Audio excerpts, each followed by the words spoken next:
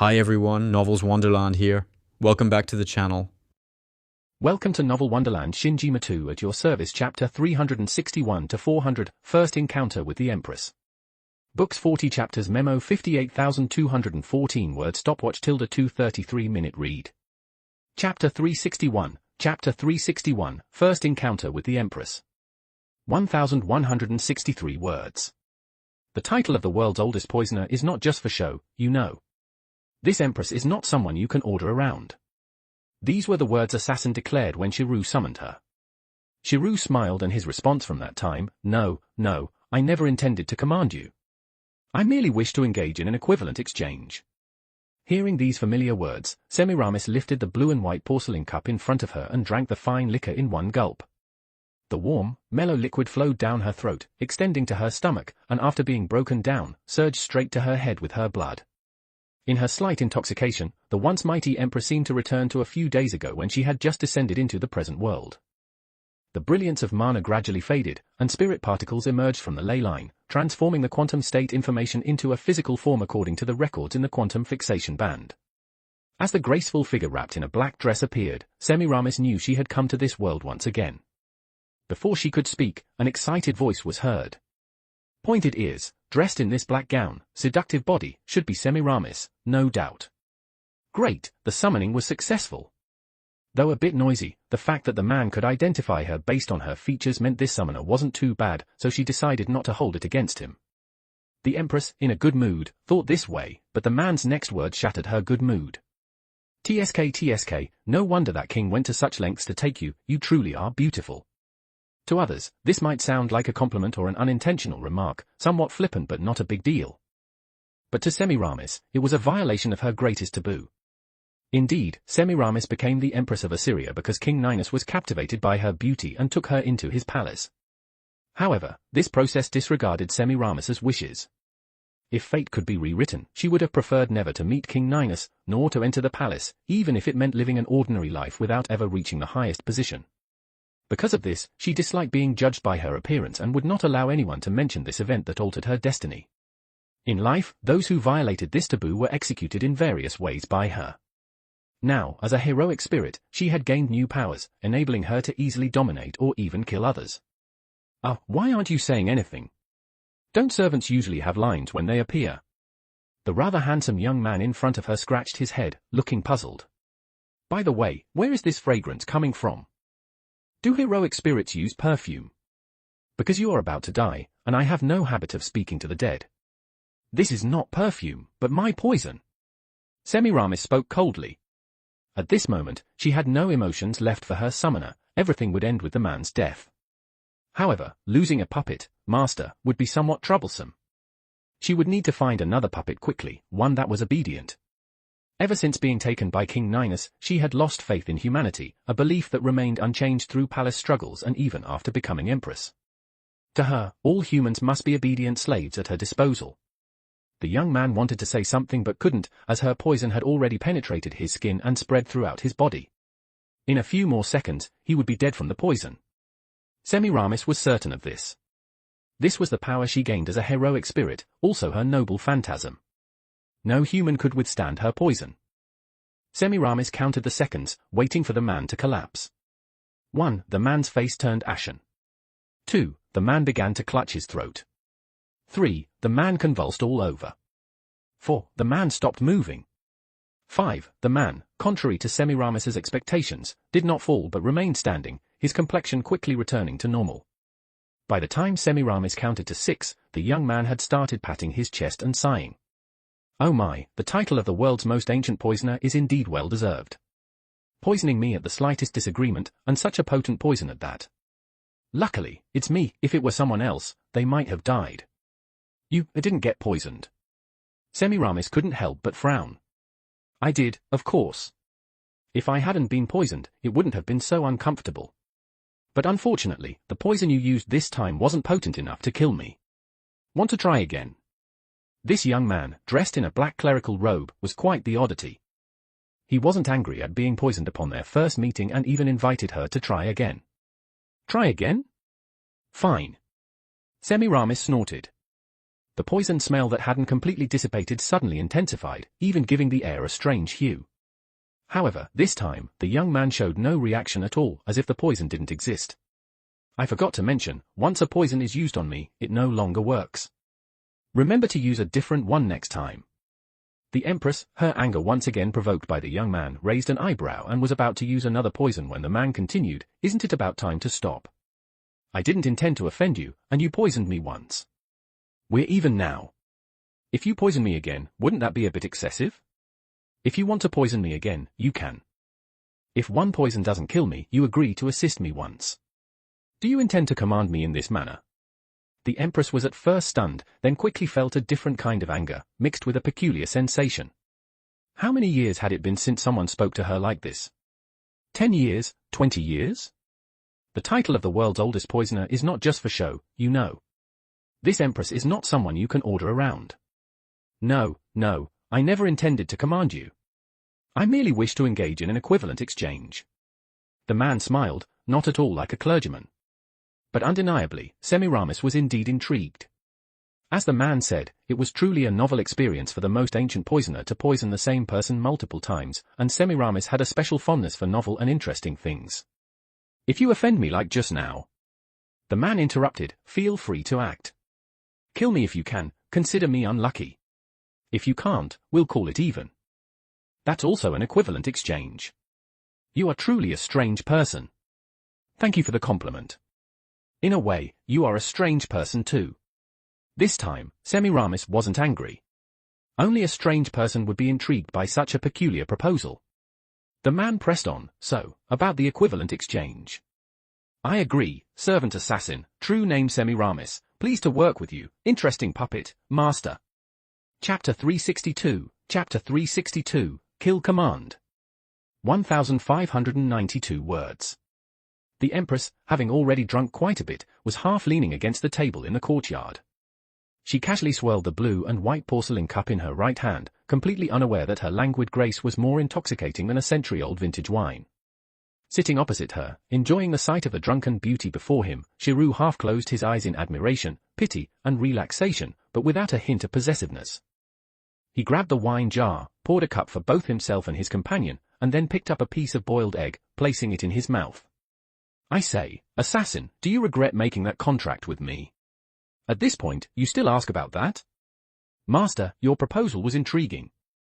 As long as you can endure my poison, I have no hesitation in assisting you. Even if I do not want the Holy Grail. But you still aim to seize the Holy Grail, do you not?" Semiramis turned her head and looked at Chiru through a haze. Chiru nodded. "Because I promised someone I would help him make a wish on the Holy Grail for the salvation of all humanity, even though I do not favor this wish. Well, a promise is a promise, and I've already received the reward, so I have to see it through. Moreover, there's the influence of that guy's lingering consciousness. Saints are always so troublesome." "Saint? Consciousness? I can't tell you now. Just wait a bit longer." Since Chiru was unwilling to say more, Semiramis did not press further. Many things, like wine, become more fragrant and flavorful with time.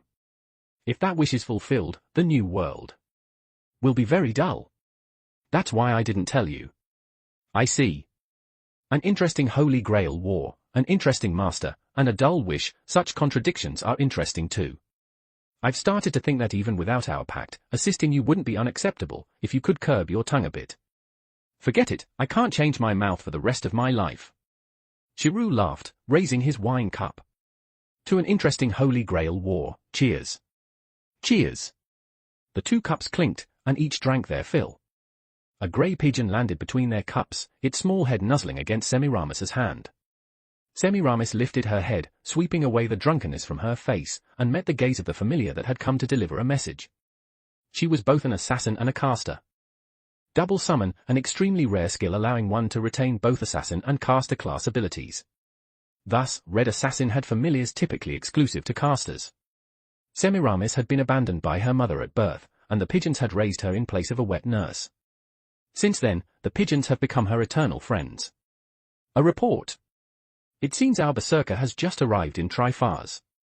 Archer and Rider are also ready as reserves. Oh my. Rider too. Both Chiru and Semiramis were aware that Archer was tracking something. now it seemed Ryder had joined in as well. He seems to be following Archer. Well, it's that Ryder. He's likely trying to persuade his fellow countryman, Archer. There was a slight hint of slyness in Semiramis's voice. The Ryder, who was so bold and carefree that he didn't even regard kings with any importance, and the assassin, who ruled as empress in Assyria, Shiru could sense the deadly incompatibility between these two. If it were a Holy Grail war instead of a Holy Grail battle, this would likely be the first pair to clash. However, under his coordination, their conflicts were limited to verbal exchanges and wouldn't affect the larger picture. Shaking the now empty wine jar, Shiru thought for a moment and said, "From the results, you should be right, but the relationship between these two goes beyond just being from the same place. At least, for Ryder, it's more complicated. Is there some hidden story here?" Semiramis was intrigued. Gossip was a form of entertainment, especially when it involved people she disliked. "There is, indeed. I can tell you, but you have to promise me one thing. Feel free to tease Archer and Ryder about it, but don't say it came from me." "I promise." Archer was a companion of Ryder's father. They, along with other heroes whose names are recorded in myths, went on various adventures. If I remember correctly, Archer was the only woman in that group, at least the only famous one, and she was the goddess in the hearts of most of the adventurers, including Ryder's father. "Are you saying something happened between Ryder's father and Archer?" Semiramis speculated with some malice. "I wish something had happened, it would be more interesting." Unfortunately, nothing did. Ryder's mother was not someone to be trifled with. If Ryder's father had dared to stray, he would have been done for. But even though nothing happened, that youthful admiration never faded, and he mentioned her to his children more than once. Think about it, when a father speaks with admiration and shyness about a woman, what impression does that leave on his children? Doesn't it plant a complex, indescribable feeling? In a way, Shiru had a rather wicked sense of humor. "I see." Semiramis nodded thoughtfully. "How do you know so much? Could it be you have a similar experience?" "Ah?" Shiru paused. "How did you make that connection?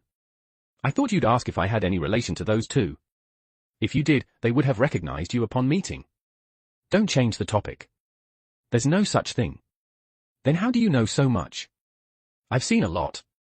Shiru sighed, and for a moment, the depth in his expression made Semiramis overlook his youthful appearance. "I may look young, but I'm older than you." "You don't act like it."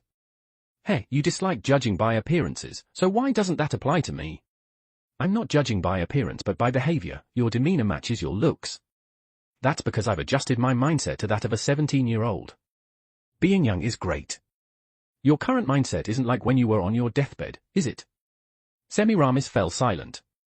The summoning of heroic spirits was indeed mysterious, capable of calling forth different facets of the same person from various periods of their life. The current Semiramis was in her most beautiful and powerful years. After a long pause, she finally said, "I'm curious about what you'll be like in 10 years. Not much different from now, just taller, more mature, married, with children, and unable to act on whims as much." "You're married?" Semiramis's face showed a hint of surprise, quickly giving way to a lifelong allure. "Master, how do your wife compare to me?" Shiru answered decisively, without a trace of hesitation, "They are all more beautiful than you." "I don't believe it." Semiramis protested. She had a rather contradictory personality, disliking others judging by appearances, yet also hating when her beauty was overlooked. "Believe it or not, it's up to you. In my eyes, they are the most beautiful, unparalleled in the world, no, in the entire multiverse." "Them? You have more than one wife?" "Yes." HMPH, as expected, all men are greedy and unfaithful. This answer had offended Her Majesty the Empress once again. Just as Shiru was about to say something, another pigeon landed. Semiramis set aside her distractions and listened to the pigeon's report. "The person you asked me to watch for has finally arrived." "The ruler, right?" Upon hearing this, Shiru immediately sat up straight, his right hand rhythmically tapping the table as he carefully calculated various matters. "Yes. It's confirmed that the ruler has infiltrated Romania." Thanks to the network of pigeons spanning the entire country, Shiru and Semiramis could monitor the whole situation without leaving their quarters. The moment the ruler materialized and infiltrated the battleground country, Romania, Semiramis's scout pigeon sensed the servant's inescapable flow of magical energy. "What should we do?" "Leaving it alone isn't impossible, but we'd miss a good show." "A good show?" "You'll see soon enough." "Have Lancer test him." If he can kill her, all the better, though that's unlikely. If Ryder were here, they could team up, Semiramis lamented. Among the 7 red servants, excluding Saber who was acting independently, there were 6 remaining. Lancer and Ryder stood out compared to the other 4. Especially Ryder, whose fame in Romania could rival that of Vlad III. Chiru shook his head. Ryder wouldn't accept this task. Even if it were a command from his master, he'd refuse no matter what. That's the kind of person he is. Ordinary people might call it stubbornness. In a hero, it's called heroic spirit. Ryder wasn't a rebellious berserker, but he was far from a knight serving a king. If something didn't suit him, he'd openly defy even a king's command. He'd take up arms again only to avenge a friend. Such a man would never accept an order to kill the ruler alongside Lancer. Lancer is different. He is purely a warrior, loyal to the lord he recognizes. As long as it's a command from his master, he wouldn't have the slightest thought of defiance and would act immediately. This assessment clarified many things for Semiramis. This is also why, even though you could directly strip Lancer's master of their command spells, you chose not to and had me control him with poison instead. Exactly. To the Red Lancer, I declare, follow the guidance of the Red Assassin and eliminate the ruler. The release of your noble phantasm is at your discretion. Chapter 363, Chapter 363, Addicted to Learning, Unable to Extricate Oneself. 1,284 words. The hazy moonlight was insufficient to illuminate the roads and signs, leaving the feel of the asphalt road as the sole guide for direction. According to the Pigeon's report, the ruler had not dematerialized for some reason but instead hitched a ride, heading towards Trifars. Hence, there was no need to track her. Ambushing on the road would naturally intercept the vehicle carrying the ruler. The materialized Red Lancer had been on standby on the Transylvanian highway, ready to execute the order. Lancer never questioned the morality of the orders he received. Serving the master who summoned him was his paramount duty. However, he harbored doubts about this order. It didn't target an enemy master or servant, nor did it involve consuming innocent humans to replenish mana.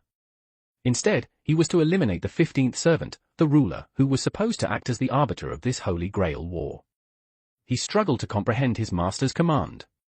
After all, the ruler wouldn't favor any side. They would, at most, warn or punish those who violated the rules to prevent the Holy Grail war from becoming invalid.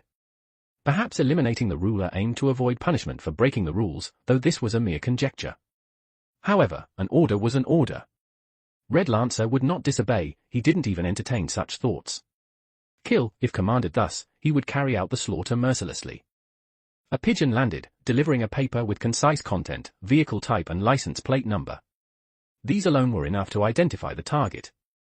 Lancer sat on a large sign on the highway, stretching out his legs, and waited intently for the ruler to pass by. In reality, Lancer had almost no specific knowledge about what kind of person the ruler was. Most likely, the Holy Grail had tightly concealed information related to the ruler. Ruler, assigned by the Holy Grail, bore the task of managing the Holy Grail war system. In punishing those who involved outsiders, the ruler acted as the overseer of the Holy Grail war. However, their power was incomparable to that of a human overseer. Importantly, the ruler had the privilege of managing the Holy Grail war single-handedly. Defeating them was almost impossible. But precisely because of this, it was worth fighting against them. On the distant horizon, faint lights from a car's headlights began to appear. Lancer saw it. On the lonely, old truck driving along, the sparks between the young man and woman grew more intense, taking on a different meaning. What kind? Just listen to a few snippets of their conversation. Man, what? You only know addition, subtraction, multiplication, and division. Woman, yes, the Holy Grail only granted me these. Man, so you don't know about square roots or anything derived from those. Woman, what's that? I feel somewhat familiar with the term, but not really. Man, all right, how many digits can you handle with basic operations? 3? 4? Or 5? Woman, I don't know, it doesn't feel like a lot. The man put his hand on his forehead. You really only have basic living skills. Even if you're not illiterate, you're not far from it. The Holy Grail was stingy. Unlike Shisho, who embedded some of her basic knowledge into the jewel left for Sakura. The woman tilted her head. Shisho? Sakura? Jewel? The man waved his hand. It's nothing, don't worry about it. I understand now why you can't comprehend the textbooks. You completely lack a foundation in mathematics. It's no wonder you can't understand advanced mathematics. Even if I gave you an elementary mathematics book, you wouldn't be able to get it. The woman didn't respond, her pouting face showing a bit of indignation. Man, don't be upset. Let me introduce you to the modern mathematical system. Modern mathematics is divided into 4 levels: elementary mathematics, intermediate mathematics, advanced mathematics, and professional level fields above that. These correspond to the modern education system: elementary school, middle school, university, and higher level research and studies. This should be common knowledge from the Holy Grail, right? Woman, yes, I envy the modern education system, it's much better than in my time. Man, society is always progressing. If things didn't keep getting better, humanity would have gone extinct by now. Anyway, do you know your level of mathematics? Woman, elementary. The man shook his head. You're overestimating yourself. You don't even reach the elementary level. At most, you're at the level of a 2nd or 3rd grader, depending on the country. You understand the concept of grades, right? The woman nodded. Yes. But am I really that weak? The man nodded as well. Yes, you are that weak. No need to doubt it. Although warfare and mathematics are not closely related, your math level can indicate your overall education. I'm starting to believe you received divine revelation, otherwise, I can't imagine how you managed to subdue those nobles or debate with the clergy, leaving them speechless. Divine intervention must be the only explanation. Woman, it wasn't divine intervention, I truly heard the voice of the Lord. Man, that's not surprising. God indeed exists, just not in this world anymore. As we approach modern times, it becomes harder for gods to interfere in the present world, even for someone as powerful as Yahweh. If the 100 Years' War had occurred in ancient times, those nobles who judged you might have faced divine punishment. By the way, did you never hate those nobles? According to historical records, they did many excessive things to you. Woman, you know a lot about me. Man, it's hard not to. This is Europe, after all. Your fame ranks you among the top 10, if not top 5, heroes of all time. Woman, I'm not that remarkable. Man, you are. There's no need to belittle yourself. You save your country. That's enough. Woman, that was due to the Lord's revelation. Man, heaven helps those who help themselves, and people help those who help others. Because of your perseverance, God favored you. Because you helped the people, they helped you in return, fighting alongside you. Woman, God loves all people, without distinction. Man, nonsense. If there were no distinctions, why does it say that whoever believes in him shall not perish but have eternal life, instead of saying that all people shall not perish but have eternal life? Sorry, I don't mean to belittle God or to debate theology with you. I don't deny God's greatness and I know he has done a lot for the world, but he hasn't reached the level of a monotheistic deity, he's not the only one with the qualifications to be a savior. Anyway, let's talk about the present situation. Woman, okay. Unlike the man, she didn't have a strong sense of contention or victory. Since the man was unwilling to talk more, she swallowed her words. Actually, it was because her theological knowledge was insufficient and she didn't know how to refute him. Man, do you want to learn mathematics? If you do, I can teach you. Woman, you? Man, what, you don't believe me? While I might not be at the level of advanced mathematics, I can teach you up to intermediate mathematics. Woman, I do want to learn, but why do you want to teach me? Man, you're a beauty. Just kidding. You remind me of a friend of mine. I'll introduce you to her sometime. Also, we have a long way to go before we reach Trifars, and doing nothing is incredibly boring, so, in short, do you want to learn or not?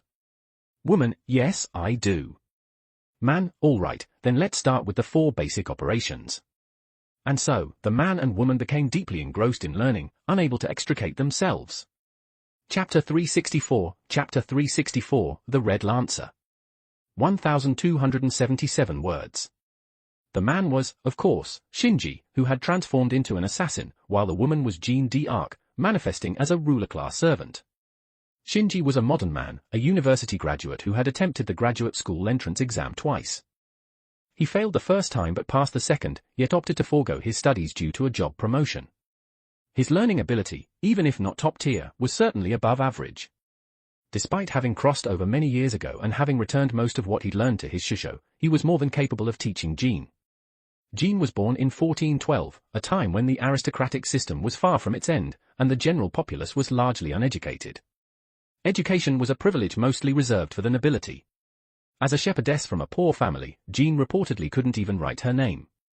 During her military campaigns, administrative tasks were often handled by her ally and protector, Gilles de Rais, while she focused on strategy and leading the charge. It was precisely for this reason that when she raised the Luminosite Eternelle and led the militia to victory time and again, people believed she was truly divinely inspired, as it was nothing short of a miracle. Because of this, Jean was often teased as a fool, an illiterate, and a poor girl, though it's worth noting that Shinji never supported this view.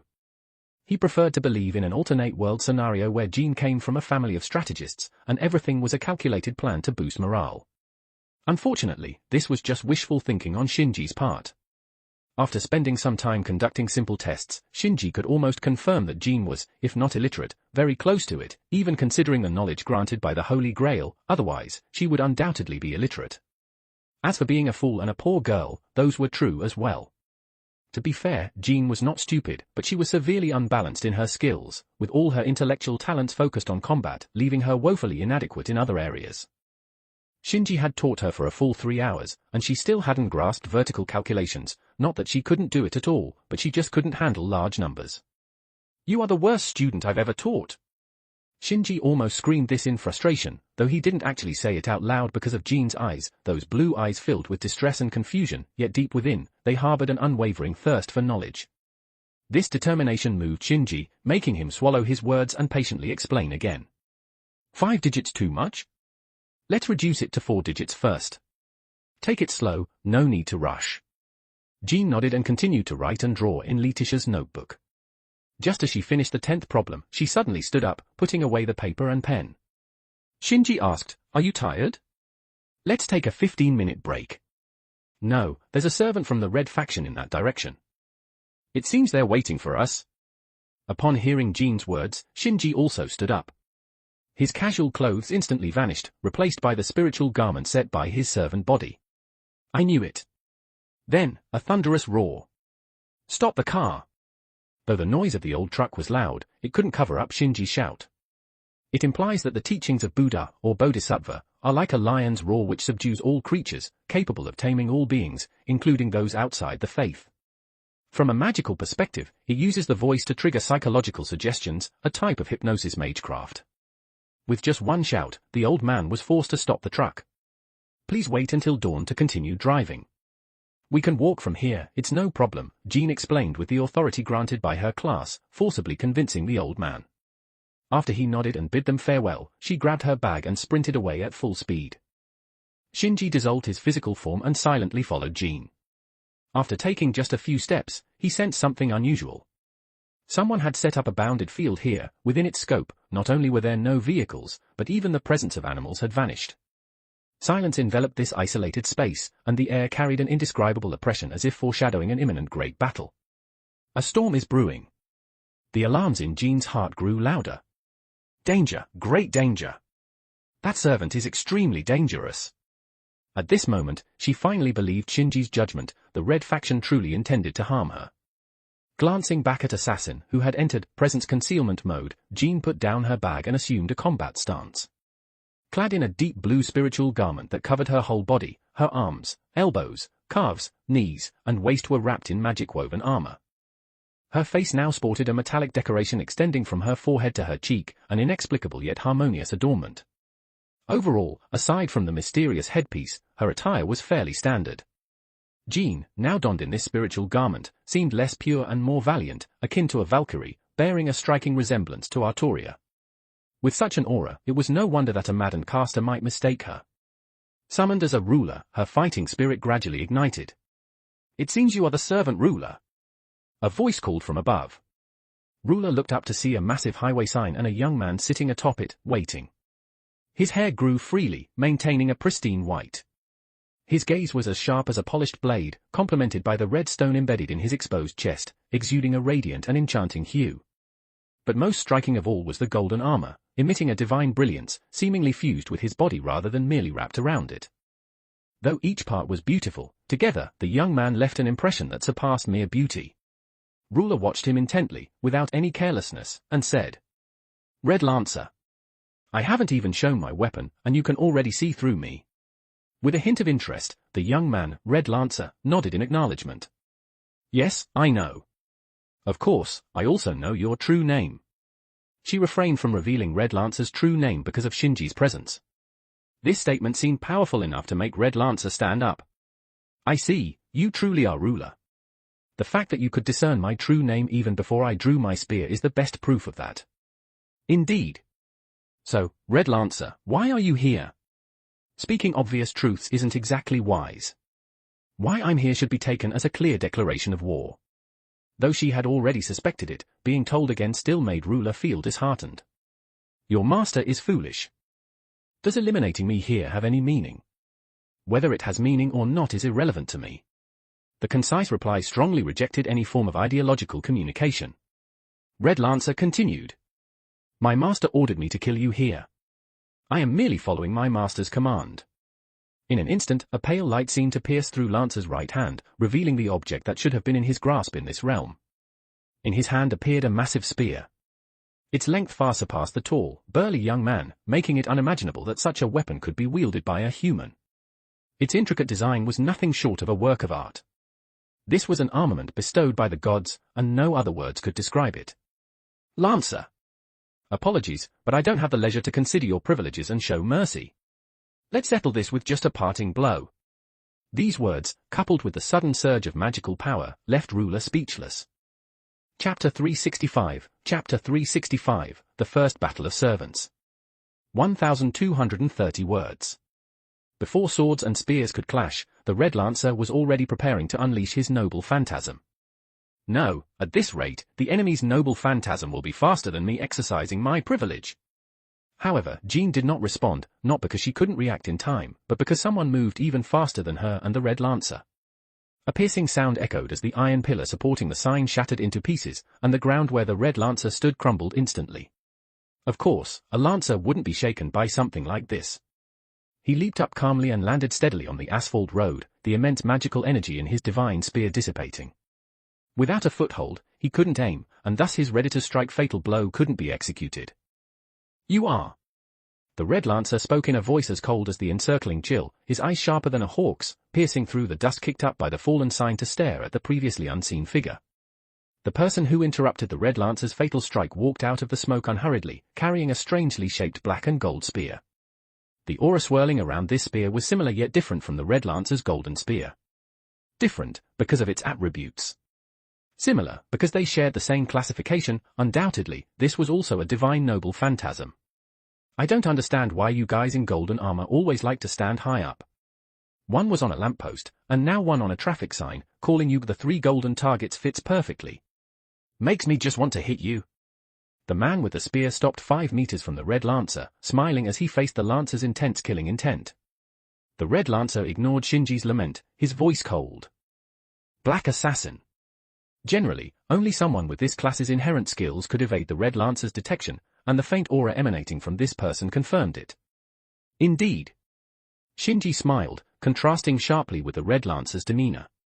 So your target is also the ruler. The Red Lancer glanced at the ruler. Of course.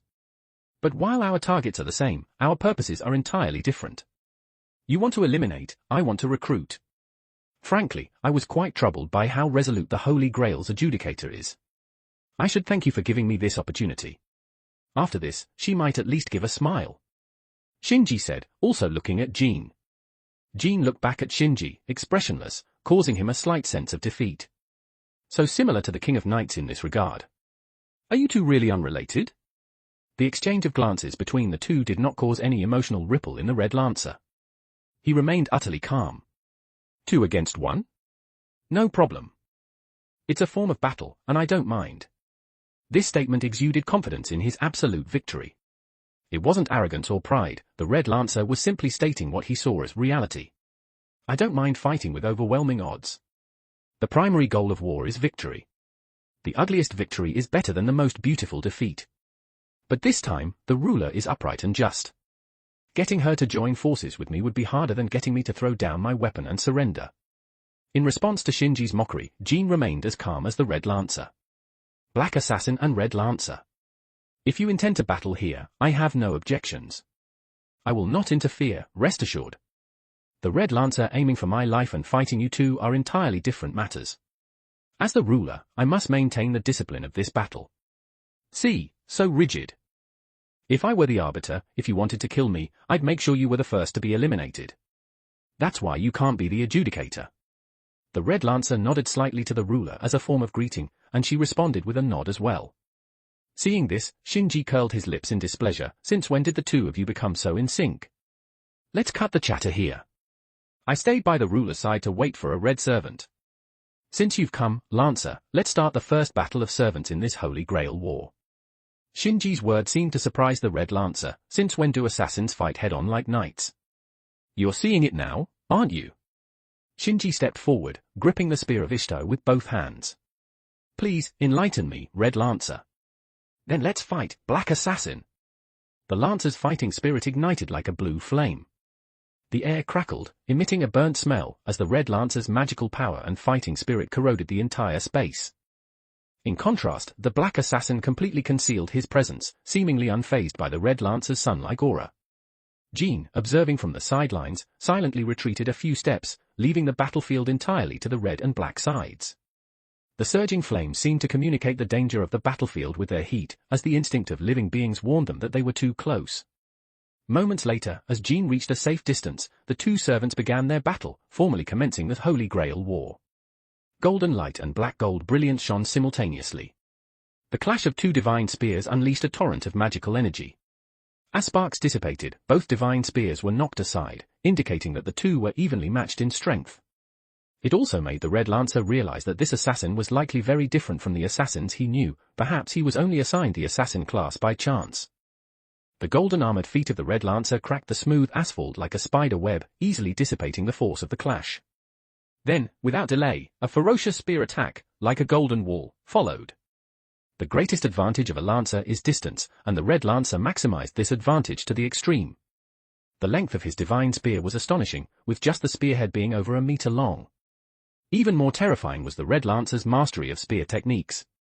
Long weapons have an advantage in distance, but after a thrust, retracting the spear incurs a slight time delay. However, the Red Lancer, through skill and control, minimized this gap to be on par with Shinji's, if not slightly shorter. It's worth noting that Shinji's spear was only 2/3 the length of the Red Lancer's. This performance alone demonstrated that the Red Lancer's spear techniques had reached a divine realm, capable of competing head-to-head with Skachik. Although Shinji was not weak, there was still a considerable distance between him and the pinnacle of martial prowess. Initially, he could hold his own due to attributes not inferior to the Red Lancer's. After a few rounds, as the Red Lancer adjusted to the battle rhythm, Shinji's situation quickly deteriorated. In the 10th round, the tip of the Red Lancer's golden spear grazed Shinji's waist, causing a spray of blood. Shinji was injured. By the 15th round, the golden spear twisted violently as it thrust forward. With B-rank strength, the astonishing length of the golden spear, and the Red Lancer's divine skills, the combination produced an unimaginable composite effect. The terrifyingly tricky force directly shook Shinji's grip loose, sending the black and gold spear flying into the air. The golden divine spear did not stop, thrusting towards Shinji's heart with incredible speed. An enemy must be killed without mercy. Chapter 366, Chapter 366, Consecutive Use of Noble Phantasms. 1203 words. Given the strength demonstrated by the Red Lancer, even if some of the force was diverted by the Lance of Ishtar, this thrust could pierce through Shinji's heart in 1 second, no, 0.5 seconds. In the blink of an eye, or even less, the golden spear bypassed Shinji's outstretched left hand, stopping less than 50 centimeters from his vital area. The fierce wind from the spear tip penetrated his spiritual attire, causing a sharp pain. In this life-or-death moment, Shinji's expression remained unchanged. The 5 fingers that the Red Lancer had forced open with his spiral force swiftly curled as if to grasp something. No, it wasn't as if, he did grasp something. A sword, a short, blunt sword, ancient in design, bearing inscriptions of earth, water, fire, and wind. Noble Phantasm, Qingyun Sword. The materialization of the Qingyun sword was perfectly timed. The unopened blade fiercely rubbed against the rapidly advancing spear tip, causing the divine spear, initially aimed at the heart, to deviate at the last second, ultimately grazing Shinji's right shoulder. The fatal thrust was deflected, and the Red Lancer immediately withdrew his spear. However, this time, Shinji's reaction was swifter. Before the left hand could fully retract, his fingers transformed, index and middle fingers extended, thumb pressing against the ring finger and pinky, forming a sword gesture. The ancient sword, glowing with green light, surged with overwhelming magical power. The ancient inscriptions of earth, water, fire, and wind simultaneously lit up. In an instant, black wind like knives and a curtain of fierce fire, following the direction of Shinji's sword gesture, swept towards the Red Lancer. The Red Lancer seemed momentarily surprised by Shinji's counterattack, a flicker of amazement in his eyes. But only a flicker. Those who reach a divine level in any field have experienced battles beyond ordinary comprehension, with unshakable will and impeccable experience. With a flick of his wrist, the Red Lancer redirected the golden spear, striking Shinji, who was focusing on wielding the Qingyun sword and sending him flying. As for the black wind and fiery wall enveloping him, the Red Lancer ignored them, allowing the wind blades and wall of fire to strike him. Shinji, who was sent flying, experienced what the Red Lancer had felt earlier, losing footing and being unable to aim his noble phantasm accurately. Reluctantly, he ceased supplying magic to the Qingyun sword. On the other side, the Red Lancer, unhurriedly retrieving his golden spear, casually cut through the weakened wind and fire, facing the landing Shinji from afar. Impressive, truly impressive. Such spear techniques are rare even among the countless heroes in the Throne of Heroes. To wield a spear before a master like you is akin to showing off before an expert. As he spoke, Shinji used his free left hand to draw 2 runes, applying them to the wound the Red Lancer had inflicted. Under the nourishment of the healing runes, the minor external injury quickly healed. The Red Lancer did not interfere with Shinji's self-healing, as he too was using this time to rely on his self-recovery ability to heal his wounds. Despite taking the brunt of the Qingyun sword strike at close range, he hadn't come out unscathed. The spear is not your usual weapon. Bring out your true weapon, or you will die. The Red Lancer's tone was emotionless, not a provocation but a statement of fact. And Shinji acknowledged this truth. Since the hero of charity has said so, I can no longer test with these minor tactics. However, the spear isn't your most proficient weapon either, is it? Oh? You discerned my true name in such a short time. Impressive insight. The Red Lancer finally showed a change in expression at having his identity revealed. It's inevitable when your appearance is so striking. The golden set of armor, ranked among the top divine constructs, nearly the highest level of godliness, like a small sun, and spear techniques reaching divine levels, I can't think of any other hero fitting these criteria. For others, unless they had considerable knowledge of Indian mythology, it would be challenging to identify the Red Lancer quickly. But Shinji was different, he had the advantage of foreknowledge. A slight probe confirmed the identity of the person before him. Karna, the hero with an immortal body praised in the ancient Indian epic Mahabharata. Born from the union of the sun god Surya and the human woman Kunti, he received the golden armor from his father as proof of his heritage, marking him as a natural-born great hero. In terms of heroic status and strength, he is undoubtedly among the strongest in the Throne of Heroes. The Mage Association has gone all out this time. Well, that's fine. It gives me a chance to see just how much of a gap there is between me and a top-tier servant. As he spoke, the wounds on Shinji's waist and right shoulder healed completely. The Qingyun sword in his hand also left his grasp, floating in midair. Come on, Black Assassin. Karna, who had also healed his wounds, raised his golden spear. As Shinji mentioned, Karna's true expertise lies in archery. The Rakshasa piercing immortal had accompanied him through countless battles in its bow form. However, due to class constraints in this instance, he could not carry both a sword and a bow, so the Rakshasa piercing immortally transformed into a golden spear. Nevertheless, Karna possessed the skilled uncrowned martial arts, making him proficient in all weapons. Whether it was a bow, a sword, or a spear, it hardly impacted his prowess. Shinji formed seals with both hands, channeling vast amounts of magical energy into the Qingyun sword hovering in midair, unleashing the ancient sword's maximum power. In an instant, black wind and raging fire engulfed an area several hundred meters around Shinji. Karna, unhurried, swung the golden spear. Each strike shattered the approaching black wind, dispersing the rampaging flames. In the blink of an eye, 100 spear thrusts had passed, and not a single gust or flame touched his body. The Qingyun sword, after all, was an anti-army noble phantasm. Its wide range meant the pressure on an individual target was not as intense. Karna didn't even need to use the true name of his noble phantasm, his divine-level spear techniques were sufficient. Focused entirely on defense, he wasn't in the slightest hurry. For him, swinging his spear was routine, he could maintain this for hours without issue. Meanwhile, Shinji was using a noble phantasm. Even if it wasn't of the highest rank, the magical energy consumption was significantly faster. In Kana's view, it would only take a few minutes for Shinji to retract his noble phantasm, which would be the perfect time for Kana to counterattack. Unfortunately, this time he was mistaken. Not only did Shinji not retract his noble phantasm, but he also escalated, directly using a second noble phantasm, Ishtar's war spear, which Kana had knocked away earlier. Amidst the wind and fire, Shinji suppressed his presence, pulled out the war spear embedded in the highway, extended his left arm, bent his right arm, and assumed a throwing position. Take this! And Gal Taki Galse, kindling of Venus that shook the mountains. Chapter 367, Chapter 367, Are all the Red Team's servants monsters? 1185 words. Alright, and Gal Taki Galse, kindling of Venus that shook the mountains is just Shinji's imagination and embellishment.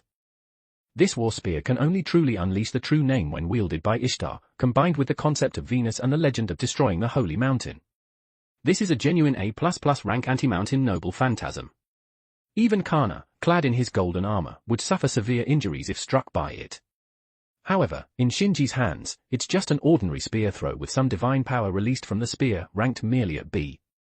A direct hit could indeed inflict considerable damage on Kana, but given Kana's prowess and style, unless he suddenly fell under the influence of a legendary mentally retarded aura, he wouldn't block it head-on. It's not something he couldn't dodge. As Shinji anticipated, Kana sensed a magical energy wave far stronger than that of the Qingyun sword even before the spear left Shinji's hand. When the spear pierced through the wind and fire, breaking through the air, Kana, prepared to evade, reduced his defense and endured the wind blades and flames just to avoid the throw. However, whether Kana dodged or not made no difference to Shinji. If Kana didn't dodge and got injured, Shinji would continue to unleash other noble phantasms to inflict more damage. If Kana did dodge, it still wouldn't matter. The spear wasn't far from Kana's position, and Shinji had thrown it with all his might. By the time Kana noticed, no matter how much he accelerated, he couldn't get far, and that was enough. The war spear traced a flat arc and precisely struck the spot where Kana had stood. The power contained within the spear blade gushed out like a flood. The war spear that once destroyed the holy mountain made the earth quake. Amidst the deafening roar, the ground shook. The dual four-lane highway where the two were fighting collapsed due to the spear, creating a massive fault over 10 meters long, which continued to expand. Though Kana's strength meant staying within the fault wouldn't harm him, the unstable footing posed a more serious problem than negligible damage. No matter how powerful, Kana couldn't escape the constraints of being human. Unstable footing would prevent him from executing his spear techniques effectively. Therefore, before the asphalt road beneath him completely collapsed, Kana leaped, rising 10 meters above the ground, higher than the Qingyun sword's floating position. This was the safest solution, as he didn't know the exact attack range of Ishtar's war spear. If he couldn't escape its range in one go, he'd become a literal golden target, a golden-colored target for Shinji to attack. Seeing this, Shinji directed the Qingyun sword with a pointing gesture, sending it straight after Kana. As a magical sword, even though the Qingyun sword wasn't sharpened, its embedded magical power was formidable. Guided by 4 talismanic runes, it was enveloped in black wind and fierce flames, resembling a black flame serpent dancing widely in the air, instantly wrapping around the airborne Kana. This time, no matter how fast Kana's blade was or how high his spear skills were, he couldn't completely defend against the wind and fire. This was an all-encompassing, omnidirectional attack.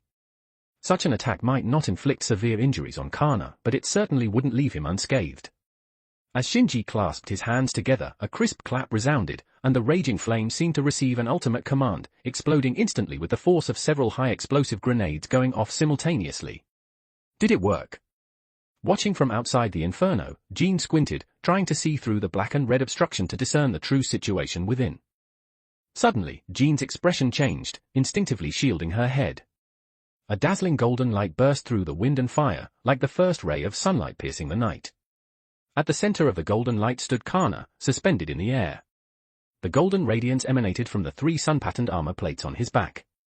From below, he appeared as if carrying the sun wheel, illuminating all beings, truly the son of the sun god Suya, and indeed the divine child who merged with the sun wheel after death. The gaze of the sun god Sun, along with the light of the sun wheel, pierced through the sea of flames and met Shinji's upward gaze.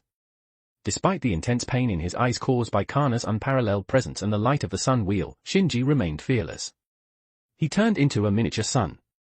What a powerful skill, divinity! Compared to the sun flames he releases, the fire of the Qingyun sword is nothing. Skill, divinity, rank A. The power to infuse magical energy into a weapon. Kana transforms the flames of the sun into magical energy, attaching it to his weapon to increase the intensity of his attacks or defense. Usually used in conjunction with the Rakshasa piercing immortal and the golden armor. When outputting at full power, it can negate gravity, allowing for hovering or breaking the sound barrier, achieving super high-speed movement and attacks.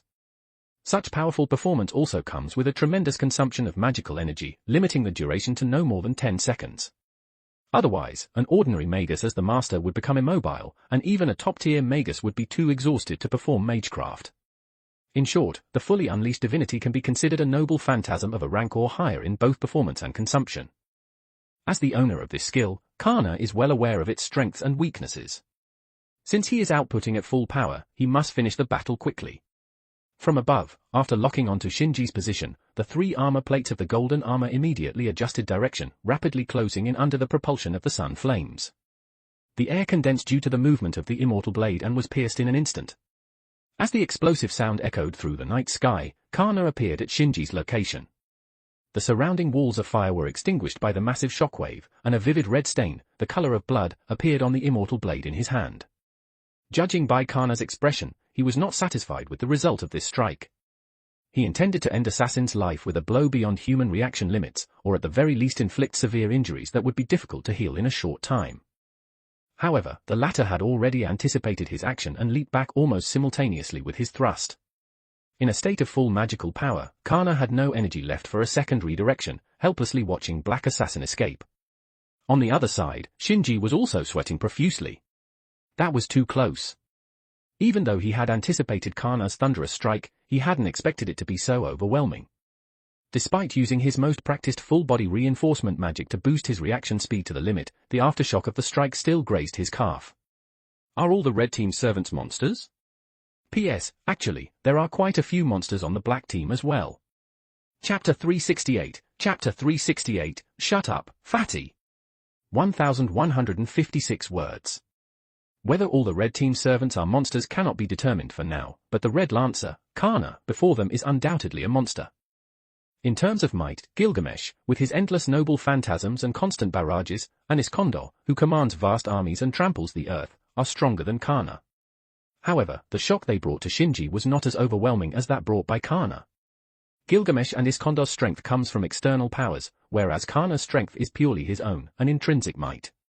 This isn't to say that relying on external powers isn't strong enough, equipment is a form of strength. Ordinary people grew to make the mysterious world tremble by relying on the power of technology, which is also an external power. Kana's status as a top-tier servant, one of the Golden Three targets, is also due to his immortal blade and golden armor.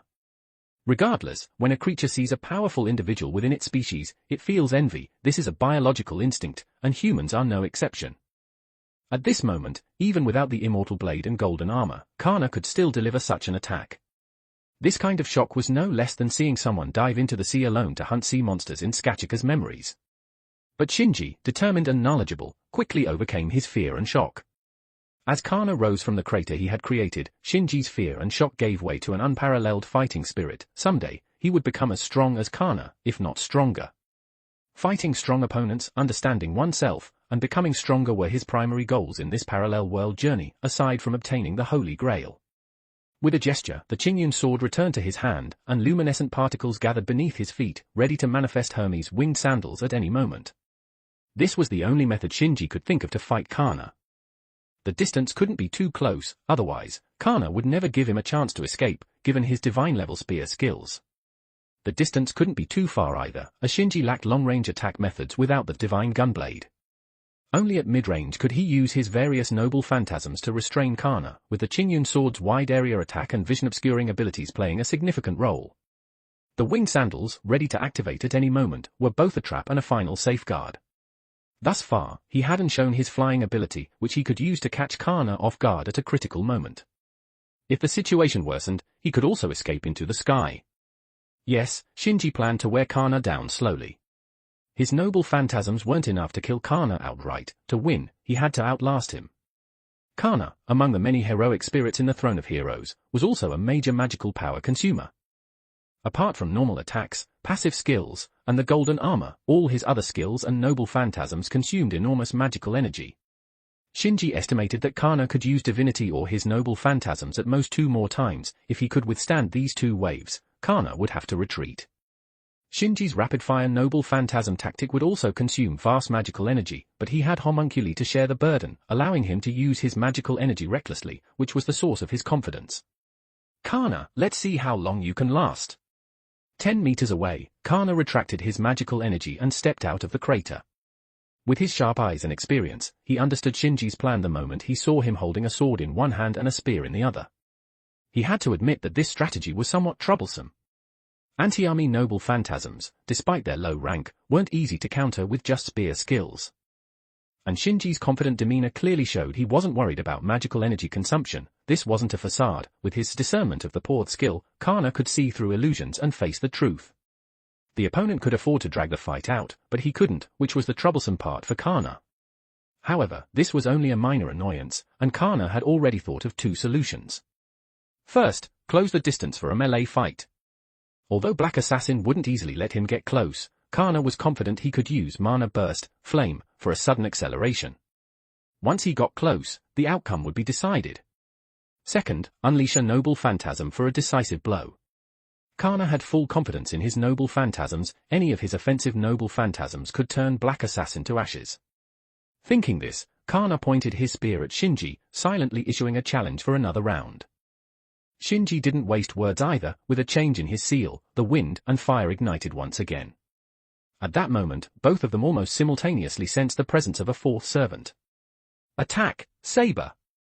Accompanied by a rough male voice, a bright sword light tore through the wall of fire, launching a surprise attack from behind. Kana calmly swept his spear horizontally, the edge of his immortal blade precisely blocking the sword light, revealing the tall man holding a greatsword amidst the flames. Black Saber! With assassin in front and saber behind, Kana remained unshaken and calmly spoke. I see, this is Triphars after all. It's not surprising to have reinforcements. Then let me face both of you at once. WH. The voice wasn't from Black Saber or Shinji but from Gold's, Black Saber's master, standing next to Jean. Everyone in Igmalenia knew that Gold had been overly confident lately.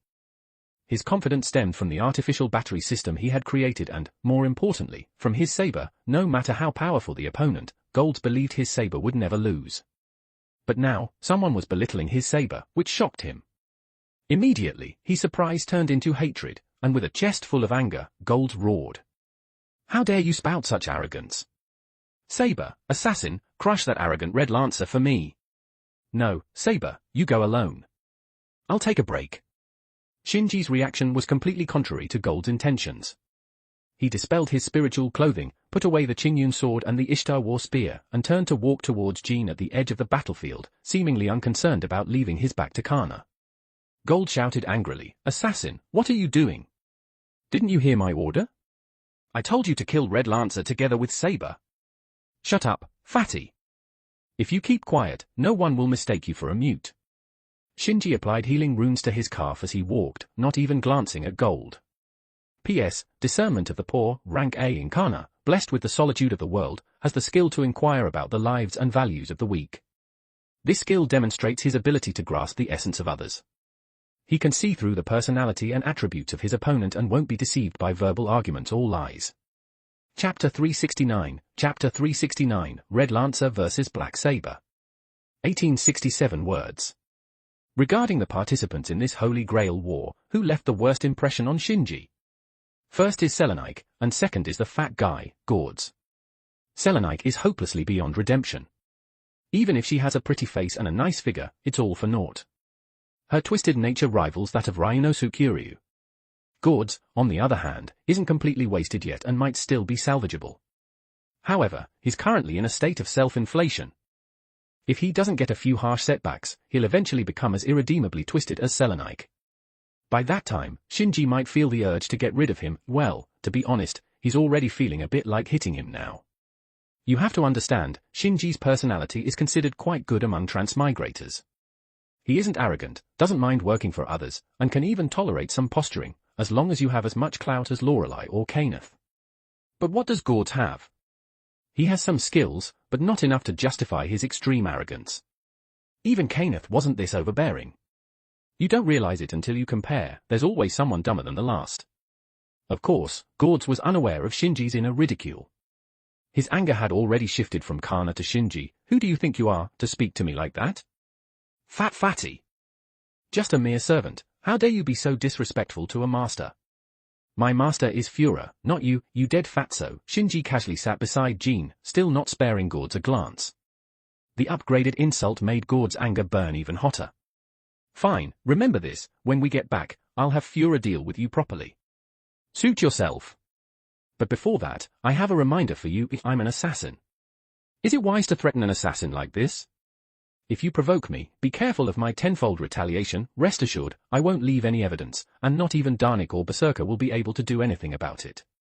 At this, Shinji finally lifted his head, and the coldness in his deep blue eyes made Gord shiver, making him realize the immense power of a servant far beyond modern Magi. Gords, though arrogant, wasn't entirely brainless. When his anger was doused by the threat to his life, his intelligence kicked back in. What's the point of being ruthless? If you have the guts, go deal with the Red Servants, like Red Lancer. This statement made Shinji look at Gords with newfound respect. Ooh? You can say something sensible, fatty. But I would have done that anyway. However, I won't take action this time because it's meaningless. How can it be meaningless? This is a great chance to kill the Red Lancer. No, it's not. Shinji shook his head. You've been here for a while, just wanting me to test Red Lancer's strength, but you didn't approach. You notice me? Gords was surprised. He had indeed been nearby since Jean and Kana met, but following Saber's suggestion, he stayed out of the servant's perception range. There was no reason he should have been detected. It wasn't me, it was Ruler. She had no change in expression when you appeared, indicating she noticed something. This was only half the reason, the other half was the mysterious way the story was written. If Shinji wasn't present, it would have been Gords bringing Black Saber to rescue Jean. Unfortunately for Gords, his approach was wrong, and Jean didn't appreciate it at all. Because you were far away, and I used an anti-army noble phantasm, you missed many details. Red Lancer isn't someone we can kill even if Saber and I team up. A forced kill will only lead to mutual destruction. As Shinji said this, he glanced at Kana. The latter was just focused on confronting Black Saber. Whether it was Gords wanting to kill him or Shinji acknowledging his strength, there was no reaction. Black Saber was the same as if completely ignoring the conversation between Shinji and Gords. Impossible, Saber is. Gords didn't finish the last part of his sentence, it was something unmentionable. Don't believe me? Try it then. With me here, you don't have to worry about Saber getting hurt. Shinji chuckled, his confident demeanor leaving Gords feeling indignant. Let's give it a try then. Saber, engage. At his master's command, the always silent Black Saber nodded slightly, stepping forward with the firm stride befitting a hero. Is that so? Then, Black Saber, it seems I can fight you one-on-one. At that moment, Red Lancer saw the swordsman smile. It was just a fleeting, barely noticeable smile, but Siegfried, the heroic spirit, indeed softened the corners of his mouth. Lancer's eyes were inadvertently filled with nostalgic thoughts. What did this Black Saber, so different in era and homeland, remind him of? I once met a man with eyes like yours. Lancer couldn't help but utter an irrelevant remark. Black Saber tilted his head slightly, seemingly urging him to continue. That man was a true hero. If you look at me with those eyes, it means our battle was not a chance encounter but an inevitable one. Lancer's fighting spirit blazed like a pale flame. The usually silent Black Saber allowed his sword energy to surge, the air around them distorting from their combined aura. When Black Saber arrived, he knew tonight's mission was impossible to succeed. He could have left immediately, but upon seeing those eyes so similar to his archenemies, he chose to stay. Ah, so it's you. You two are yearning to fight me. Red Lancer was certain and delighted. From now on, I will let nothing stand in our way. Let us battle to the ends of the earth, let us fight to the world's end. We heroic spirits are seekers and madmen who fight until the end of our lives. Even now, having gained a second life and manifested in this world, that faith remains unchanged. There were no loud shouts or tearing sounds, yet their fighting spirits blazed like scorching flames, gradually engulfing everything around them. And then, the lance tore through the atmosphere, roaring thunderously. The sword cleaved through the air, screaming sharply. Their clash was like the scattering of withering life, sparks flying as two vast forces met equally. Red Lancer's tactics were unchanged from before. Under the divine-level spear techniques, the golden spear manifested like a curtain. Its speed and ferocity were beyond Gord's comprehension and made Shinji once again confirm Kana's strength. What he showed earlier was just a small demonstration, this was the full extent of his divine arts. However, the divine skill that Shinji thought would allow him to last at most 10 rounds was withstood by Black Saber, who endured hundreds of spear strikes. That was Siegfried, the knight who traversed the Netherlands, the Dragon Slayer. His swordsmanship had reached a superhuman level. He used the tiniest time gaps to gradually close the distance. Yet, Siegfried couldn't simply rely on his excellence to naturally defend against the spear's strikes. Just this alone made it impossible to completely withstand the consecutive divine spear strikes. Despite this, Black Saber steadily shortened the distance. It was an extremely reckless behavior that even Ruler, who should know his legend, wanted to stop. Only through sacrifice can success be achieved, saying it is simple, but the practice is accompanied by great difficulty, where most people sink deeply into the quagmire of death. Black Saber took another step forward. He used the smallest possible movements to maneuver his great sword, gently deflecting the spear's consecutive strikes. However, this was still not enough to keep up with the spear's speed. Several thrusts should have hit vital points, cutting arteries and piercing between the eyebrows, but such was not the case. Witnessing the extraordinary scene, the Red Lancer immediately retreated. He put some distance between himself and the Black Saber, casting a glance that seemed to freeze him in place. Such shallow wounds. It wasn't just one strike, in fact, 78 thrusts had hit the Black Saber. Each strike had landed precisely on a vital spot, yet the saber stood unfazed, poised in his stance. He wasn't uninjured. But the wounds were absurdly shallow. Normally, it wouldn't be surprising if his arm was shattered or his eyes gouged out. At least, the Red Lancer had thrust his spear with such power. However, the fact that Gord's healing magic immediately closed the saber's wounds indicated that the saber's injuries were shallow enough to regenerate instantly. How could this be? If all those consecutive strikes had been blocked, it would be hard to believe but theoretically possible. But, to have taken direct hits and yet sustained such minimal damage was impossible. This was both an impossible event and a phenomenon that had indeed occurred. So, there must be a reason. Either he was blessed by the gods like the rider from his camp, or he had undergone rigorous training, or... I see. I finally understand. A long-forgotten feeling of exhilaration surged in the Lancer's chest. This Black Saber was indeed similar to him. The Black Saber was equally astonished. His exceptional ability, Armor of Fafnir, which recreated the legend of the hero Siegfried who bathed in dragon's blood, nullified attacks below B rank. Even attacks surpassing B rank would first be reduced by B rank before affecting his body, which explained why the otherwise fatal wounds were so minor. In other words, normally, without fully activating his noble phantasm, merely using his spear as a regular weapon, there was no way to harm the saber. Yet, all 78 strikes from the Lancer had injured him. Although they were minor wounds, easily healed by Gode's healing magecraft, this fact was enough to make the heroic spirit Siegfried shiver. This meant that the Red Lancer's spear contained physical attack power equivalent to an A rank. Needless to say, the spear itself must be a rare treasure. But it was the combination of incredible strength and exceptional technique that produced such destructive power. Magnificent! The Black Saber's joy was evident. In his lifetime, he had never fought such a hero. Since defeating the dragon that destroyed thousands of villages, he has created countless legends with his immortal body. Yet, the feeling of crossing the line between life and death had long since vanished. Any attack was ineffective against him, and Siegfried merely slaughtered his enemies with ease. This wasn't combat, it felt more like a chore. But this battle was different. Look at that spear, piercing through my dragon armor. Look at that skill, already reaching the divine. How many legends has he forged, and how many hardships has he overcome? Just thinking about it filled the Black Saber with admiration. The Lancer before him seemed to share the same sentiment. They remained silent, nodded to each other, and once again, plunged into battle. The thrusting spear once again aimed at the Black Saber. The spearhead contained fighting spirit, battle intent, and a steel-like will. Saber raised his great sword again, and the Lancer gripped his spear with both hands. Though it was night, it felt as refreshing and exhilarating as basking in sunlight. The two rare heroic spirits clashed once more, spear against sword.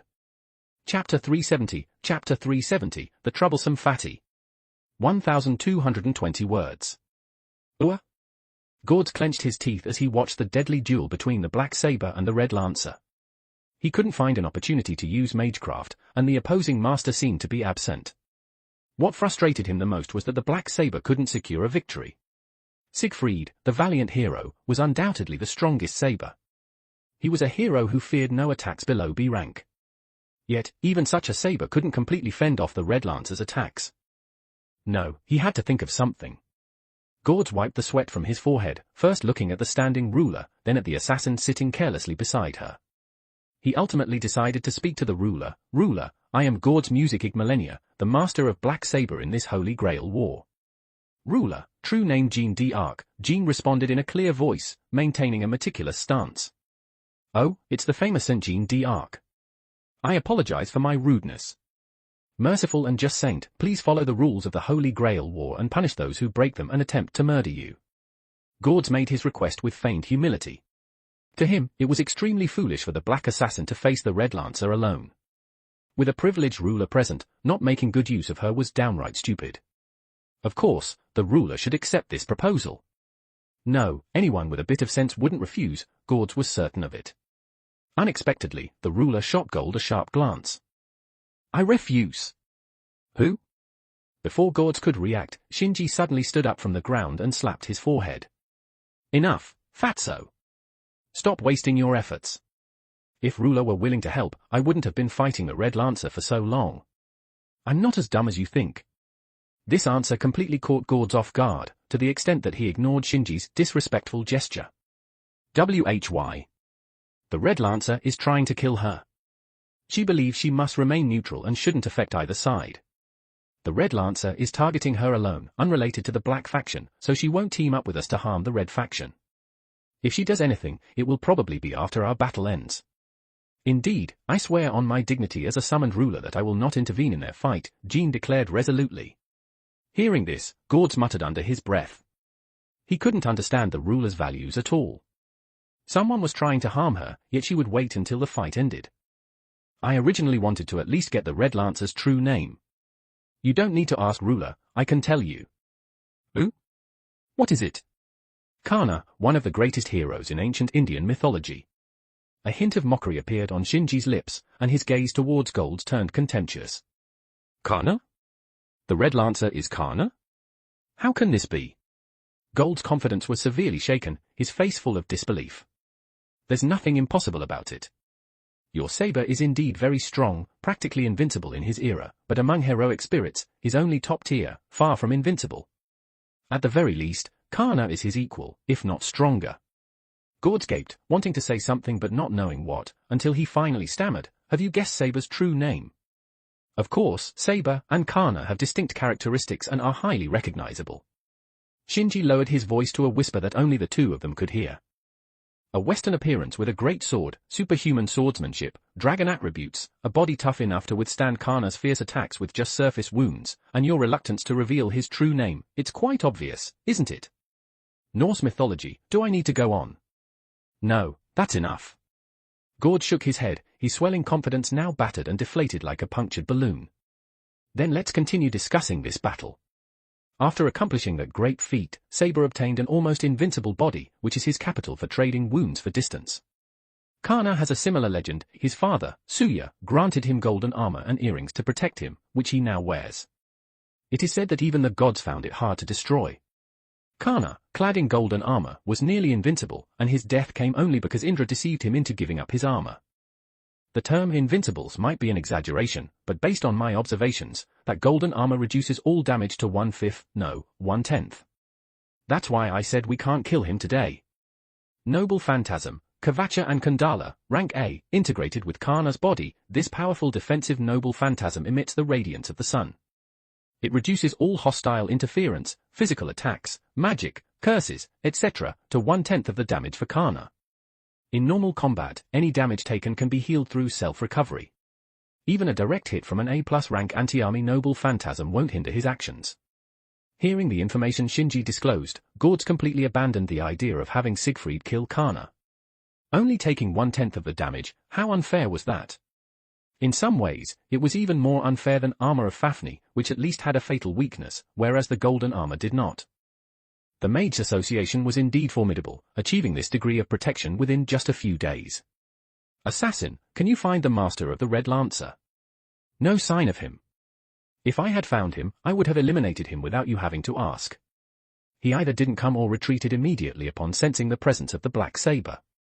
This was said for Gord's benefit. Shinji had no intention of seeking out Kana's master. He was certain Kana was acting alone. So, Fatty, what do you plan to do? Continue a battle that is unlikely to yield results, or call it a day and escort ruler to retreat? I. Despite the two servants fighting, as a master, he could do nothing, frozen by the overwhelming pressure from the two warriors. He felt a deep frustration towards his foolishness. This sense of helplessness evoked long-forgotten feelings of shame and disgrace in Gords. Again, in this situation, those looked just like the aloof nobles of the Mages Association. The Black Saber, the Red Lancer, even the ruler hadn't looked at him once. The only one willing to speak was the assassin, with nothing but sarcasm, devoid of any servant's respect. I must do something. I must obtain the power to do something. Yes, that power is in my hand. Gords looked at his right hand. There, indeed, was the mark of a master. The command seals, a bond between master and servant etched with immense magical power. That's right. By using this command seal, I can easily bring that servant under control. A servant is not a hero, but merely a puppet. This must not be forgotten. Allowing the servant to fight while standing by is unacceptable. As a master, shouldn't I use magical means and calm judgment to guide this battle to victory? Gord's changing expression did not escape Shinji's notice, and he felt an urge to slap some sense into him. This guy still doesn't have a correct understanding of the Holy Grail War and the master-servant contract. He wants to use the command seal at the first sign of trouble. He needs a good education. Chapter 371, Chapter 371, Fighting Until Dawn. 1,462 words. Gold's early reputation was marred by his arrogance and conceit. After developing the artificial human battery system and obtaining the linden leaf stained with dragon blood, he began to consider himself the best in the world, looking down on everyone. He naturally believed that he was the ruler of this Holy Grail War and that everyone should act according to his will. The so-called heroic spirits, the servants, were just puppets and tools that shouldn't resist him in any way. The obedience of the Black Saber, Siegfried, inflated his arrogance to a ridiculous degree. He blindly believed that Siegfried was the strongest and that no other servant could be his match. If left unchecked, this attitude would lead him to give reckless commands during the upcoming battle with the Red Rider. If Siegfried refused due to unreasonable orders, Gords would become furious, believing that Siegfried's failure and disobedience were due to disloyalty. He would then use a command seal to force Siegfried to use his noble phantasm. By that time, Gords had completely abandoned the principle of keeping true names secret. If Danik hadn't stopped him, Siegfried's true name would have already been known to the Red faction, an act of sheer stupidity. As a member of the Black faction and a temporary ally, Shinji didn't want to see this idiot continue down this path, nor did he want to see Siegfried exit the stage so soon. He had to wake Gords up. As for the idea of killing Gords to solve everything, it was never an option for Shinji. Not to mention whether he could kill Gords under Siegfried's protection or whether his death would arouse Danik's suspicion, Gords' abilities alone made it impossible for Shinji to let him die. Although he was reluctant to admit it, at this point, Gords was the most important master of the Black faction. The Black faction's trump card, the vast magic power source, the artificial human battery system, was designed and managed by him. The Black faction's lower-tier soldiers, combat-use artificial humans, were also his creations. Even the maids, janitors, and other logistical personnel in Millennia Castle were mostly his artificial humans. Without him, life for the Black faction would be extremely difficult. In this sense, this guy indeed had some skills. Recalling Gords' role, Shinji finally quelled his urge to punch him, opting instead to throw an ice rune at him. Assassin, what are you doing? Gords jumped up, his face covered in ice shards.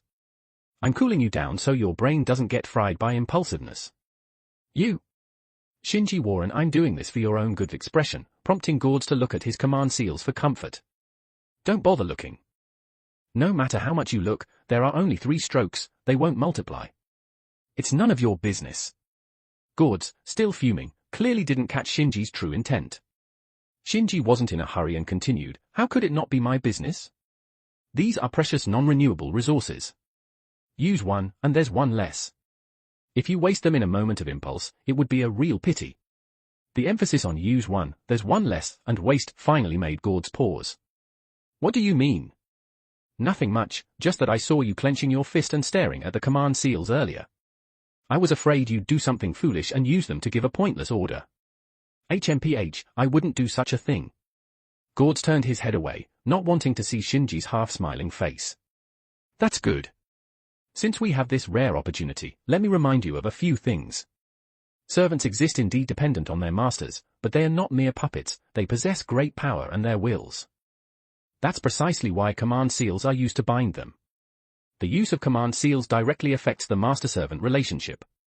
When the command seal aligns with the servant's will, it unleashes enormous power. Conversely, when it opposes the servant's will, it's possible for a servant with a strong enough will to resist its effects. Even if the command seal twists the servant's will, it will still impact the relationship between master and servant.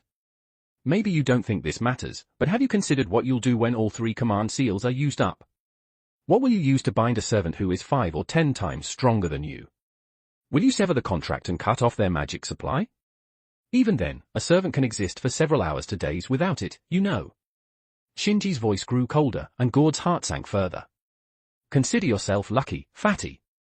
Saber is a man of noble character, he wouldn't turn against you.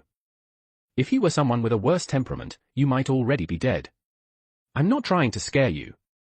Honestly, I consider myself to have a pretty good temper, and even though I haven't spent much time with you, I've already wanted to smack you several times. Remember my words, to unleash the greatest power, master and servant must reach a consensus. Otherwise, even the best class, Saber, and the strongest hero won't meet a good end. That's all I have to say. Whether you listen or not is up to you. With that, Shinji stopped paying attention to Gords and focused entirely on the battle between the spear and the sword. The higher one's skill, the more beneficial it is to watch such peak duels. Fully digesting these insights could further refine Shinji's combat techniques. Red Lancer unleashed thrusts like cannon fire amidst roaring winds. Black Saber wielded a golden greatsword that sliced through the atmosphere and darkness alike. Their attacks intertwined like a spiraling vortex and vanished like sparks in an instant. These two, standing at the pinnacle of sword and spear techniques, vied for supremacy. In terms of skill, Red Lancer had a slight edge. In terms of resilience, Black Saber was superior. However, in overall strength, they were nearly evenly matched. Even a momentary lapse could result in a pierced heart or a severed head. If there was an advantage to be found, it was the presence of Master Gords. He could use healing magecraft to continually repair Black Saber's injuries. Nonetheless, Lancer's self-healing ability was also remarkable.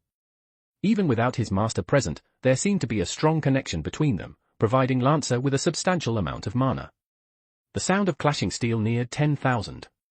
Minor wounds were instantly healed, exceeding 1,000 in number.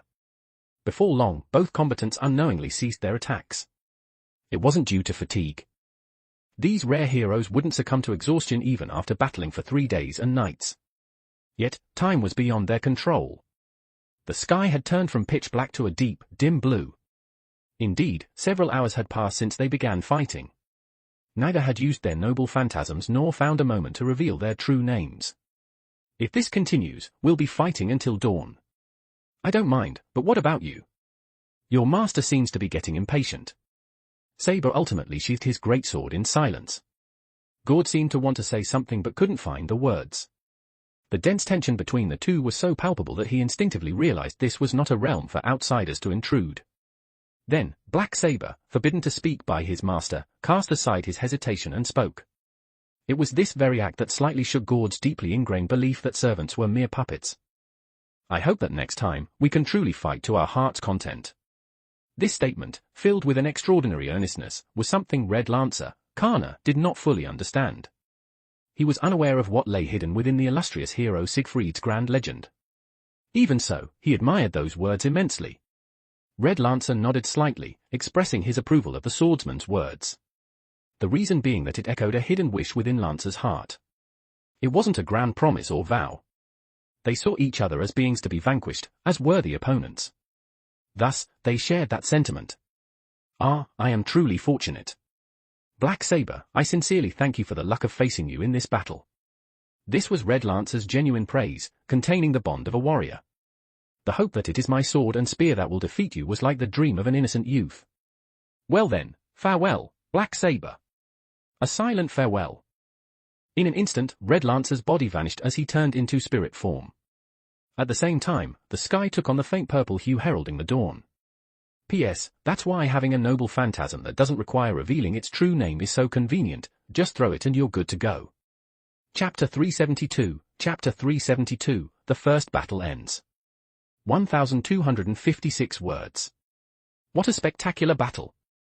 Truly worthy of Alamaine's greatest hero. Alamaine is the French word for Germany, and it's normal for Jean, the Holy Maiden of France, to speak French. It shows that the world isn't all about speaking Japanese.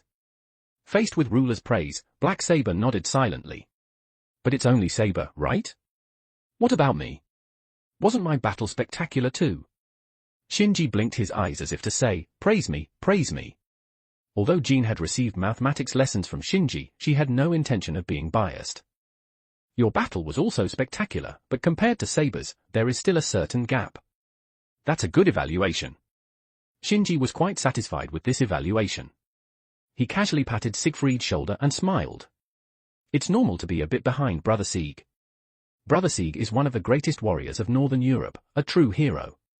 Brother Sieg, you're truly a man tilde Brother Sieg, the great hero tilde. Towards the end, Shinji even started singing. Gord stared at Black Assassin, unconsciously grouping him with the weirdo like Astolfo. Although, after some reflection, he found some sense in Assassin's words, he found it hard to reconcile the silly, playful person in front of him with the imposing figure from earlier. After staring for a while, Gord regretfully realized that this approach wasn't working and had to pull himself together to face Ruler again. Arbiter, would you be willing to accompany us from now on? If you plan to oversee the battle in Trifars, then staying in Igmalenia's Malenia Castle might be a good choice. With a wave of Gord's hand, a black Mercedes parked in the distance quickly drove up and stopped by the roadside. No, doing so would be unfair. My detection abilities are tens of times that of an ordinary servant. No matter where the battle unfolds in Trifars, I can rush there immediately. Please do not worry. Ruler unceremoniously refused. This Holy Grail war was an unprecedented clash between two forces, and she couldn't show favoritism to either side, not even superficially. Let's go, Saber. Gord's voice indeed held suppressed displeasure. His objective was clear from the start, to secure Ruler. However, Red Lancer had disrupted his plans. Even if he wanted to use Black Saber's strength to subdue Ruler, it was already too late. Gord's, being a magus, wasn't foolish enough to let his servants fight in broad daylight, especially with the ever-unpredictable assassin around. And you, assassin? Are you coming back with us, or will you continue escorting Ruler? I'll go with you. There won't be any more red servants threatening Ruler before dark, and I've done what I needed to do, Shinji said as he opened the car door. Wait, your bag, Jean reminded him. When Shinji met Jean, he was carrying a backpack, which he had placed in a concealed spot along with Jean's luggage before entering the battlefield. Keep it. It contains my midnight snack, but since it's already morning, I plan to go back and have breakfast with my master. If you don't mind, you can have it as your breakfast. You must be hungry. If you don't want it, just throw it away. Also, remember to do the homework I left for you. I'll come by to check when I have time. With the roar of the engine, the Mercedes, driven by a homunculus driver, headed towards Malenia Castle, and from the rolled-down window, Shinji and Gord's mutual jabs could be faintly heard. Are you an idiot, assassin? Servants only need sufficient mana supply, they don't need to ingest food. You're the idiot. Don't you understand the simple truth that good food can make people happy? I've told you, although our existence is special, servants are essentially still human. And what is that homework? Not telling you. You. The voice grew fainter until it finally disappeared. Jean once again looked out at the traces of the battle between the two.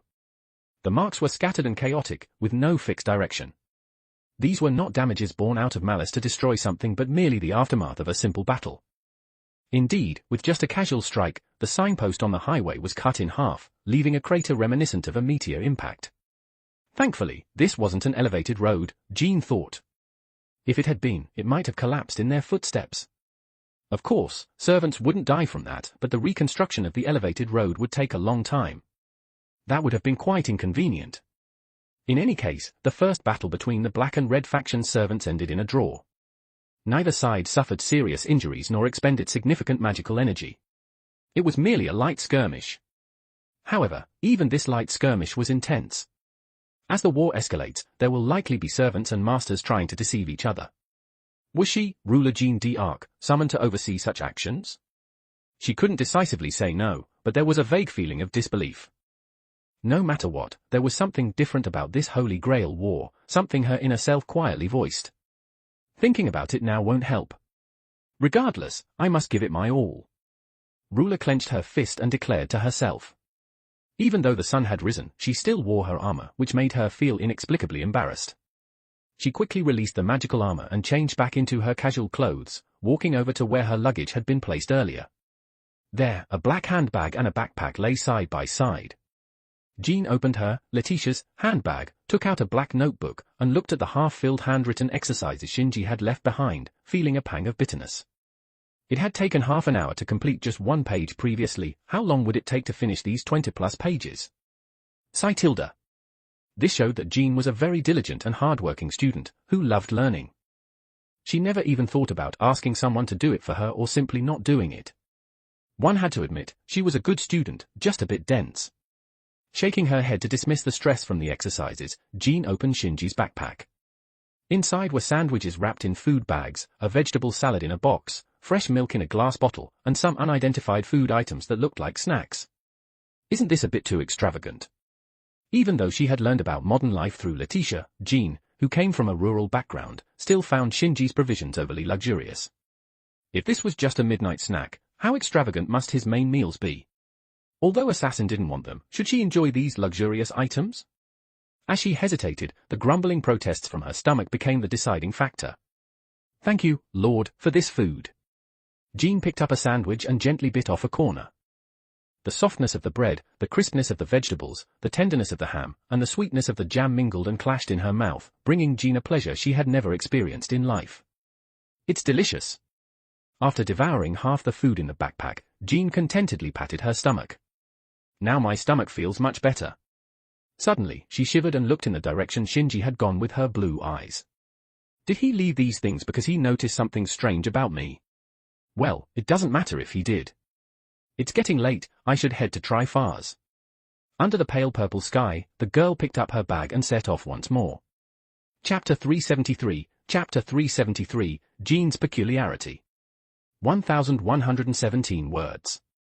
Is Jean peculiar? Undoubtedly, yes. Her current state is a typical example of a pseudo-servant, or as the church would say, a saint vessel.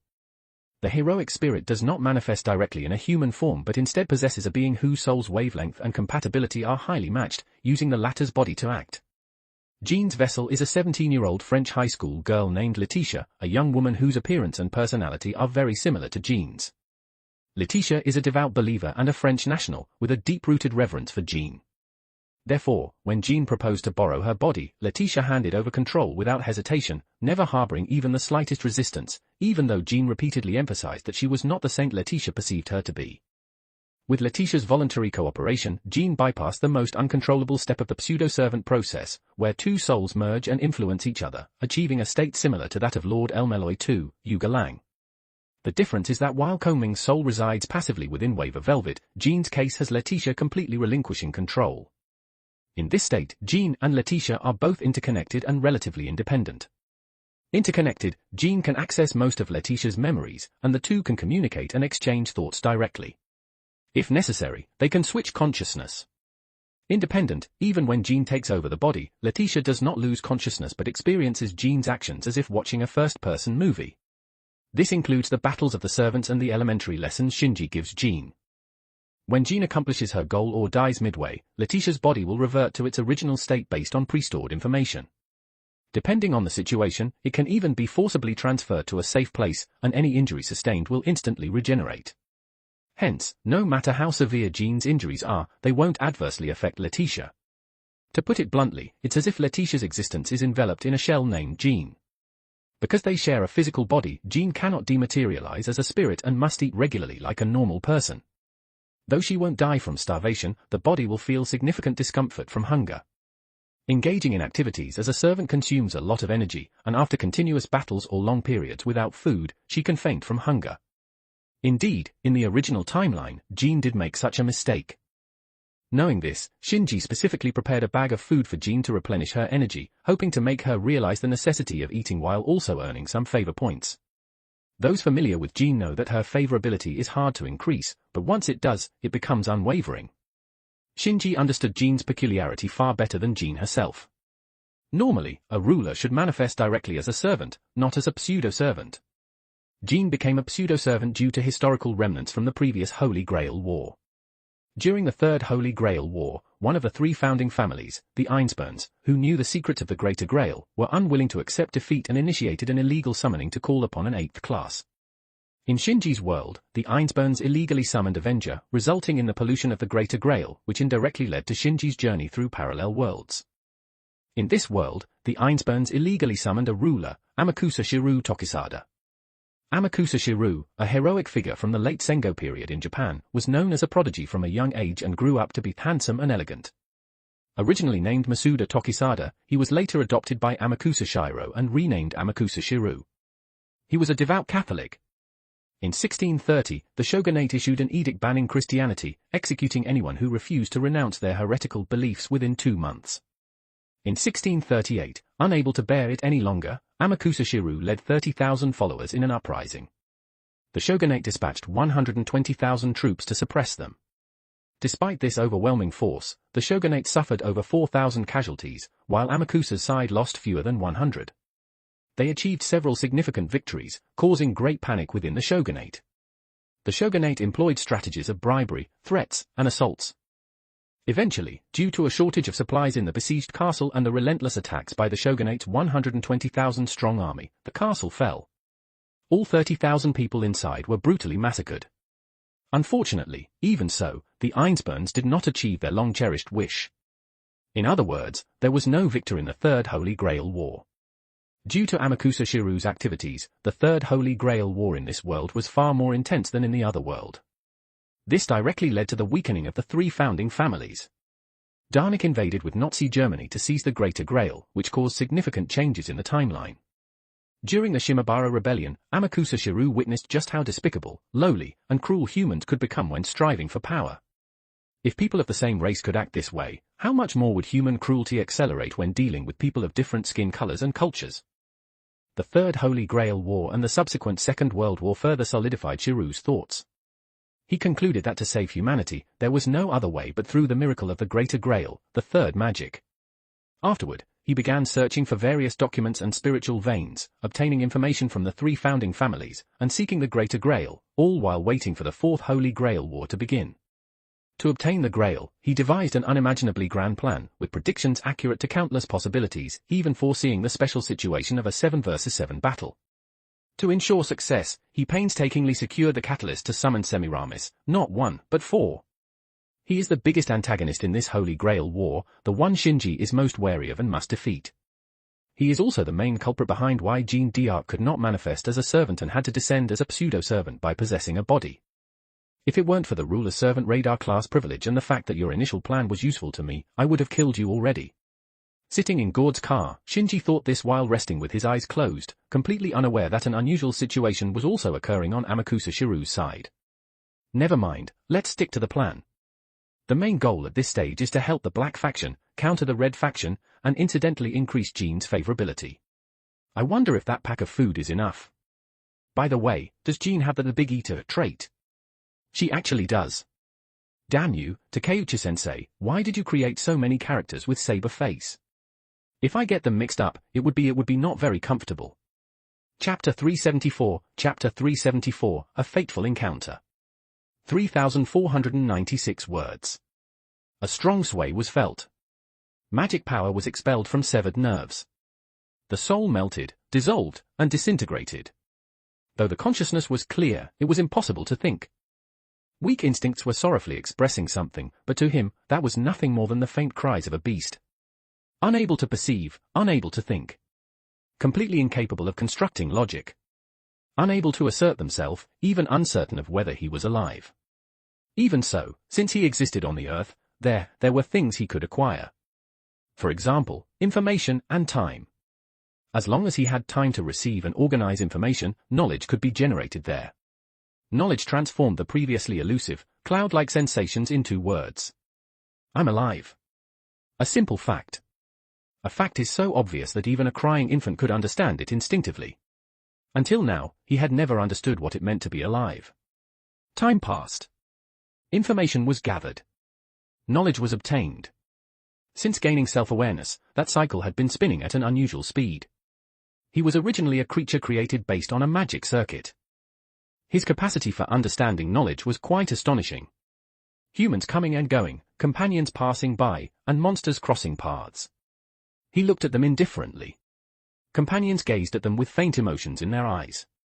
The reactions of the monsters varied widely, some were uninterested, some gazed sorrowfully, and some were keenly interested in investigating. Even so, nothing changed. The cycle of information and knowledge continued relentlessly. The chaotic knowledge, like a mess of rags, was now being organized, classified, and neatly stacked like the contents of a library. But the more external information he stored, the more he felt a heart-wrenching sensation in his chest. He instinctively chose to ignore it and continued gathering more information. But the more he collected and understood, the harder it became to ignore that feeling. If he converted his inner self into numerical values, that would occupy 60%. Even if it was something he could no longer ignore, he still chose to retain it. This couldn't be condemned as a lack of courage. After all, a lack of courage is defined based on an understanding of what it means to be courageous. He hadn't yet understood that it was cowardice. He just unintentionally chose to ignore it. Fate is spinning, changing, twisting, and then going mad. Before his eyes stood a human and a monster. Both were figures who had passed by him countless times. One was named Rosh, or Master. The other was called Caster, or Teacher. Let's try integrating a magic circuit. Listening to Caster's words, Rosh nodded in response. Then, let's use this homunculus. He carefully scrutinized the content of their conversation. Magic circuits, those indispensable pseudonerves necessary for using magecraft. It was these circuits that formed the basis of their bodies. So, what did it mean to integrate them? A chill ran down his spine as if insects were crawling back and forth. This was an unmistakable, certain fate of death. Use this homunculus, use, in other words, consume. If something is used, something else will disappear in the process. Since his creation, he has maintained a steady heartbeat regardless of the situation. Yet, due to that brief conversation lasting less than a minute, his heart was now pounding with intense unease. He recalled previous conversations. Caster and Rosh had often discussed the golems. Rather than artificial life, they were mechanical puppets constructed through rituals and earth and stone. The reason for integrating magic circuits into them was to create golems capable of weaving magecraft. Creation comes with consumption.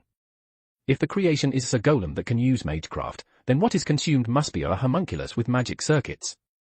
He finally understood the truth behind the chill. Consumption means extinction, and extinction means death. Even knowing this, he couldn't fully grasp its meaning. Let's start by using about 3. This one, and this one. He was pointed out. The vivid presence of death gripped his heart as if to suffocate it. The 60% he had ignored harshly proclaimed. You will die. Since his birth, he had been immediately sealed in this magic supply tank, and now, everything would be rendered meaningless, merely due to the trivial reason of being randomly selected. The two gradually left. He realized there was still a little time left before his impending death. Despair overwhelmed him. This was what he had always chosen to ignore. There was no purpose in his creation, not even a reason for his existence had been initiated. Even so, he couldn't cry out, couldn't regret it. He could only stare blankly with empty eyes. No, is it really like that? He thought, desperately trying to think. Could he do nothing? Wasn't it just that he had convinced himself he could do nothing? In reality, he was doing something other homunculi couldn't. At the very least, he had gathered information, thought, reached conclusions, and felt fear. He had already done so much. Then, just a little more, just a little further. The germination of self-awareness in him, sealed in the tank providing magic to the servants, was purely coincidental, and being chosen was merely an accident. However, when these two coincidences overlapped, they carried the weight of destiny. Move. For the first time in his life, he moved a finger. He struggled to move his hand, clenched his fist, and raised his arm. Move. He reassessed his situation. He understood that he was sealed in a green preservation liquid to efficiently supply magic. Putting aside the yet-to-be-realized purpose of his existence, he focused on his immediate goal. He needed to escape, right now. Move. He swung his arms, frantically pounding the reinforced glass. But he quickly realized that this was a futile effort and gave up. The physical impact he could generate was not enough to break the glass. He pondered for a moment and scanned his magic circuits. Drawing in mana from the atmosphere, Great Origin, he prepared to activate the circuits that provided him with mana for this world. Strass, gain. He cut off the supply. Using the language he knew, he initiated his mystery. The expected result was destruction. He let his hands touch the reinforced glass. The mana that had already flowed into his body captured the destination and immediately surged toward his palms. He grasped the nature of the glass he touched. The mana transformed, capable of breaking it with the smallest and most appropriate force. His hands glowed, and with a force as weak as thin wood, he shattered the reinforced glass. Immediately, his body tilted outward. He tried to reconnect with the world that was supposed to be isolated. Ignoring the glass tearing his back, he fell into the passageway, the present world. He felt awful, something was wrong. His chest was tight, and he wanted to open his mouth but found he couldn't. His mouth was covered by something like a respirator. He tore it off and took a deep breath. Ah. He choked violently. A burning pain radiated through his throat. The gas he inhaled was acrid, causing his lungs to spasm in pain. He had to escape. Fast as possible. The goal was decided. He tried to stand up, only to realize that the action of standing up hadn't fully permeated his body. Weakly attempting to stand, he fell embarrassingly. He couldn't walk at all. Crawling on the ground with his hands, he moved his body. He advanced a small distance. Calm down, he told himself, propping himself up on his elbows to lift his upper body. His feet touched the ground. His fragile ankles screamed in protest, but he ignored them and slowly straightened his knees. Then, he took that step. Every time he stepped on the ground, gravity assaulted him. There was always a painful pressure, and the sticky liquid was extremely unpleasant. His breathing finally began to calm, but he didn't know which way to go. The only clear thing was that he would die here. He moaned. Tears flowed from the corners of his eyes. After suffering so much, all he had achieved were a few steps. Walking, escaping from this place, the sense of futility overwhelmed him as if he had dedicated his entire life to this trivial act. He berated his despondent self and fully committed to the task of walking. A faint gasp came from behind him, and he suppressed the urge to turn around with all his might. He knew what that gasp meant. Ignoring it was all he could do. Compared to that, moving forward was everything now. He supported himself against the wall, silently reciting steps in his mind as he walked. Unknowingly, he had moved from the room he had always been into a corridor paved with stones. Blood continuously flowed from his feet. Like the soft feet of a baby, they finally touched the ground for the first time just now. Even a small stone could easily tear his skin. Blood was flowing. Pain assaulted him.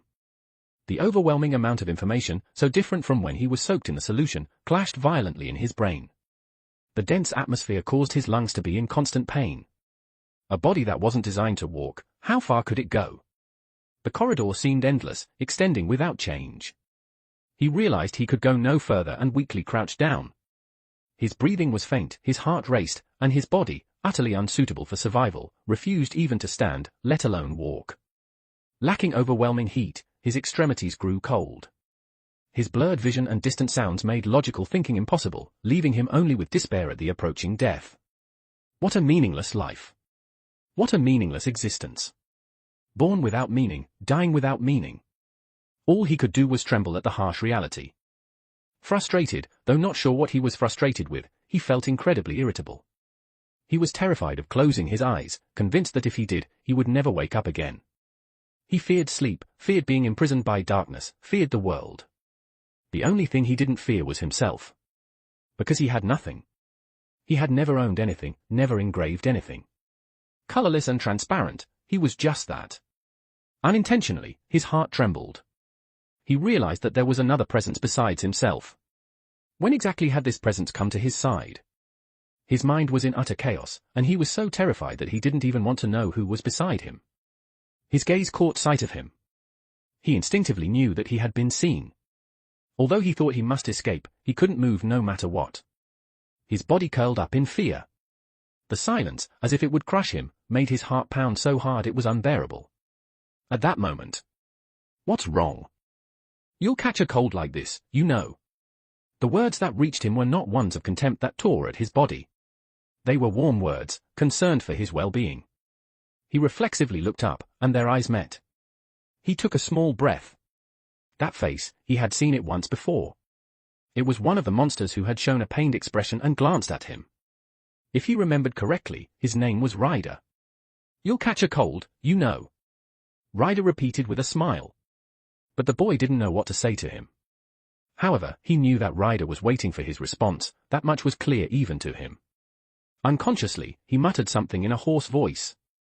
Seemingly unable to hear, Ryder leaned closer, tilting his ear. He knew nothing. What should he believe in? What should he do? He didn't know, he didn't know anything. His consciousness cut out. It seemed he had fainted, and realizing this, he became scared. Just walking was so painful. Even so, he wished from the bottom of his heart to continue living.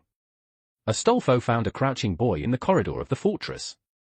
What should he do? He pondered. First, I need to save him. This thought was already firmly in his heart. What he was considering was actually how he could save this boy.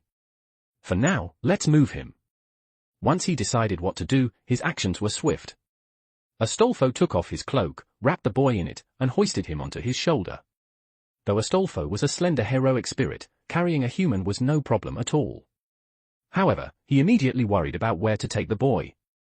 His own assigned room was out of the question, as his master, Selenik, would call him out every few hours.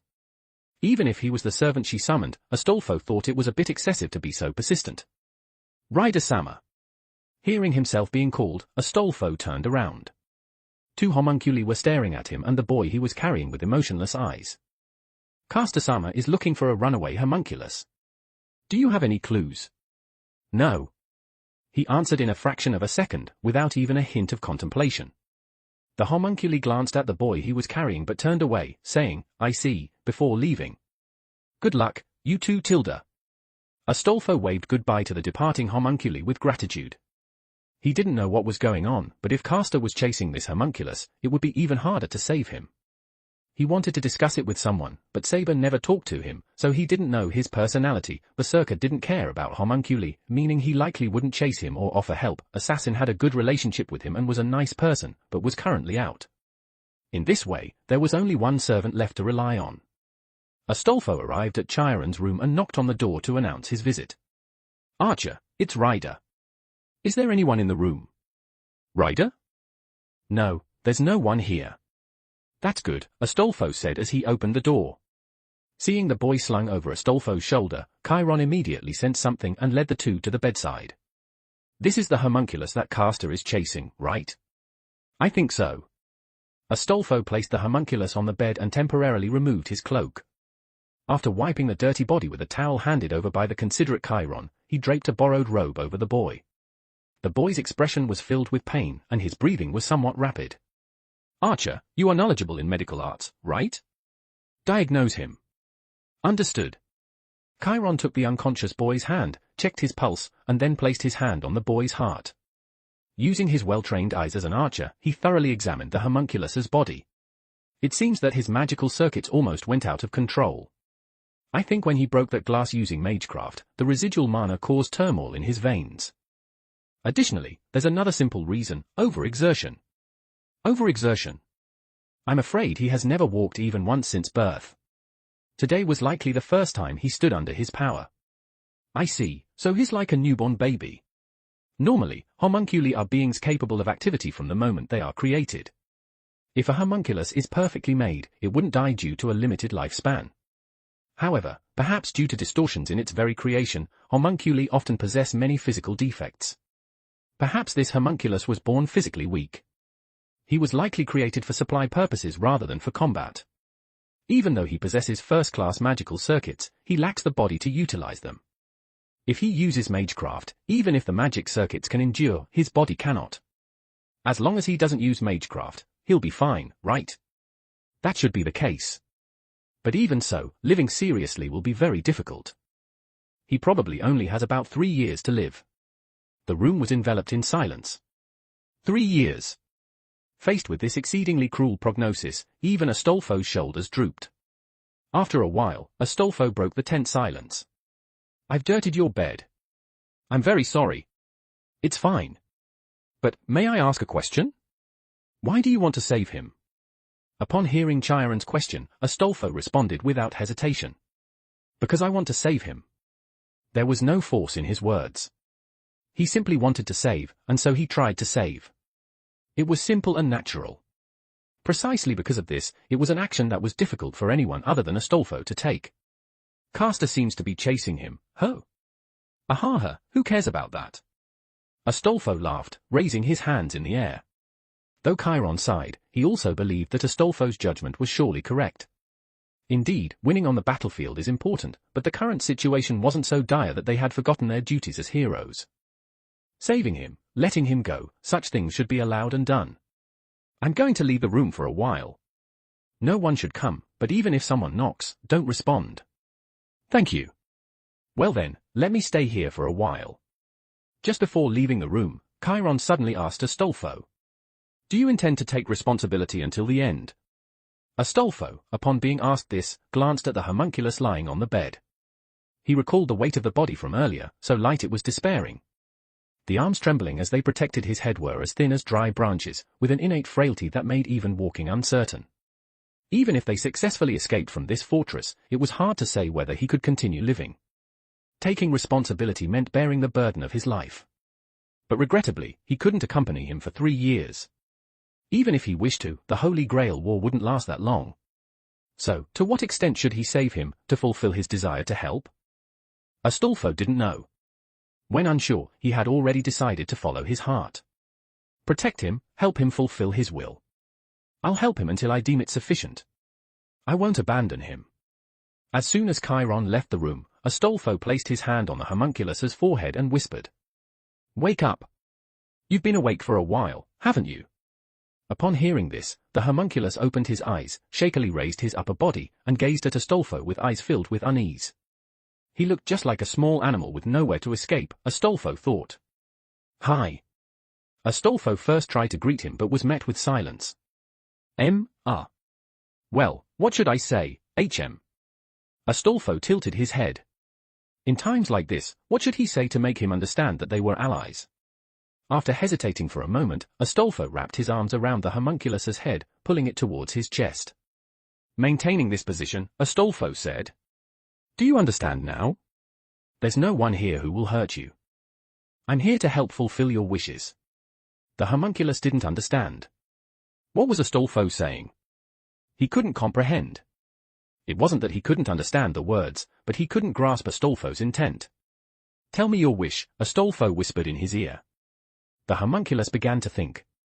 Wish, wish, wish, after all, did he even have the right to put his wish into words? He had no power, no possessions, no accumulated history. He was merely a device for supplying mana, yet he had even abandoned that task.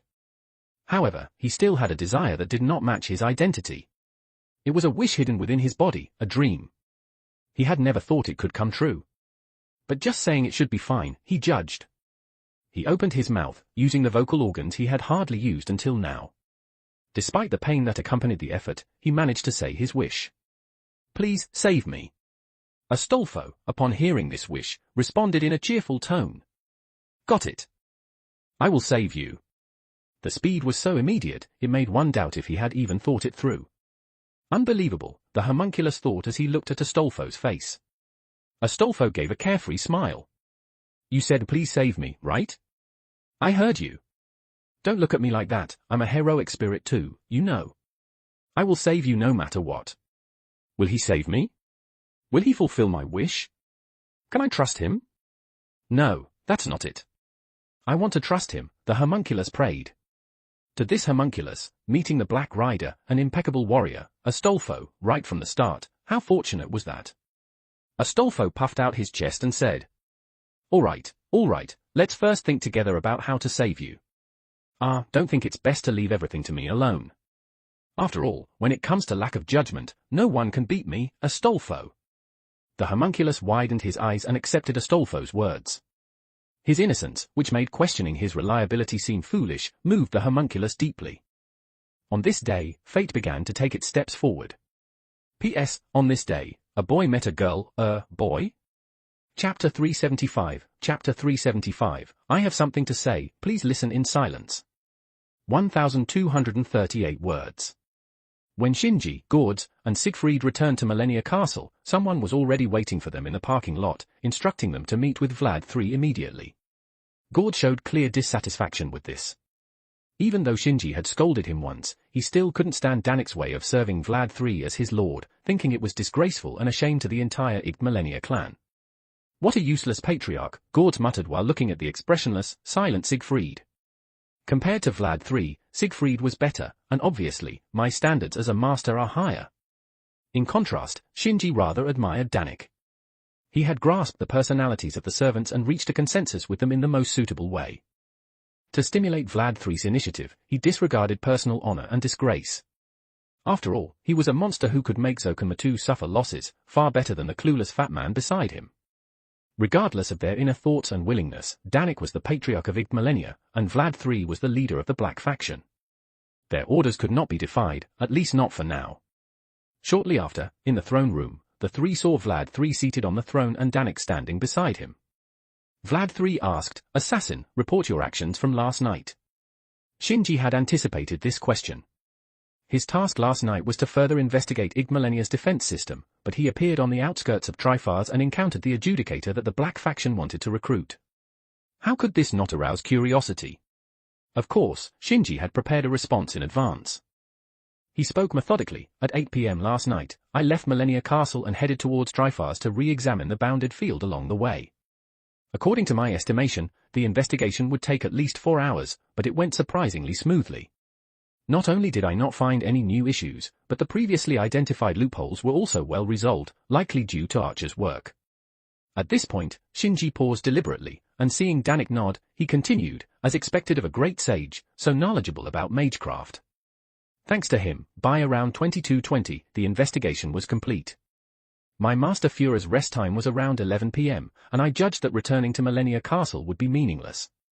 So, I took it upon myself to scout Trifars, where I had not been before.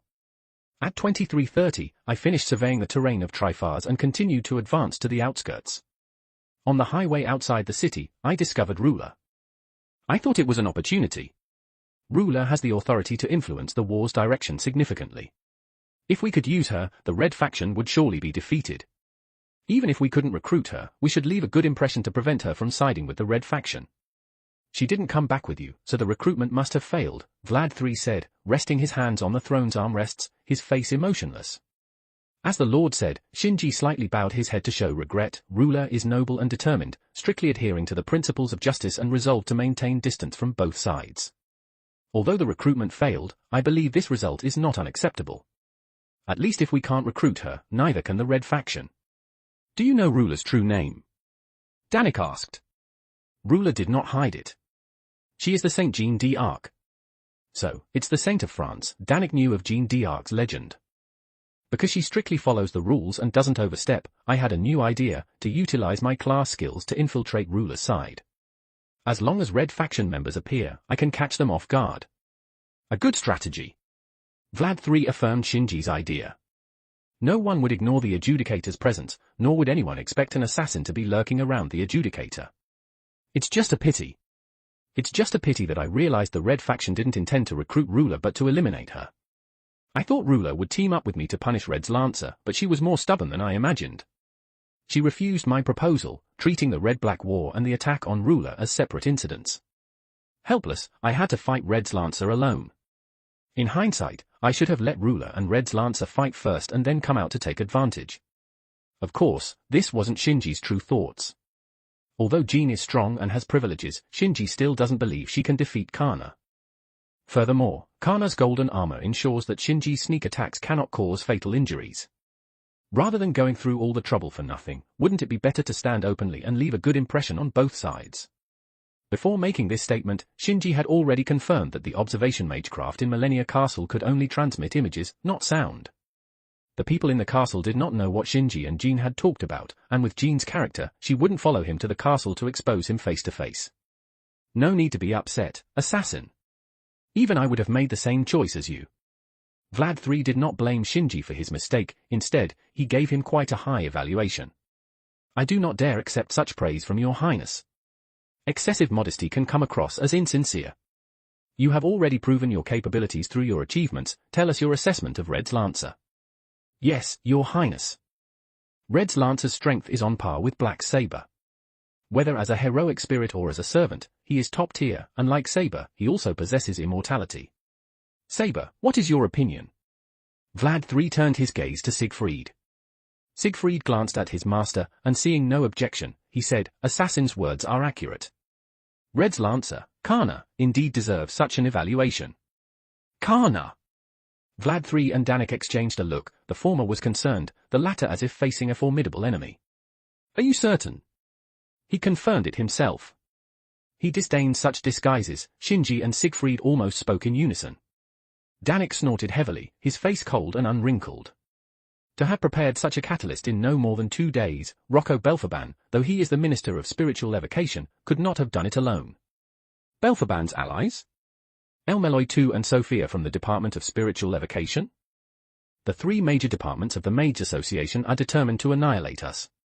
But just one Karna is far from enough. We have Your Highness, Saber, Archer, and powerful servants like Assassin. Victory will be ours. Your Highness. Vlad III understood. The next time we encounter Red's Lancer, I will fight alongside Saber. Siegfried frowned slightly but quickly let it go. As a warrior, he wanted a life-and-death duel with Karna, but this was not a one-on-one fight, it was war, and concentrating superior forces to defeat the opponent was the most common tactic. Shinji wore a similar expression, but his frown did not relax. He stepped forward and said in a deep voice, Your Highness, Patriarch Danik, may I have a word? P.S. Since the Holy Grail War began, servants have run rampant, and the world is in turmoil. The nation faces peril, and the people suffer.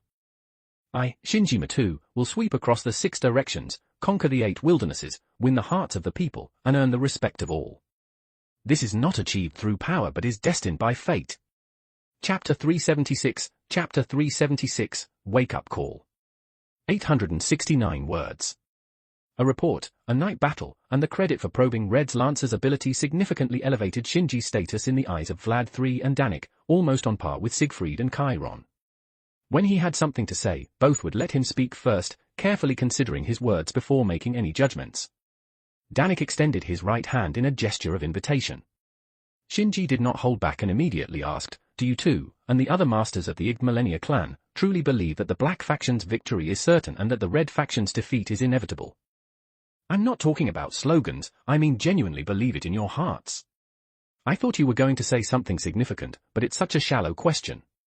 The reply did not come from Vlad or Danik, but from Gords, who had not had a chance to speak. Of course, I think that way. You should be able to sense how enormous our advantage is. Although Danik was displeased with Gord's rudeness, he did not act against him due to the latter's contributions. Instead, he affirmed Gord's statement. With 3 top-tier servants, Vlad, Saber, and Archer, and the other servants being very competent, we have a considerable edge. Though our masters may not match the Mage Association's hunting dogs, the mana distribution compensates for that gap, perhaps even surpassing it. Furthermore, we hold the home ground advantage and have 60 years of preparation. According to my calculations, our chances of victory are at least 80%. Shinji sighed upon hearing this. At first, I thought the same, but after my battle with Red's Lancer last night, I feel that you all, no, the entire Igmalenia clan, might be too optimistic. The Igmalenia clan's attitude was more than just optimistic. They believed that after years of dormancy and thorough preparation, they had an excellent hand, with an inflated mindset no less than Gord's. Indeed, people of the same kind flocked together. Shinji's deep understanding of the Red faction servants assured him that they were not weaker than the Black faction. In terms of combat power, they might even be stronger. Even with his interference significantly boosting the Black faction's strength, the gap was not as wide. In a scenario where the strength gap is narrow, one side being cautious and advancing steadily while the other is overly confident and reckless clearly shows which side has the higher chance of victory. The only consolation was that the Black faction, including Gord's, was not beyond saving. Vlad III and Danik were not arrogant fools either. Once they realized that the Red faction was not as weak as presumed, they would take their opponent seriously. This was precisely what Shinji intended to achieve now. I consulted Führer and learned that our enemy is a colossal entity that has stood for nearly 2,000 years, with deep foundations.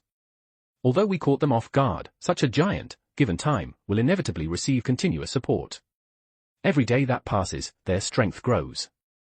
It may not be long before their accumulation matches or even surpasses ours. The accumulation I speak of includes various aspects, from logistical support to combat strength.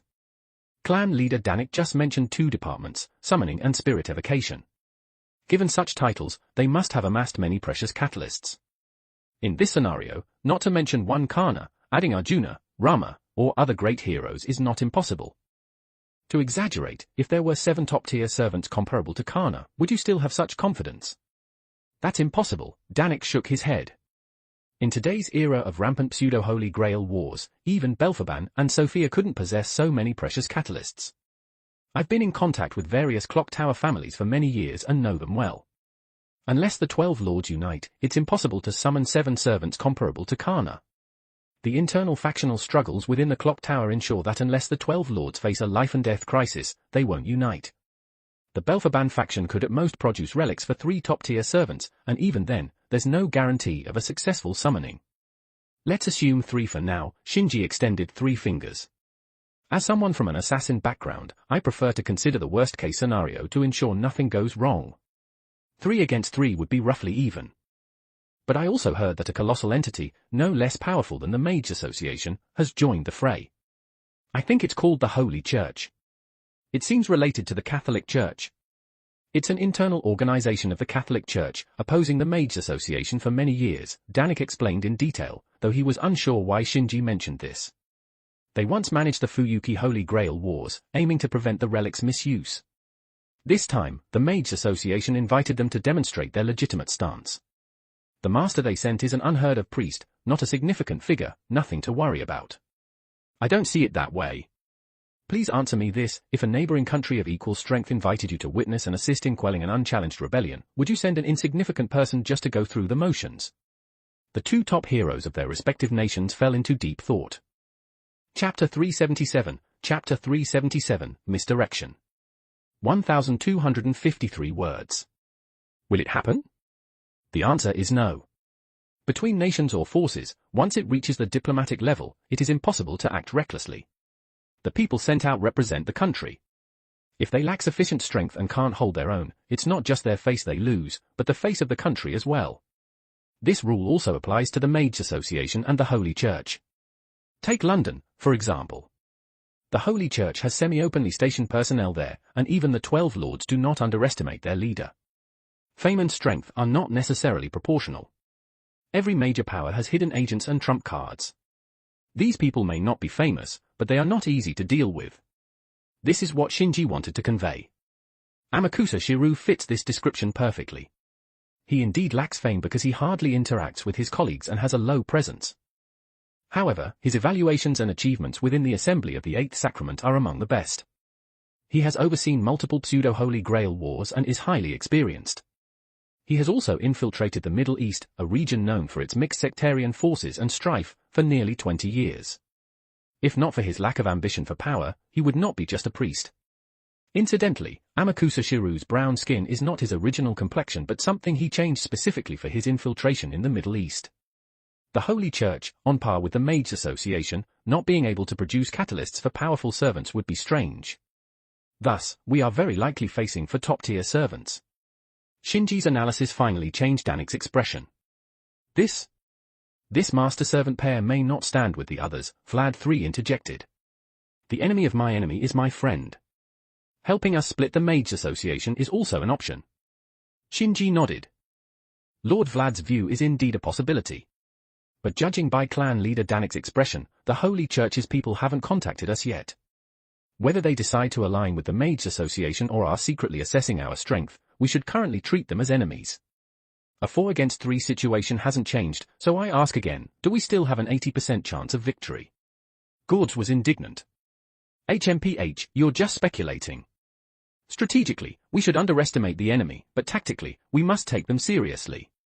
We can't place our hopes on uncertain factors. Even if things are as you say, what about my developed mana diversion system, noble phantasm spam, and top-tier servants?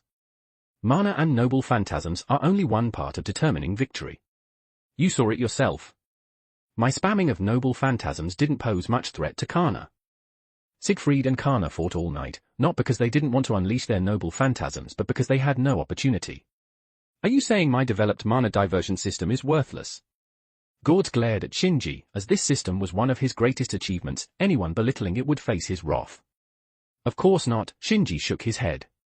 Although I don't like your personality, I have to admit that your system deserves a thumbs up. Thanks to it, servants like mine, who rely on noble phantasms, can bring out their maximum combat power. I must say a thank you for that. Being praised by his constant critic, Gords' expression immediately softened, and he lifted his head high, looking very pleased, though he thought it was disdain. Indeed, he is at Sunder. However, while at Sunder lowly is cute, a middle-aged Sunder man can be a bit gross. But, Fatty, let me remind you of one thing. For most servants, a noble phantasm is a trump card. Using it means determining victory or defeat, deciding life or death. The chance to spam noble phantasms is rare.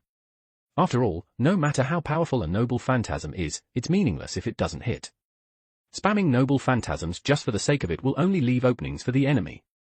I know, no need for your reminder, Gord said, maintaining his Sunder attitude. While Shinji and Gords were talking, Darnik gathered his thoughts and spoke in his usual calm tone. Assassin, I understand what you mean. I won't be blindly confident. I'll follow your advice, underestimate the enemy strategically, but take them seriously tactically. That puts my mind at ease, Shinji said, bowing slightly. There's one more thing I'm concerned about. Go ahead. The Red Faction's deployment of a Lancer to attack the ruler. I've been thinking about it on the way back. Attacking the ruler is harmful and unbeneficial. Normally, no one would do such a thing. Unless, the Red Faction intends to break the rules. Darnik, a master of intrigue and politics, immediately understood Shinji's concern. His grand rank was also acquired through political maneuvering, and he deceived countless Magus and Magus families. As soon as Shinji mentioned it, Darnik grasped the implications. Politics is a game built within a certain framework. Breaking the rules is not done lightly and must come with significant benefits. The Red Faction's willingness to attack the ruler suggests they have a complex scheme. Assassin, have you discovered anything? Not yet. How could he? Amakusa Shiru had sent Kana to kill Jean d'Arc to prevent her from realizing he was also a ruler, which was against the rules of the Holy Grail War. Mentioning this was just a reminder to be extra cautious and not to be outwitted by Amakusa, the mastermind. Additionally, but clan leader, you mentioned the pseudo-Holy Grail War? Is that also a Holy Grail War? Can it summon servants? Shinji's seemingly casual question made Darnik's pupils contract sharply. Servants, yes, additional servants. The pseudo-Holy Grail War is still a Holy Grail War. Although it lacks the most crucial elements, it still has the basic ability to summon servants.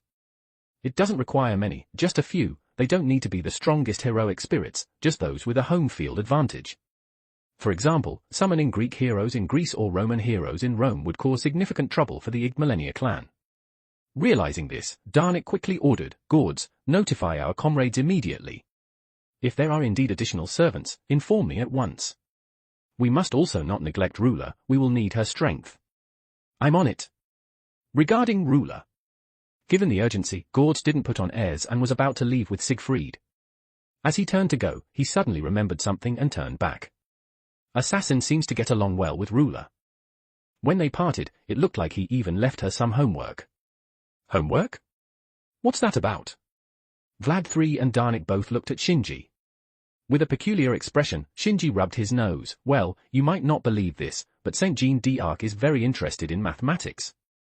However, she never went to school and can't understand textbooks, so I taught her some basic arithmetic in my spare time and left her quite a few exercises. Thus, the wise and mighty Vlad, the deeply calculating Darnik. The silent Siegfried, the arrogant Gords. All were dumbfounded, their mouths opening in unison to exhale. Who? P.S. The clock tower didn't even go all out this time. Even with 7 servants, obliterating Igmalenia would still be a breeze. The pseudo-Holy Grail War would be the first choice, summoning dozens of servants and deploying them to Trifars. Imagine that scene. Additionally, the Mage Association has many families that have inherited ancient mysteries, i.e., genuine noble phantasms.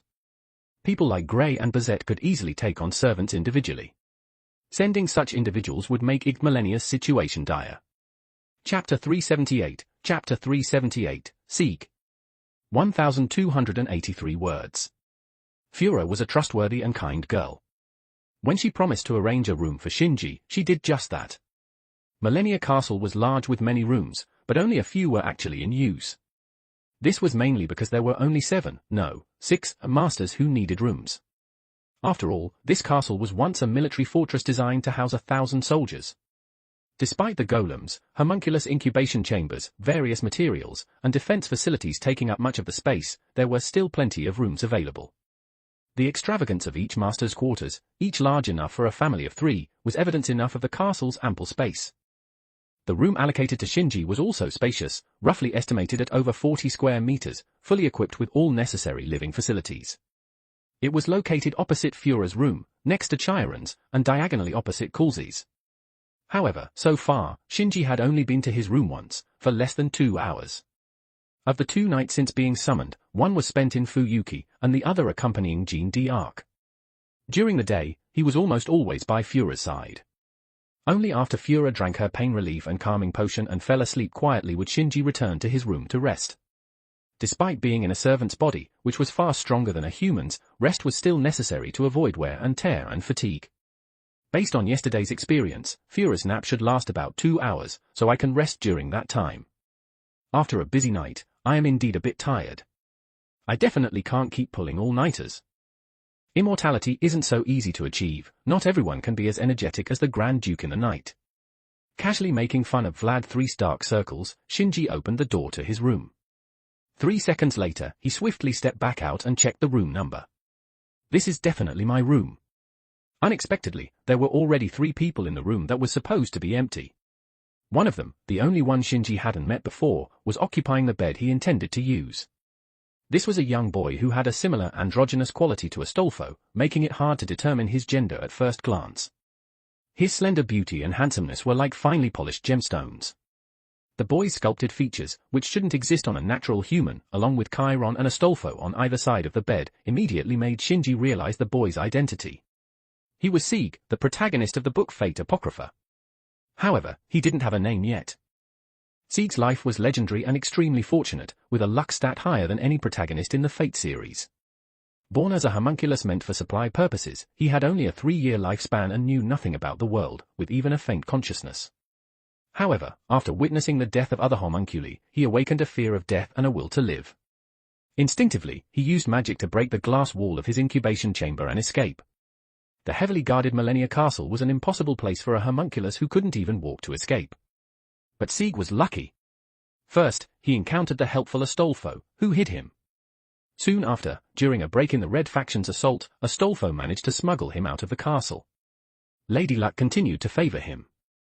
Siegfried, moved by the homunculus and Astolfo, took out his own dragon heart and placed it in the homunculus's body. This not only healed his injuries but also broke the 3-year lifespan limit, allowing him to live like a human.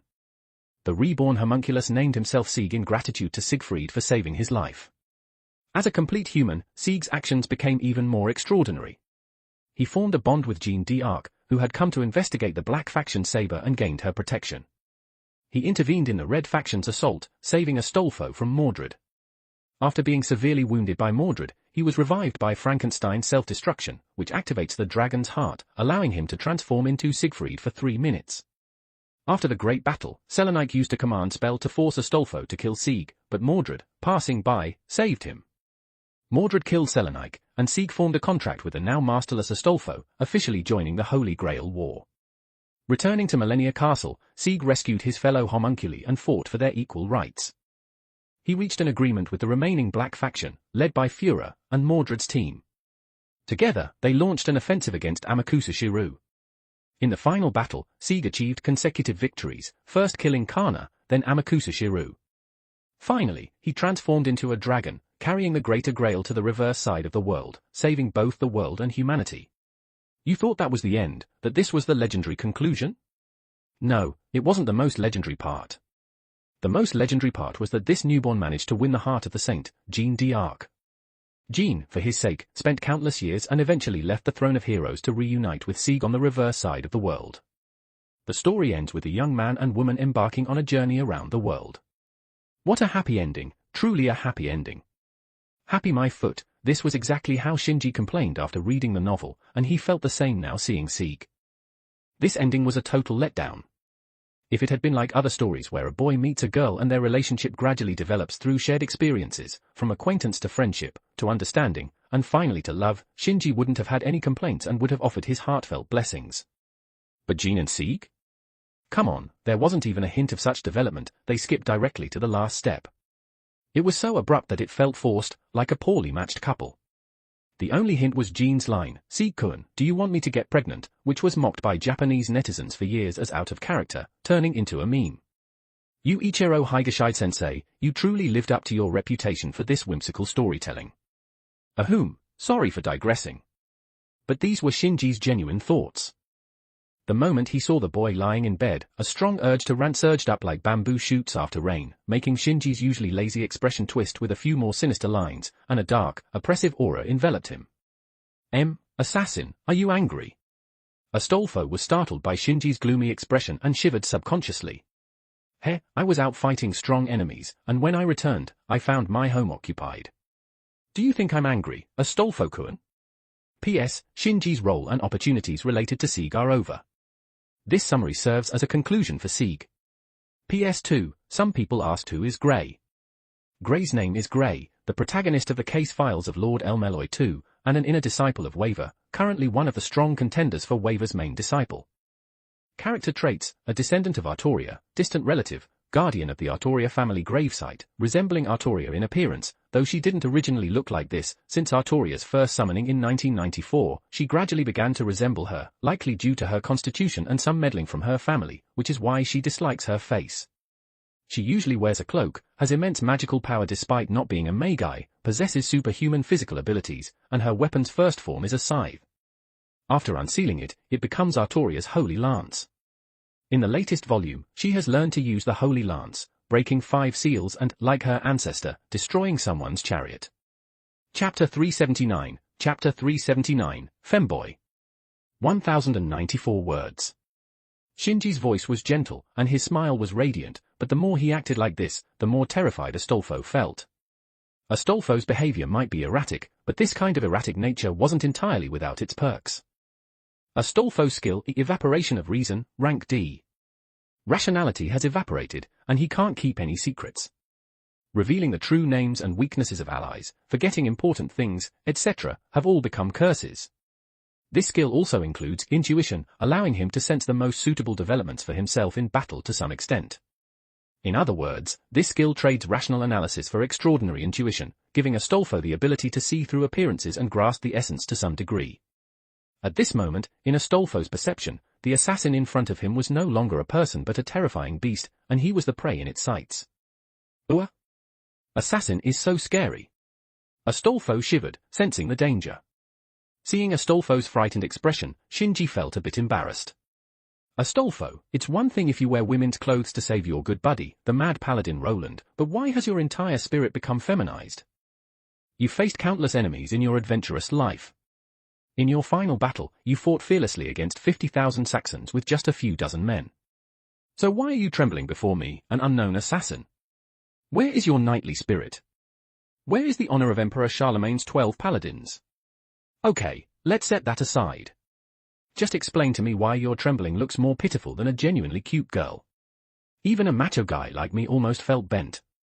To resist Astolfo's unorthodox charm, Shinji began recalling all the beautiful women he had encountered in his life. Shusho, Sakura, Justice, Fujino, Tuko, Kyrie, Lorelei, Fura, Reika, Artoria, lend me your strength. I absolutely won't succumb to this trap. With this thought, Shinji immediately resisted Astolfo's unorthodox allure. Of course, this little distraction caused the dark aura emanating from Shinji to gradually fade, and the room's atmosphere quickly returned to peace. Casually picking up a bottle of drink from the coffee table, Shinji asked, "So, what's going on? Why are you in my room? And who's the one occupying my bed? This must be your doing again, Trapcoan." I'm called Astolfo, not Trapcoan," Astolfo weakly protested. "Are you kidding me? A pure man, a real tough guy, using Ayatasha? And you're even softer than my Sakura-chan. How can real cute girls compete with your act? Come on, ladies, bless me once more. I promise to stay far away from this guy in the future to avoid any issues. I say you're called Trapcoan, so you're Trapcoan. No more arguing. Shinji glared fiercely at Astolfo, who instantly cowered. Trapkuin it is, why so fierce? Why so fierce? This is my room, right? You entered without my permission, this behavior is called trespassing. In any era, I could just cut you down for this. If I invaded your room, you'd be angry too, right? No, I wouldn't be angry at all. Astolfo shook his head, his pink braids flying in the air, exuding femininity. You want to invade my room? Welcome, welcome. Just make sure to come when my master is looking for me. I won't lock the door. Poof. Shinji spat out his drink, taking a good while to calm down. This guy, oh, I almost forgot, your master is a black magus. These groups usually have some psychological issues. Has she been doing a lot of weird things to you? Yeah. How did you know? You're amazing. Astolfo nodded vigorously, stars practically sparkling in his eyes. So, you must come to save me. Stop using that trap-style adoration on me. Shinji pushed Astolfo's head away, which had gotten too close. Deal with your own master yourself. I don't like that woman named Selenik. She reeks of blood, and I might not be able to resist cutting her down. That would cause a big mess. How can you be like this? Astolfo deflated like a punctured balloon, collapsing onto the floor. I say, girl, no, boy, no, let's stick with Trapkuin. Trapkuin, you're wearing a short skirt. Sitting in that pigeon-toed position, doesn't a certain part of you hurt? Just looking at it makes me ache. Forget it. This kind of pseudo-girl can't be understood with common sense. It's better to classify them under a special category within the order of primates, suborder Haplorhini, infraorder Simiiformes, superfamily Hominoidea, family Hominidae, subfamily Hominini, tribe Hominini, genus Homo, species Homo sapiens. Alright, enough with the pointless stuff. You still haven't told me why you're in my room. Who is that person?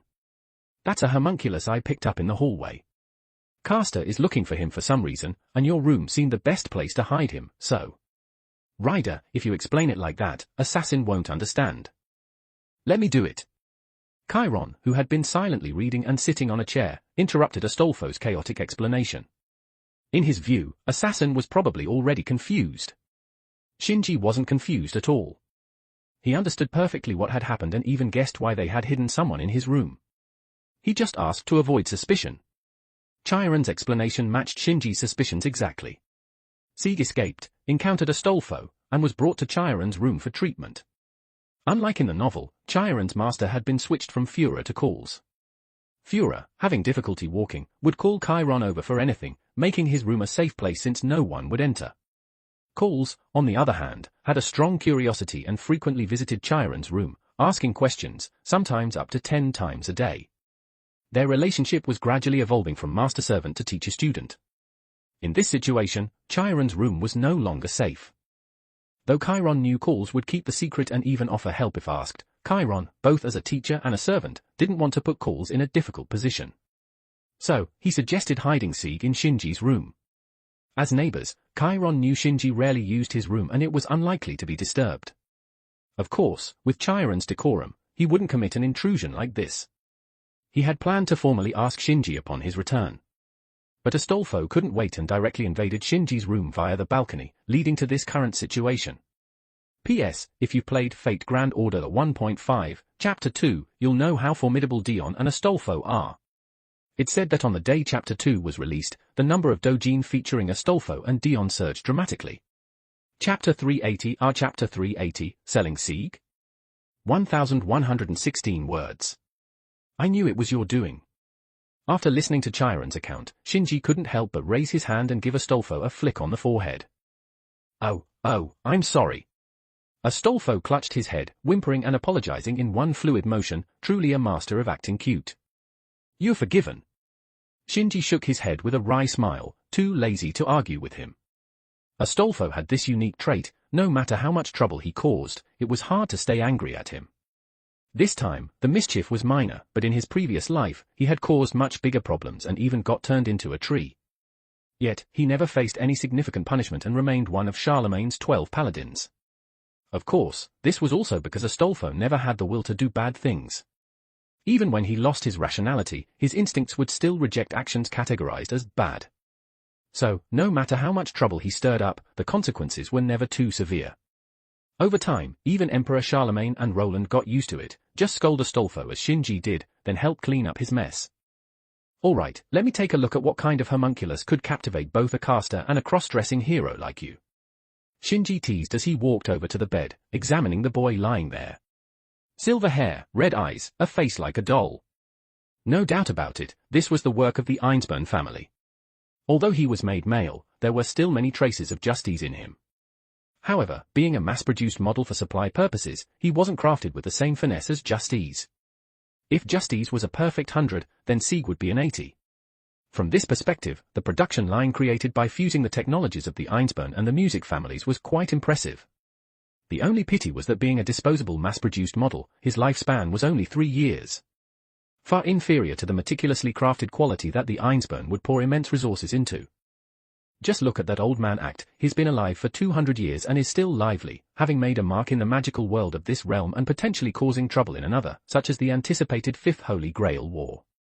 So, the question is, what should we do with this homunculus? Leave him be? Help out Astolfo? Or hand him over to Caster? Standing by the bed, Shinji quietly observed the sleeping homunculus, weighing the pros and cons in his mind. It was already decided that Sieg wouldn't get the chance to save people by extracting Siegfried's heart. The real Siegfried was far more valuable than a 3-minute Ultraman version of him. As for what to do with Sieg, Shinji wasn't too concerned. Alive or dead, a powerless homunculus didn't matter much. But now that he had been delivered to his doorstep, he couldn't ignore his existence. Of the 3 choices, leaving him was the first to be eliminated. Without his intervention, there was a high chance that Siegfried would sacrifice his heart. That left the choice between Caster and Astolfo. Caster, true name of Einsborn, also known as Solomon ibn Gabirol, was an 11th century poet and philosopher. Born in Malaga, Spain, he was a significant figure who brought the academic and intellectual traditions of ancient Greece, Arabia, and Judaism into the European cultural sphere. He didn't leave behind the dazzling achievements of a swordsman or king, nor did he create art that would last for millennia. However, he was one of the figures who sparked the Renaissance in medieval Europe. He derived the concept of Kabbalah from the Hebrew word meaning to receive. In other words, he created one of the foundations of magecraft, profoundly influencing both world history and the history of Magi, making him an undeniable hero. Einsborn's personality was peculiar. Due to his frailty and misanthropy, he deeply disliked interacting with others. While he could engage in rational conversations, there was no room for emotion in them. As a magus who had perfected a certain type of magecraft, he didn't need to worry about the mundane affairs of his household. This magecraft is a golem creation, and Einsborn is the foremost golem master in the history of magecraft. Rosh's exceptional respect for him, as well as Darnik selecting him for early summoning alongside Vlad III, is due to this fact. Over 2 months, Einsborn has amassed a 4-digit number of golems, ranging from large to small, with various functions such as long-range, close combat, and reconnaissance. They are an indispensable part of the Igmalenia clan's defense system. Releasing all these golems at once would be troublesome even for a top-tier servant like Siegfried, but this isn't Einsborn's trump card. Einsborn's trump card, and his only noble phantasm, is called Golem Kita Malkuth. This noble phantasm is the pinnacle of golems. No, it has surpassed the boundaries of golems and puppets, reaching a new realm of artificial life. Unfortunately, Einsborn couldn't complete it during his lifetime, and his wish upon being summoned as a heroic spirit is simply to finish this noble phantasm. Now, his wish is just one material short, a first-class magus to serve as the heart. Einsborn's noble phantasm reflects the abilities of its heart directly into its power. Unfortunately, the Igmalenia clan's suitable candidates are all masters and cannot be used as the heart, so Einsborn turned his attention to homunculi. Whether supply or combat homunculi, they all have first-rate magic circuits. The only thing they lack is self-awareness, so they cannot be considered complete magi. Einsborn tested many homunculi but couldn't find a suitable candidate until Sieg appeared. Without any orders, using magecraft on his own is undoubtedly a sign of awakening self-awareness. In other words, this homunculus has already become a magus and has the potential to be used as the heart. As long as he finds him, his wish will be one step closer to realization, Einsborn believes. Golem Kedamalchit is a growth type A+ rank anti-army noble phantasm with the power to change the course of battles. From this perspective, handing Sieg over to Einsborn is the best choice. If Sieg can serve as the heart, Black's chances of winning will increase significantly, truly reaching the 80% estimate Darnik mentioned. Furthermore, using this as a stepping stone to gain command over Golem Kethermalchet, Shinji is confident he can severely cripple the Red faction in one fell swoop. Even if that doesn't work, it could still earn favor with the Caster and Berserker teams and eliminate the possibility of Siegfried sacrificing his heart to save someone. With this thought, an urge to go directly to Darnik welled up within Shinji. Chapter 381, Chapter 381, The Smiling Man. 3016 words. That man was a mass of muscle. No matter how you think about it, that's the only way to describe him. Although he was a towering giant over 2 meters tall, the first thing anyone would notice about him was his overwhelmingly large muscles. Then, when they looked up to estimate his height, they would feel even more despair. The countless scars etched into his blue-white muscles easily suggested that he had accumulated these from terrifying training and many battles. However, it was also clear that none of those wounds had penetrated deeply. Trying to cut a massive iron ball with a small knife, of course, the wounds couldn't be fatal. Yes, his muscles were like blocks of steel. A sharp blade might cut his skin, and he might bleed a little, but that would be the extent of it. His arms were like the bodies of crocodiles. Even though his huge pectoral muscles were bare, his entire body remained as solid as armor. His legs, moving smoothly, were as powerful as the hind limbs of a mammoth. Despite the leather straps tightly binding his entire body, including his face, the man showed no sign of pain. He even wore a pleasant smile. His attire was minimal. The leather covering his waist and hips was not meant for protection. But that was enough. His muscles could not be contained by armor, nor did they need to be. They were overwhelmingly massive beyond the need for any such protection. At dusk, this man walked unkemptly through the idyllic wood spread across the eastern part of Trifars. By comparison, seeing a giant octopus walking on the road would seem more realistic. He was completely out of place in this naturally serene forest. The man was the Red faction servant, Berserker. Stop right there, Berserker! Someone was chasing after him, like a beast set free. As she leaped and darted through the branches, the girl repeatedly called out to Berserker. The girl, clad in green attire, had eyes filled with a beast-like inorganic sharpness. Her hair flowed freely, lacking the smoothness of nobility, but it perfectly matched her wild visage. Yes, she was a beautiful, human-shaped beast. Berserker laughed and, without stopping, replied to her. Ha ha ha, Archer. Forgive me, but I cannot obey that order. I must head to that fortress, to the side of the despot. Red Archer shouted anxiously. You fool. I told you to wait for the right moment. Why can't you understand that? But Berserker did not stop. He continued to stride forward powerfully, step by step. By now, he had been walking continuously for 2 days and nights. He had been spotted by travelers on the road more than once. Archer could only hope that the suspicious priest would handle it appropriately. The word await does not exist in my dictionary. At this point, Red Archer gave up on him. More accurately, following orders conveyed by a pigeon, she chose to focus on providing support if persuasion failed. So, in the end, it's impossible to communicate with a berserker. To her sighing monologue, a voice responded. Ah, I thought it would come to this. Berserker's class isn't just for show, you know. Upon hearing this voice from above, Archer looked up at the branches. A young man with a serene smile stood there. He was quite handsome. However, his beauty was not that of an elegant knight that would make a noblewoman's heart flutter. His eyes were as sharp as a raptor's, and his strong, agile body was far from vulgar. He had the heroic aura that anyone, man or woman, young or old, would admire and aspire to. He was the Red Rider, considered by the entire Red faction to be the one who could rival the immortal hero Kana. Rider, are you saying we should just abandon him? With a shrug, Rider replied. Well, there's no other way. That thing is a monster that only thinks about fighting. Trying to persuade him makes you the stranger one, don't you think? I'm quite skilled at handling wild beasts. I even considered shooting an arrow through his knee, but if she did that, Berserker would undoubtedly turn on Archer and attack her fiercely. You'd be doing us a big favor if you could just manage yourself, sis. By the way, why did you follow me here? With a welcoming smile, the young man answered. Of course, because I was worried about you. Isn't that obvious? Is that so? She neither blushed, nor was she surprised, nor angry, she did not react at all. For any ordinary woman, no matter how virtuous, such words would undoubtedly make her blush with shyness. However, for this archer who had lived amongst wild beasts, sweet talk held no meaning. Having his flattery fall flat, Ryder awkwardly scratched his head. Then he cleared his throat, returning to the task at hand.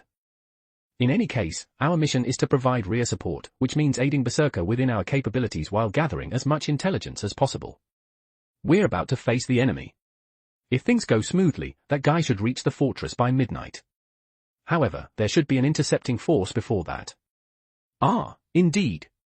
I'd love to see what the Black faction is capable of. Both Archer and Ryder were top-tier hunters and warriors. They didn't believe for a second that they could achieve victory by storming the fortress, guarded by 7 servants, with just half their number. To stop that Berserker would need at least 2 servants or a full assault by all of us. Otherwise, it's impossible. Indeed, even with such efforts, stopping Berserker would still require extraordinary measures. That said, he's entirely different from the Berserkers we know of in our lore. True. Since he can talk, I thought his madness enhancement level might be low. Red Berserker's madness enhancement level was off the charts. Although he could speak, making it seem like his madness enhancement was low, Berserker could only talk without actual communication. He wasn't disobeying orders, he simply didn't understand them. Even a command spell's order required stacking 2 spells to be effective, otherwise, it merely felt like physical pressure to him, unable to halt his actions. The Thracian gladiator, the symbol of rebellion, Spartacus. Truly, a man with a peculiar character. Red Berserker, Spartacus. He was a Roman gladiator slave who one day led 78 companions in a daring escape. He defeated a pursuing force of about 3,000, inciting slave uprisings across various regions. Although he was ultimately betrayed by trusted pirates and dismembered by the Roman army, he achieved many victories before that. To the oppressed slaves, he was indeed a beacon of hope. He despised all tyrants and was driven to challenge all powerful figures. He fought to protect, care for, and heal the weak. Above all, he was a Berserker who fought for rebellion. That was Berserker. By the way, Ryder, what happened to your horse? I'm here to gather intelligence. I don't want to give away my information to the enemy. So, this time, I won't be using them. Ah, well, if it's you, it shouldn't be a problem. Are you using a sword or a spear? Of course, a spear. Ryder and Archer continued their relentless pursuit of Berserker. Given his slow, straight path, there was no chance of losing him. By the way, Archer, I have a question for you. What is it? Have you seen your master's face? No, I haven't. The only person I've met is the master's intermediary, that priest. After being summoned, Archer immediately realized that the man before her wasn't her master. This was evident because someone who looked like a servant accompanied him, and, most importantly, she didn't feel the connection that indicated she was linked to her master. Same here. Well, that's just how Magi are, I suppose. No matter how you look at it, it's quite unusual. But, considering what awaits us in the end, it might just be death. The primary concern in this Holy Grail war wasn't losing the battle but what would happen after victory. Regardless of which side prevailed, the likelihood of all 7 members surviving unscathed was low. However, an ending where only one person survives is also improbable. Moreover, the Holy Grail can only grant the wish of one group. Therefore, internal conflicts would begin the moment victory was achieved. Any Magus would naturally aim for the root, the source that records all past and future events, located outside the world. If a relic capable of granting such a wish were within reach, it would be natural for allies to turn against each other. Of course, this applied to servants as well. To realize their wishes, they would need to eliminate their comrades. So, even if they fought together, such relationships would only last until the final moments before victory was decided. Is that why they don't want to show their faces? No matter what, they should at least show their face. That priest and his servant feel very suspicious. Assassin, right? She claimed her true name was Semiramis. During their meeting, Red Assassin boldly revealed her true name, leaving both Archer and Ryder speechless. No matter. Because I am Assassin, my very existence is uncertain. At least revealing my true name serves as proof of our cooperation. Despite her words, Ryder and Archer did not trust her. The strong aura of decadence surrounding her made the 2 pure warriors uneasy and distrustful. Yes, Semiramis. The Empress of Assyria. Why do those who call themselves kings, regardless of gender, always act so arrogantly? It's infuriating, truly infuriating. Being served by others tends to make one adopt that attitude. In terms of status, we're equals, so there's no need to worry. Meanwhile, at the Igmalenia fortress, the 6 pairs of masters and servants gathered once more. Following Darnik's signal, Black Caster activated the 7-branched candelabrum, projecting the scene outside the castle. This magecraft, which used a flying golem as a relay point, far surpassed the range of ordinary Magi's clairvoyance. What the golem revealed was a crude, half-naked giant advancing through the forest, an indescribable sight. Darnik spoke first. Everyone, according to Caster's report, this servant is relentlessly charging through the forest towards the Igmalenia fortress, day and night. Upon hearing this, everyone present fell silent. In a war, it was natural for servants to attack. However, whether it was a surprise attack or an all-out offensive, it was common sense for multiple servants to attack together. Of course, exceptions existed, such as Red Lancer, who was assigned other tasks. With no sign of any subordinates around, it meant this servant intended to charge in alone. It was an incredibly foolish act, but there was only one class among the 7 that could perform such a reckless deed with ease. I judge this to be Red Berserker. Likely due to an extremely high level of madness enhancement, he is in a berserk state, desperately seeking enemies. Servants summoned as berserkers had varying levels of madness enhancement based on their legends. A lower level of madness enhancement granted fewer status boosts but allowed for some degree of communication. A higher level of madness enhancement significantly boosted their status but made it nearly impossible to communicate or command them. Of course, there were exceptions, such as Vlad III, who sat calmly on his throne, more composed than most servants, a case of extremes producing opposites, perhaps. Führer asked, "What should we do, uncle?" Of course, we mustn't let this opportunity slip by. Dispatching 3 servants should suffice. However, this is a unique chance in this Holy Grail war. If things go well, this berserker might even become our pawn. Darnik's words sparked a flurry of discussion. Once it quieted down, Vlad III, in a calm voice, starkly contrasting with the frenzied man in the image, asked, "Let's hear the detailed plan. You must have gathered the servants here with this in mind." "Yes, my lord." Thus, Darnik began to outline his plan. It had to be said that Darnik, a veteran of the Third Holy Grail War, spoke with such rich experience that everyone couldn't help but listen, except for 2. One seemed distracted, their large eyes darting around as if plotting something. The other kept their head down, their eyes subtly scanning Saber, Caster, Ryder, and Gords. 3 hours had passed. The sun had set, and the forest was gradually enveloped in darkness. Berserker's previously smooth advance had come to a slight halt. Enemies. Yes, but they don't seem to be servants. As Archer noted, those blocking Berserker's path were Igmalenia's vanguards, combat homunculi and enormous bronze golems that even Berserker had to look up to. There were over 100 of them. What should we do? Should we help him? Ryder's proposal carried a hint of disappointment. Naturally, if they were facing servants, it would be a different story, but this was trivial. There was no need to intervene, so the 2 chose to watch. The battle between the Red Berserker and the Black Vanguards was utterly one-sided. A homunculus's battle axe cleaved into his shoulder, and a golem's fist smashed into his face. Despite receiving blows that could shatter steel, his smile remained undiminished. It seemed to grow even brighter. From the start, Berserker had no intention of avoiding any attacks. Instead, he seemed to deliberately jump into them. He absorbed, and simply absorbed the blows. Despite being severely injured, his euphoric smile never faded. Soon, the homunculi and golems, despite not being exhausted, became confused and stopped their attacks. At this moment, Berserker began to move. Pitiful puppets of despots, at least find rest beneath my sword and fists. Berserker grabbed the golem's face with one hand. Effortlessly, he hurled the 3-meter-tall golem far away, crushing the unfortunate homunculi caught in its landing. "Come, your turn." With that, he casually swung his sword horizontally. The upper bodies of the homunculi present were blown away. He punched a struggling golem, and its magically reinforced bronze head disintegrated into dust. Berserker's rampage did not cease. He spread his arms wide and charged forward, grabbing 5 golems at once and forcefully leaning back. The stone dolls, weighing several tons combined, had their heads shattered by his throw. It was like a human typhoon. Each sword swing and punch created heaps of debris. Red Berserker smiled as he swung his sword, and smiled as he threw his punches, a true nightmare. Even the homunculi, who barely possessed emotions, were infected by this madness and chose to flee. After tearing apart the last golem, Berserker surveyed the destruction and slaughter he had wrought, nodded in satisfaction, and continued to move forward. He's smiling. He can still smile. Archer and Ryder exchanged uneasy glances, feeling a unique discomfort from witnessing something so horrifying. Fighting was expected, victory was expected, they had no complaints or admiration for the gruesome end. But Berserker's constant smile was enough to send chills down their spines. Surely, that heroic spirit could only be a berserker.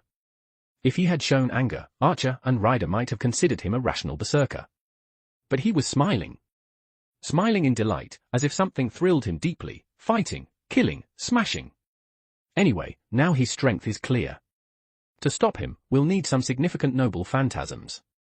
HMPH at Archer, do you think he can take down a servant? Who knows?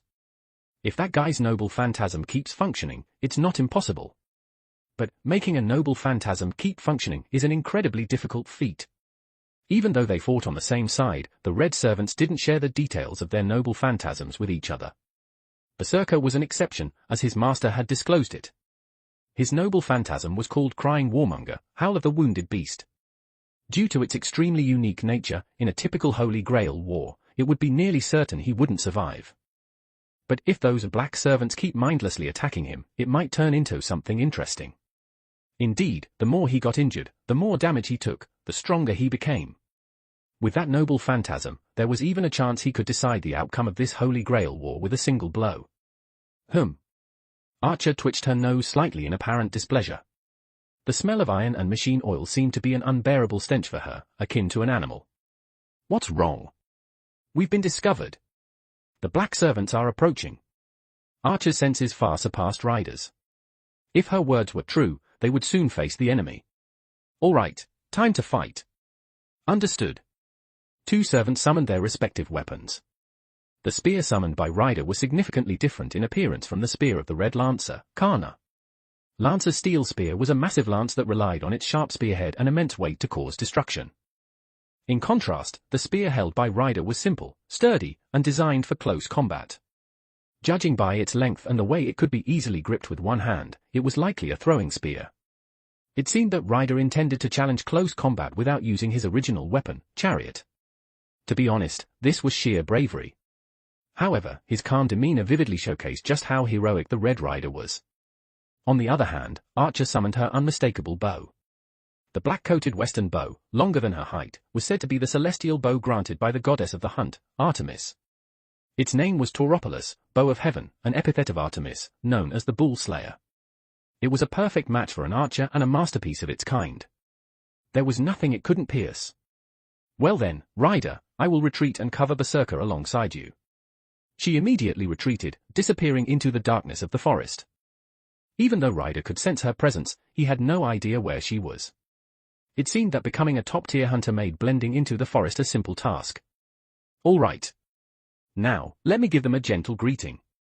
Chapter 382, Chapter 382, Reika arrives. 1099 words. In the early 20th century, Bucharest, the capital of Romania, was once called Little Paris. However, due to bombings during World War II, two earthquakes, and the unrealistic urban development by the dictator Ceausescu, most of the beautiful buildings from that time were destroyed. Of course, not all of them. If you drive along Victoria Avenue, which runs north to south through the city, you should still be able to see some old churches and historically significant buildings in the old city area. However, the scars Ceausescu left on Romania go far beyond that. They're called Ceausescu's children, right? A woman whispered in a somewhat sweet and detached voice. Although she tried her best to dress inconspicuously, the hint of melancholy that occasionally appeared on her face could still captivate men. Strangely, though, the someone listening to her sweet voice wasn't present around her. Passers-by were surprised to see the woman muttering to the void and watched her with astonishment. Perhaps sensing something abnormal in her eyes, no one approached her. It's not that they didn't want to, they just didn't dare. Beauty is one thing, but a mentally unstable woman is far less appealing. The woman, naturally mistaken for a madwoman, was Reika Rikudu from Japan. The someone listening to her sweet voice undoubtedly existed, Jack, in spirit form, holding her mother's hand. Even though she couldn't hold it, Jack liked to pretend, and Artoria, walking invisibly beside Reika, cloaked by Hade's mantle. After some twists and turns, they finally arrived in Romania, as requested by Shinji. The more one knew about Reika, the more one realized that she was an exceptional talent. Although her profession had some flaws, her abilities were undeniable. Shinji had only just started, and she was already able to formulate an action plan based on the existing information and implement it with astonishing speed. Take their journey from Japan to Romania as an example. While Artoria and Jack were shopping for clothes at the mall, Reika had already obtained the flight schedules for the next 3 days through her business contacts. When the two servants moved to the supermarket, buying in bulk, Reika started contacting the airport and booking tickets over the phone. By the time Shinji called Artoria away, she had taken the newly dressed Jack to a car rental company and rented a sedan. Driving is a basic skill for a high-level technical worker. While Artoria was still at the Matu residence, Reika had already parked near the Matu residence, waiting. As soon as Artoria left, she drove the two of them to the airport. Incidentally, Jack was very well behaved around Reika. The incident Shinji feared, like calling strangers mom or attacking people at the slightest provocation, didn't happen. This was mainly due to Reika's excellent guidance. As long as Jack was obedient, Reika would play with her and tell her stories. It's hard to imagine that the notorious serial killer would be so docile towards a defenseless woman. While Shinji was having breakfast with Fura, the trio successfully boarded a flight to Romania, though the latter two were stowaways in the luggage compartment. I see, it's really sad. I'm not at that point yet, but I could easily end up like that if I'm not careful. Ignoring the strange looks around her, Reika continued her conversation with Artoria. They discussed Reika herself and Ceausescu's children. The so-called Ceausescu's children were one of the dictator's negative legacies. In the past, Romania attempted to legislate against contraception and abortion, forcing women to bear at least 5 children. As a result, children who couldn't be raised became street urchins, gradually turning to crime and human trafficking. Even after the revolution ended the dictatorship, those born during that time couldn't reverse their fate. Their young lives were eroded by the powerful and the mafia. Those children who survived unconsciously transitioned from the oppressed to the oppressors, common criminals and thugs. The children's experiences bore many similarities to Reika's own fall from grace. However, compared to these children, who struggled from one extreme to another from birth, Reika was much luckier and didn't fall as far. Nonetheless, to Artoria, whose chivalric code ran deep, both the children's and Reika's stories were heartbreaking. Even after stepping down from the throne and no longer obsessing over Britain's downfall, she still adhered to her chivalric code. I'm sorry for bringing up sad memories. Thank you, Artoria. Reika's lips curved into a slight smile, a sight that made the hearts of men who witnessed it skip a beat. This is what I should do, Miss Reika. The Night King's nobility had not changed in 1400 years. Though she couldn't see it, Reika could still imagine the expression on Artoria's face.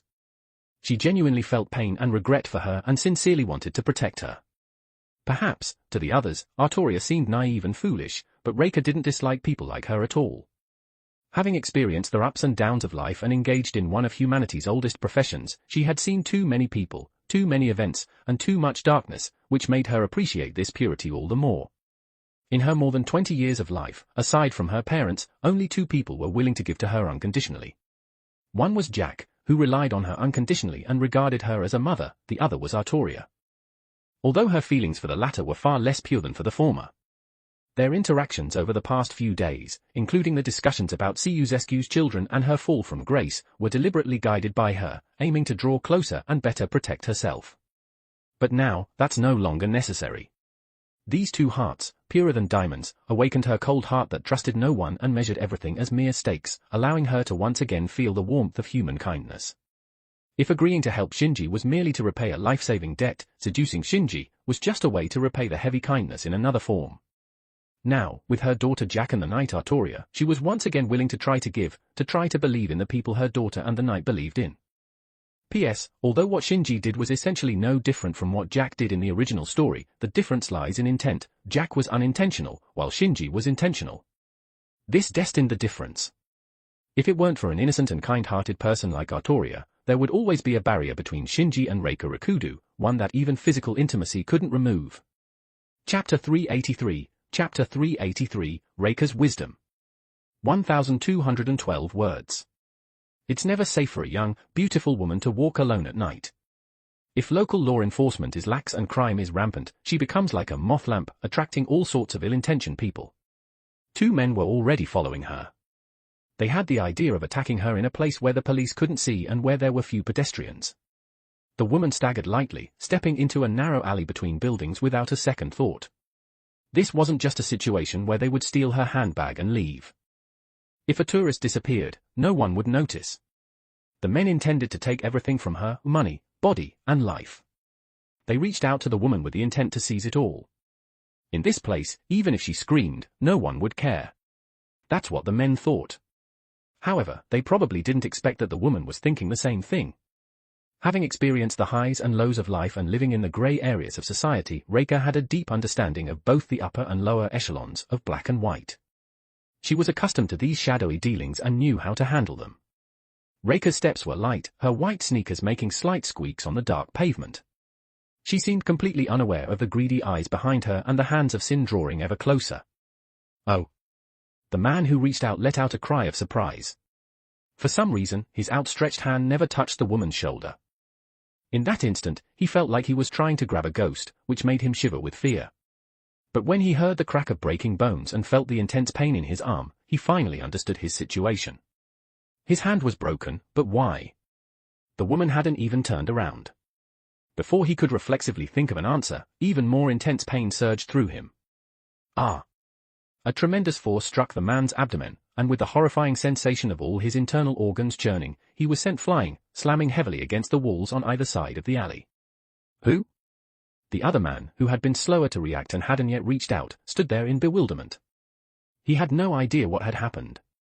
His partner had just reached out and then had his arm broken and was sent flying. This has to be a joke, right? This is the kind of scene you only see in fantasy movies. What on earth happened? Could it be that they had encountered some kind of evil spirit? Ah. After a moment, the other man finally snapped back to reality. They were just moths drawn to the flame. Moths that fly into the flame inevitably get burned. Realizing this, the man turned to flee. He wanted to run to the main street, to the police, where he would be safe, though in his panic, he didn't have time to think about whether the police could handle something so supernatural. As he turned his head, he felt a chill down his back, as if something sharp was pressed against it. That feeling was familiar to him, like when he held a knife to someone's back while taking them hostage. "Mom, can I eat him now?" came an innocent, sweet voice from behind. Though the man didn't understand what was being said, he dared not move, fearing that any movement would cause the knife to plunge into his body. "No, Jack," Reika said, shaking her head at the small Jack who had materialized from spiritual form. "They are still useful to Mom." "Got it, Mom." Jack nodded and withdrew the knife. Upon discovering that the person restraining him was just a child, the man felt a sudden sense of relief. He summoned all his strength and kicked at Jack, intending to teach this ignorant kid a lesson. However, no matter how he kicked, he couldn't touch the child who was right in front of him. It wasn't that Jack did anything, it was because at the moment he kicked, someone grabbed him by the nape and lifted him high, well out of reach. "Scum!" The stern voice and cold gaze, coupled with the increasing pressure and invisible fear, struck terror into the man's heart. "Miss Reika, although I, like you, don't agree with letting children kill, I don't understand why you're keeping these two scumbags alive." The one lifting the man was, of course, Artoria. Born in a chaotic era and having ruled a nation, she had a deep-seated hatred for people like him. In turbulent times, harsh measures were necessary, and she and her knights would execute such scum without hesitation. "No, Artoria, you are not like me. As long as Jack is happy, these pieces of trash can be killed. I would unconditionally indulge those I care for." Reika didn't say these thoughts out loud, knowing that the noble Night King would never agree. Instead, she calmly replied, "I have two main reasons for keeping them. First, they can be of use to us." "Useful to us?" "These scum." The disdain in Artoria's eyes was clear under her hood. She flung the man aside, sending him crashing into the unlucky bastard she had earlier sent flying with her magical power. Unlike other servants who relied on their masters for mana, Artoria, bearing the dragon's essence, could self-sustain her mana as long as she didn't engage in high-intensity combat, though consuming food to convert it into mana was inefficient. A person's abilities and character are not directly correlated. Even scum have their value, don't you agree, gentlemen? Reika, holding Jack's hand, walked up to the two scumbags, smiling brightly. Despite their severe injuries, the two men felt a surge of lust, quickly cooled by the sight of the knife-wielding child at Reika's side. They hurriedly expressed their stance. "We are very useful. Don't kill us. We urgently need to get to Sigisora. Do you have any quick means to get there? If you do, not only will I overlook your offense, but I'll also reward you handsomely." Reika pulled out a stack of US dollars from her handbag, at least 20 bills. Having been through many ups and downs, she knew well how to deal with such scum. This is a down payment. With this, you can drink or find women and enjoy yourselves for a few days. If you're unwilling, I won't force you. But, Jack, show Mom your knife skills on that wall over there. Okay, Mom. In the blink of an eye, Jack slashed the wall dozens of times, leaving shocking marks and scattering concrete debris all over the two scumbags. This kid is a monster too, thought the man who had initially considered attacking Jack, his heart now filled with cold dread. The other man felt the same. A kid whose knife skills were too fast to follow, and someone with the strength to lift a person with one hand. These people were not ordinary. Perhaps they were elite assassins trained by some underground organization. Two street-level thugs like them couldn't possibly provoke such individuals. Faced with the choice between a wad of green bills and a life-threatening situation, the scum's integrity was clear. We know a way. We'll handle it. Chapter 384, Chapter 384, Heading to Trifars. 1,169 words. After accepting half of the deposit from Raker, the two men left the secluded alley, which they had once considered an ideal hunting ground, grinning and promising to complete the task. Once the men disappeared, Raker reached out to pinch her daughter's cheek and softly said, "Jack, quietly follow them. Don't let them notice you. If you find any problems, come find us. Make sure Montoria and I won't be out of your sensing range." Jack had stopped calling strangers Mom, but she still called familiar people Mom. To foster a closer bond with Artoria, Raker had instilled in her daughter the concept that Mom and Dad are a pair, leading Jack to mistakenly believe that all women around Dad, similar to Mom, should be called Mom. The first to bear the brunt of this was Artoria, who was called Montoria. This happened after Shinji left, so he wasn't aware of it. Even if he knew, he wouldn't oppose it and might silently applaud Raker. "Well done, you're like the legendary perfect wingman, winning effortlessly. Leave it to us, Mom. We'll get the job done." As Jack spoke, her body turned into spiritual particles and vanished. Montoria, we off. Be careful, Raker reminded Montoria, Jack saying goodbye. Be careful on the road, and don't use the dagger, Artoria stammered. Unfamiliar with such interactions, Artoria awkwardly raised her hand and waved at Jack.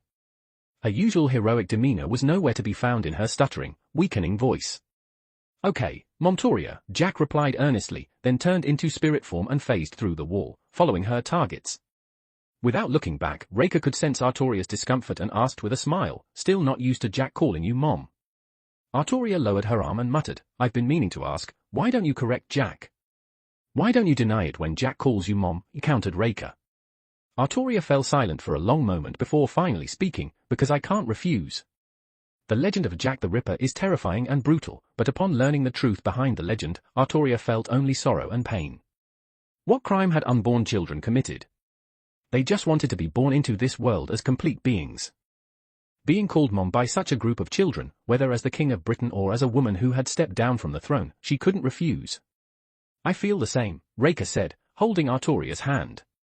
"From the moment she called me Mom, I saw her as my daughter. As long as she's happy, I'll do anything." "You're a bit too indulgent with her," Artoria said helplessly. "Although many things are her instincts, those incorrect instincts need to be corrected." "Then that's up to you, the strict Night King," Raker said with a wink. "I can't be hard on Jack, and I doubt Jack's father can either. So, you'll have to play the role of the strict mother. I've heard that's common in parenting. I have no experience raising children. I don't know if I can do it well." Artoria's hesitant response made Raker realize her flirtation had missed the mark. She had intended to tease the noble and pure Night King with such an ambiguous topic, but they were not on the same wavelength. Raker felt both amused and touched. "You can do it, I have faith in you. I have no confidence in myself. You know, I was betrayed by Mordred." "I know, but according to the Arthurian legend, Mordred was influenced by your sister, Morgan. Wait, something doesn't add up. How did you and your sister have Mordred? Could it be that Morgan is a man?" "No, Morgan, my sister, is indeed a woman." Then Mordred, in an instant, Raker realized she might have stumbled upon some unknown, significant secret. Artoria sighed but didn't answer directly. Instead, she said, "Jack is about to move out of my sensing range. Let's follow her." Understanding that Artoria didn't want to elaborate, Raker didn't press further and silently followed. Half an hour later, Raker boarded a tour bus heading to Sigisora, posing as a tourist. Sitting by the aisle, she cradled something in one arm while resting her chin on her hand, speaking to the empty seat by the window. Now you have to admit, they were somewhat useful. All right, I admit it, Artoria's whisper reached Raker's ears. I remember you said there were 2 reasons for sparing them. What's the other one? Secrecy. He said that at this stage, our primary goal is to remain hidden and not be detected by either the red or black factions. So, anything that could draw attention should be avoided. And in this world, nothing draws attention more than dead bodies, which would attract the police, the media, and the mafia. It would also be easily noticed by those people. Won't injuring them draw attention? In a big city like Bucharest, where the mafia operates, small-time thugs get injured daily, and no one cares. Won't those 2 leak our information? That's not important. It's best if they don't, but even if they do, no one will believe them. Claiming they were beaten up by a child who looks about 10 and lifted by the neck, ha ha, if I hadn't met you all, I wouldn't believe it either. I doubt they'll be as lucky as me. They're just cannon fodder, not in contact with anyone important enough to know such things. This is what sets Raker apart, an unparalleled natural genius and anomaly in this Holy Grail war. Her understanding and observation of matters are extraordinary. Once she has a target, she devises the optimal strategy like an AI. In Shinji's view, her tactical planning ability ranks among the top 3 masters, second only to Amakusa Shiru and Darnik. However, her self-destructive tendencies and lack of motivation, beyond mere survival, have held her back until now. I still feel uneasy and unwilling. Artoria muttered softly, her thoughts not escaping Raker's notice. Because you don't want to let those 2 scumbags go. Artoria didn't deny it. Don't worry, they'll get what's coming to them. My money isn't that easy to take. Raker closed her eyes, hiding the cold glint in them. Not killing them with her own hands doesn't mean they won't die. The lure of money is irresistible, especially among greedy scum. In any country, these lowlifes are always the same. A few stacks of green bills, an accidentally overheard piece of information, and some alcohol. If nothing unexpected happens, they'll be dead by tonight. Jack, nestled in her arms, suddenly called out, "Mom. Did I disturb you?" Raker Lingxia asked gently. No, I just heard Dad talking. The connection between Jack and Shinji was easier and less detectable than the master-servant bond with Artoria, as Shinji was currently at the Black Faction's headquarters and had to be cautious. I see. What did Dad say? Lingxia wasn't surprised. Stepping into Romania meant the war had already begun. He wants us to go to the village between Trifars and Sigisora, called. Chapter 385, Chapter 385, Jean in Action. 3,124 words. At dawn, Jean arrived in Trifars and immediately encountered an unforeseen difficulty, finding accommodation. As the old man had mentioned, Trifars had no tourist attractions to speak of, which perhaps explained why there were only 3 inns in the area, all of which were fully booked. We're experiencing this for the first time as well. We're sorry. Ignoring the apologetic innkeeper, Jean scanned the laughing and chatting men and women in the lobby. There was a faint magical presence, suggesting they were Magi. Most likely, they were Magi from Igt Millennia. It seemed they were all staying in the inns of Trifars. Well, there's nothing we can do about it. Do you know of any other places to stay? How about the church? Of course, the church. Jean felt a bit ashamed for not thinking of it sooner. It seemed she had been outwitted by modern knowledge.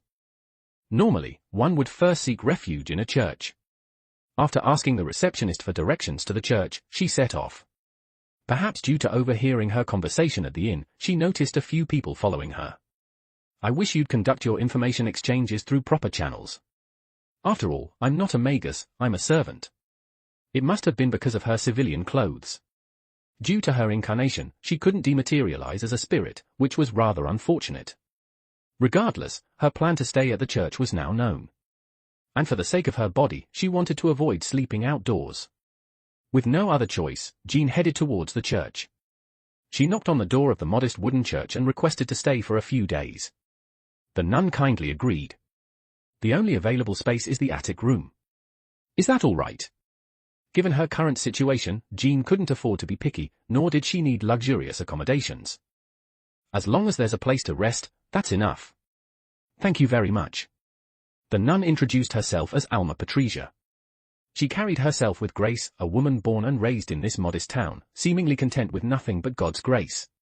Well then, please follow me. Jean followed Alma up the stairs leading from the second floor to the attic. Are you here for sightseeing? No, I'm here to study the history of medieval Romania. In that case, Sighisoara would be a better choice. While there are some medieval buildings here, they don't hold much historical value. Someone is already conducting research in Sighisoara. Oh, I see. Indeed, no one has explored Trifars yet. The creaky stairs led to the attic room. According to the nun, it was rarely used. However, the bed and nightstand were spotless, indicating they had been diligently cleaned. If you don't mind, I can also prepare meals for you. There's no need. My meal times are very irregular, so please don't trouble yourself. Jean was grateful for the nun's offer. However, considering that she might sneak out in the middle of the night, she felt it would be inappropriate to impose on her. No problem. Just reheat it. Reheat it. Seeing Jean tilt her head in confusion, the nun asked in wonder, "Don't you have a microwave?" Ah, a microwave. I see, that makes sense. There was no need to go through the trouble of lighting a stove just to reheat food. Ah, but if I could join you for a meal, I'd be very grateful. After thinking it over for a moment, Jean decided to accept the nun's kind offer. They agreed that if the nun called her and there was a response from the attic, they would eat together. If there was no response, the food would be placed in the refrigerator. This way, it wouldn't be a hassle. So, oh dear, I forgot to ask something important. What's your name? Ah, you can call me Jean. She straightforwardly gave her name. It didn't matter if it was disclosed, as unlike the Black Saber, she didn't have any obvious weaknesses. Jean, that's a lovely name. Thank you very much. I have another request. Could I pray in the church until it's time to eat? Yes, of course. That's what the church is for. After settling her belongings in the attic, Jean knelt before the altar. She clasped her hands tightly, bowed her head slightly, and closed her eyes. The feeling was just like it was in her previous life. The moment she began to pray, it was as if she was cut off from the world, drifting beyond the past, future, and reality. This wasn't done with any purpose, but simply to pray to the Lord. Each time she did this, her heart naturally clarified what she needed to do. For her, prayer was as essential as breathing. She couldn't go a single day without it. In her previous life, as a saint born into a farming family, Jean didn't know many prayers. Despite her efforts to memorize them, she seemed to lack a natural aptitude for reading and writing. At best, she could only sign her name. Although she struggled with this, she eventually concluded that as long as she prayed to the Lord, it was enough. It said that her comrade in arms, Gilles de Rais, once laughed heartily and assured her, being able to write just that is sufficient. Jean? Coming back to her senses, it seemed she had been praying for a long time. The nun apologized with a concerned look. Sorry to interrupt your prayers. No worries. When I pray with full concentration, I lose track of time. I wouldn't want to faint from hunger. Then it's a good thing I came to get you. Dinner is ready, please come. Thank you very much. Alma led her to the dining room. The oak table and chairs were simple and old-fashioned, perfectly matching the small church. Where are the others? Ah, this church only has me. Since Father Ricusta passed away 5 years ago, no successor has been appointed. Originally, Trifars was just a small city with a population of around 20,000. Now, with other churches also being established, the only visitors to this small church were the elderly living nearby. A church for prayer didn't need to be large, Jean thought. Let's say a prayer together. All right. Alma, who had prepared the meal, and Jean sat facing each other and silently offered their words of gratitude. By the time the prayer was over, Jean's hunger had reached its limit. She picked up her knife and fork, cut into the steaming stuffed cabbage, and stuffed a piece into her mouth. How does it taste? It's delicious. With this vague response, Jean dove back into her dinner. With each bite, her contracted stomach expanded, making her feel even more hungry, an endless cycle of hunger and fulfillment. There's more if you'd like. Thank you, I will. She answered without hesitation.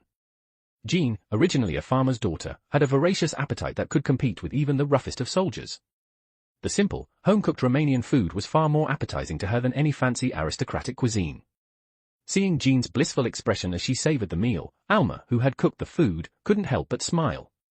Afterward, Jean borrowed the bathroom to thoroughly clean her dirty body from head to toe. At nightfall, the Magi and their servants would begin their activities. Jean's true duties would start from that time. The sky was an unchanging grey, and according to the weather forecast, there would be some rain around midnight. Kairi Shishigu and the Red Saber walked through the streets of Trifars. Of course, they weren't sightseeing but rather scouting for suitable and unsuitable places for combat. However, even suitable combat locations couldn't be used directly. Trifars was effectively under the control of the Igmalenia clan. Not only were the streets filled with their spies, but there was also a high possibility that suitable combat locations had already been rigged with traps, just like the battle the previous night. Sure enough, the places they investigated were filled with numerous detection-bounded fields and visual deception enchantments. I've had enough of these. It looks like you're struggling, Master. Mordred called down from the wall to Shishigu, who was on the ground, searching for ways to break the bounded field. Her tone lacked any sympathy. Shishigu sighed and quickly decided to abandon this location. It wasn't worth the effort to secure such a well-guarded place. Saber, do you find it easier to fight on open ground or in the streets? Let me think. Open ground, I think. As I mentioned before, my noble phantasm is an anti-army type. The more open the ground, the more I can unleash my full power. It's very advantageous. In that case, it's better to avoid fighting in the city and move to the outskirts. The outskirts. Part of the city of Trifars was surrounded by the Millennia Fortress. Outside the city walls were buildings that had gradually increased over the past 300 years. The fortress was located at the northernmost end of the city. To the east of the city spread vast forests and grasslands. However, the cliffs beside the forest made it difficult to infiltrate the fortress directly, but then let's lure them out of the city and fight them. I see. For me, fighting outside this cramped city is much better. Because Trifars' houses, built around the 16th century, have their eaves all touching each other. If you plan to blow up entire buildings, that's another story. No, that would be a problem. Well, ultimately, whether it's the enemy or us, we're all willing to do whatever it takes to win, even if it means doing something like that. Magus are beings unbound by human ethics.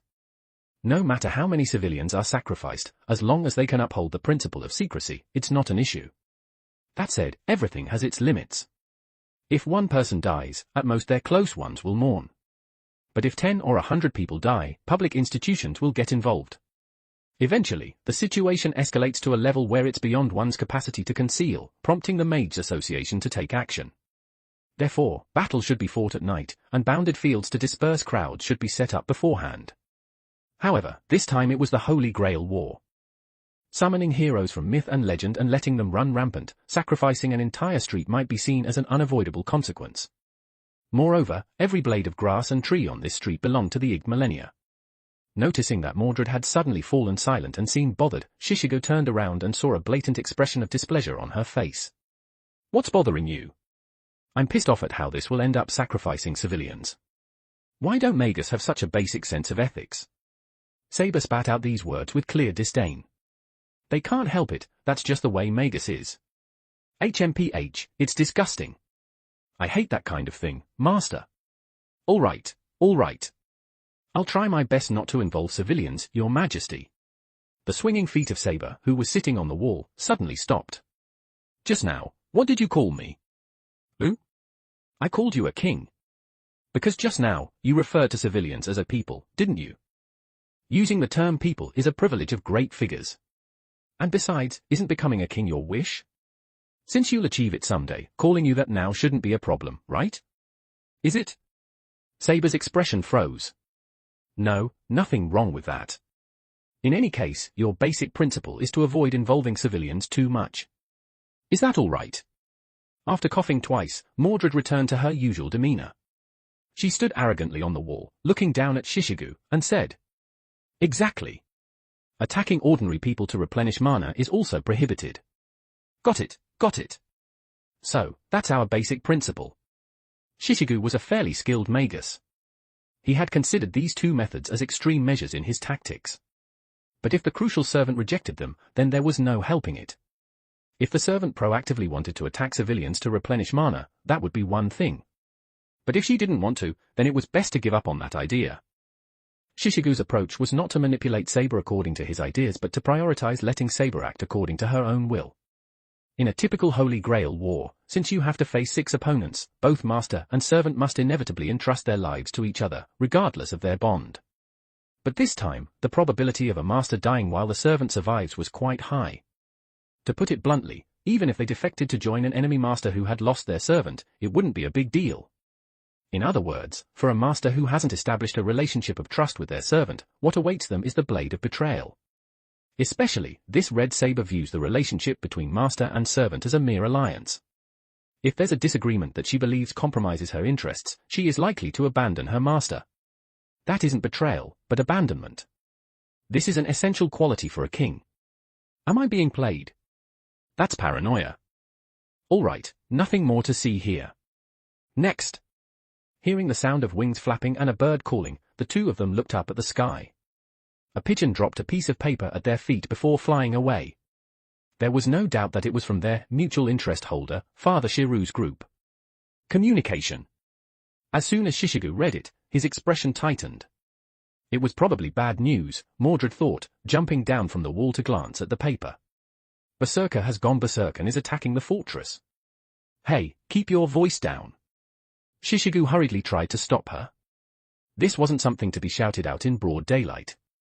But Mordred responded indifferently. Even if someone overhears, they just think it's self-talk. So, what's this about going berserk? Ah. I'll explain it to you back at the workshop. Explain now, now. Shishigo sighed openly at the persistent Mordred. However, she paid him no mind. It said that Berserker's level of madness is quite special.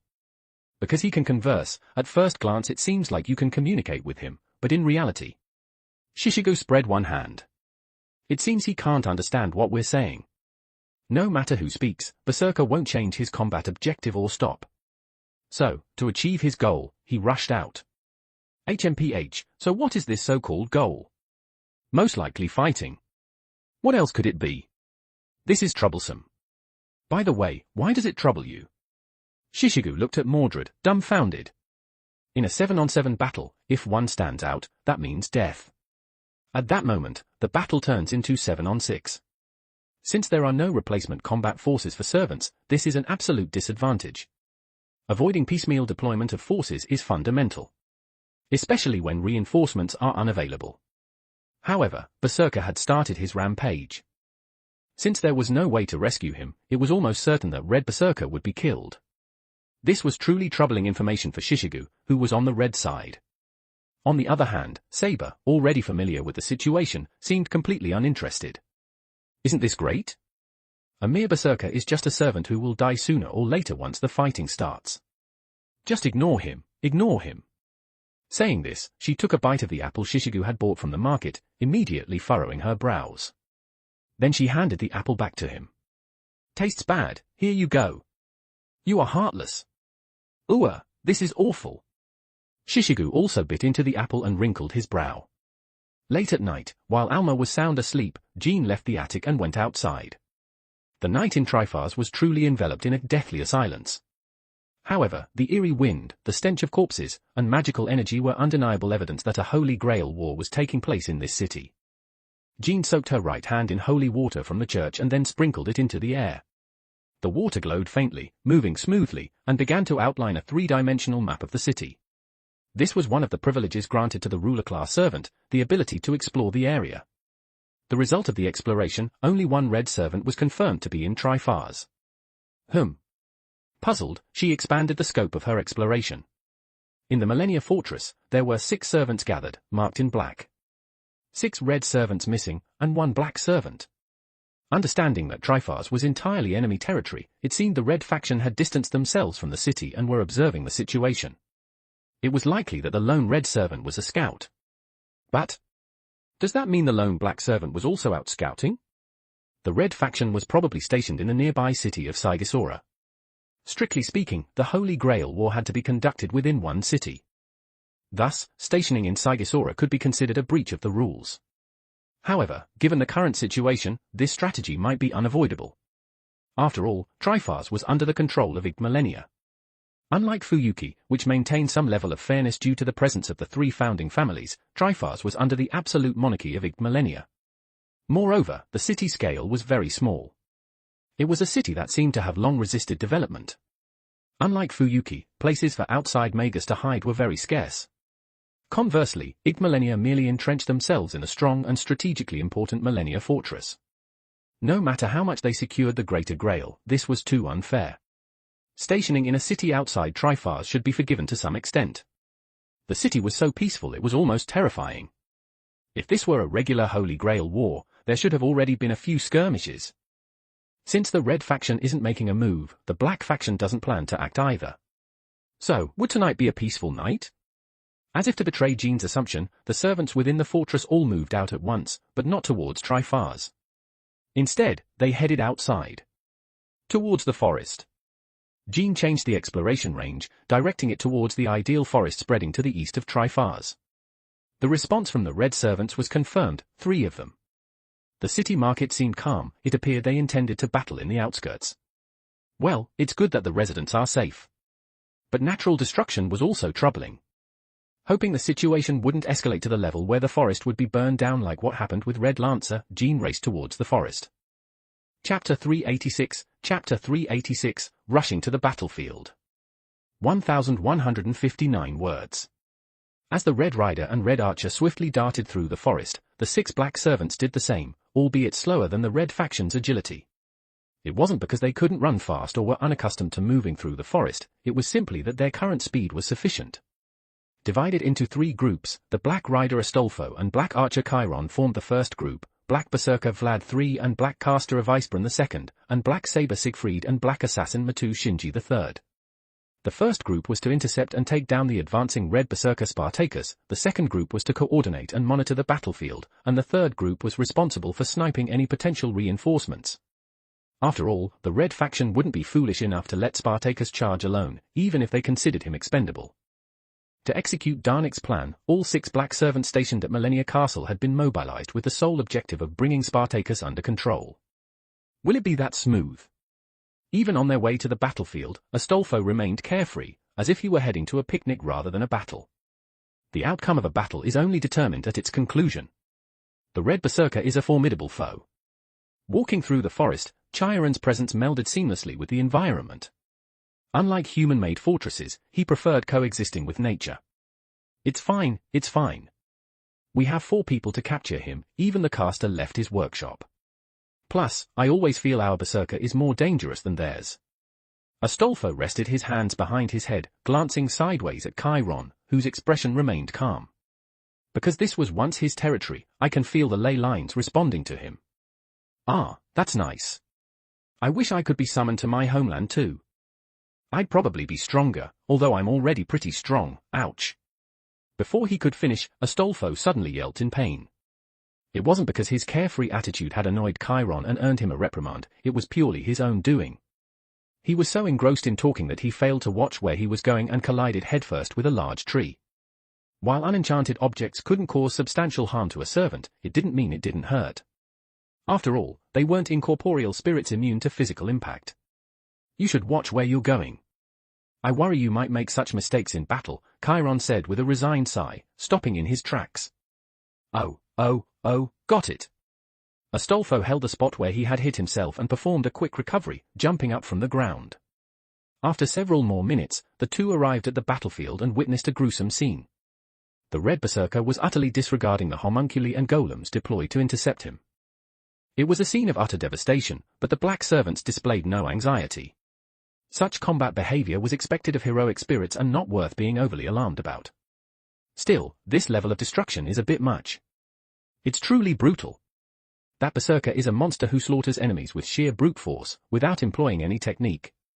He requires no arcane reasoning, existing solely for battle. Perhaps he didn't become like this due to the berserker class frenzy, it's more likely that no other class suits him. Chiron agreed with Astolfo's observation. Surrounding them were numerous golems, far more than they had encountered earlier. Igmalenia had mobilized over half of their war assets for this operation. Do you think Archer and I will be killed like that? Given that absurd strength, it's a possibility. We must at least avoid a direct hit. Understood. I'll do my best, Astolfo's voice revealed not a hint of battle spirit. In response to this blatant attitude, Archer whispered. You seem a bit uneasy. If you sacrifice yourself here, you won't be able to save him, you know. I know. Standing up and patting his cheeks, Ryder re-energized himself. As if to say, bring it on any time, he picked up his weapon, a beautifully decorated golden lance. Rider, in a sense, you are about to undertake the most dangerous task. Do not let your guard down. With that, Archer shifted into spirit form and gradually moved away. He was likely returning to his original position on the castle walls.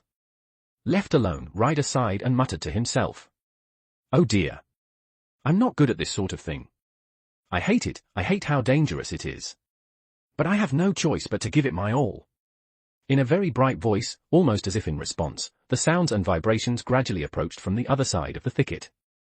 However, the figure remained hidden in the depths of the night, making it impossible to capture accurately. Is it coming? In contrast to the harmony between Chiron and Astolfo, the atmosphere between the other two groups was not as pleasant. Vlad III carried himself as a lord and generally did not initiate conversation with his subordinates. A vicebaron was not adept at interpersonal communication to begin with, and if it weren't for the necessity of combat, he wouldn't even leave his workshop. Since forming their team, their conversations could be counted on one hand. Let's go. We are here. I'll go prepare. The other group wasn't much better off. Siegfried, who do you think we'll encounter this time? Siegfried, let's discuss our coordination formation. Sieg. Shinji found Siegfried agreeable and was eager to engage with him. Yet, Siegfried had been given the order to remain silent, and no matter what Shinji said, Siegfried did not speak. Eventually, Shinji, pushed to his limit, directly said, Siegfried, pass on this message, Fatty, make Siegfried talk. Not long after, Shinji received a response, not from Siegfried, but from the other end of the master-servant contract, relayed by Führer. Assassin, say less. Uncle Gords is quite displeased. If he's displeased, I'm even more displeased. Is this any way to treat a servant? I feel bad for Siegfried. Shinji fumed, contemplating if he should take this opportunity to mess with Gords. Perhaps Uncle's attitude toward servants is problematic, but keeping Saber silent isn't wrong. Saber's weakness is as well known as Saber himself, and we must prevent any possibility of it being exposed. I believe Saber understands this, which is why he agreed. That's not the point, you silly girl, Shinji lamented inwardly, unable to explain things to Führer, and thus stewed in his frustration alone. Führer continued from the other end of the contract, Assassin, you are to protect Saber's back. That's the primary reason you were paired with Saber. I understand. Don't worry. And please, protect our backs as well. If Gords acts recklessly, you must stop him. Uncle Gords won't. I hope so. Shinji let out a derisive snort. So far, he hadn't seen any change in Gords. P.S. Black Rider Astolfo is invincible, like a tornado destroying a parking lot. Chapter 387, Chapter 387, Lord Impaler. 1942 words. Suddenly, there was complete silence. The sound ceased, leaving only the wind's howl dominating the surroundings. However, the presence of Berserker, unable to hide his aura, was unmistakably declared even before he manifested. He was there. With this certainty in mind, Astolfo took a step forward. Come, O tyrant! The time has come for your arrogance to crumble and the dignity of the strong to be scattered. With trees being felled in his path, the Red Berserker emerged. Whoa! Upon seeing him, Astolfo immediately wanted to leave the area. It wasn't the giant that was frightening. Astolfo had previously battled a giant named Galligant with dozens of arms and paraded him around triumphantly. A tough opponent wasn't scary either. Facing a raging monster was similarly trivial. However, if this tough giant was smiling, it was a bit, no, extremely unsettling. Yes, a smile was terrifying. Smiling while intruding into enemy lines meant either immense confidence or insanity to the point of disregarding all consequences. Standing over 2 meters tall and wielding a short sword, the force of his earlier blow suggested that his fists possessed considerable destructive power. Additionally, his indefatigable demeanor was extraordinary. Even if one could wound him, it seemed impossible to completely kill him. Indeed, although Astolfo couldn't harm him in the slightest, he was expected to take the lead and understood the necessity of doing so. This is what I was summoned for. Well, I have no choice but to go for it. Astolfo flashed an invincible smile that rivaled the Red Berserker's and brandished the golden lance in his hand. Listen to my voice, those afar. Come near, those close by. I am Astolfo, one of Charlemagne's 12 paladins. Here I stand, ready to fight with honor. Shouting out the long-awaited introduction he had been yearning to declare, Astolfo revealed his true name without hesitation. Fortunately, the Red Berserker lacked the strategic thinking to exploit his opponent's true name. Ha ha ha ha ha. Excellent, such arrogance is splendid. Come, trample me. Laughing, Berserker rushed towards Astolfo. His movements were surprisingly nimble, his bear-like body charging forward like a wild boar. Ha ha ha ha ha ha ha ha ha ha ha ha ha ha ha ha ha ha. Accompanied by his laughter, he swung down from above, a strike that could likely crush Astolfo's small frame. Astolfo dodged elegantly. Who? He had indeed dodged. But unfortunately, there are blows in this world that are meaningless to dodge. Berserker's strike left claw marks on the ground and the shockwave alone sent Astolfo flying. Ouch, ouch, what a heavy hit. With a pained expression, his side bruised from the impact, he still stood up. There was no fear in his eyes. If touched, he would be sent flying, he couldn't counter with strength, and his skills were entirely useless. Even so, he was still a heroic spirit. Moreover, as one of Charlemagne's 12 paladins, Astolfo was both a foolhardy warrior, often called mad with reason dissipated, and an adventurer who had traversed the world, establishing numerous legends. And among those adventures, he had acquired various magical artifacts, a horn, a book, a phantom steed, hippogriff, and a golden lance that shone with brilliance. Then, here I go. Argelia. Show him your power. Astolfo charged forward. Even without a steed, his speed was as swift as lightning. However, to the emotionally numb Red Berserker, this attack likely brought joy rather than fear. The fiercer and more desperate the attack, the more satisfying the counterstrike would be. Even if his abdomen was about to be pierced, this Berserker would surely retaliate. Thus, the confident Berserker swung his sword again. His super-compressed abdominal muscles were so sturdy that even steel paled in comparison. Trap of Argelia, down with a touch. However, the lance Astolfo wielded wasn't designed to kill. Of course, being a lance, it could inflict wounds and even death if it pierced the heart. But it was just an ordinary lance, lacking any magical enhancements, unable to pierce through everything, and devoid of any guaranteed heart-seeking causality. Nevertheless, this lance was deadly on the battlefield. Suddenly, Berserker felt as if he was falling.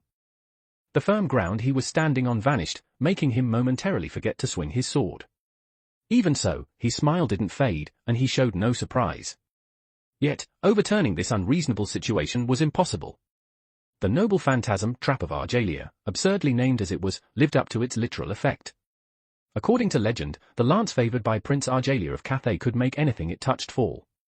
For heavily armored knights, falling in battle meant certain death. Even if not, the prestige gained from using this lance in jousting tournaments was evident. When used on a servant, this lance would manifest its legend by forcibly turning everything below the knees into spirit form. Regardless of where it touched the body, even if it hit armor woven with magical energy, the lance would sever the magical supply to the lower legs, making it impossible to reconstruct the physical form for a while. Even so, this alone couldn't stop the Red Berserker. As long as he had his upper body, he would crawl to defeat his enemy. Losing my legs won't stop me. Yes, indeed. So now, I'll stop you next. All right, go. At Astolfo's command, the long-waiting golems pounced. The golems, each weighing over a ton, pressed down on him to immobilize one of his arms. But the Red Berserker swatted them away like a child, smashing the upper body of one with a single punch. Yet, even with their head shattered, the golems continued to function until their mechanisms completely failed. That was their strength.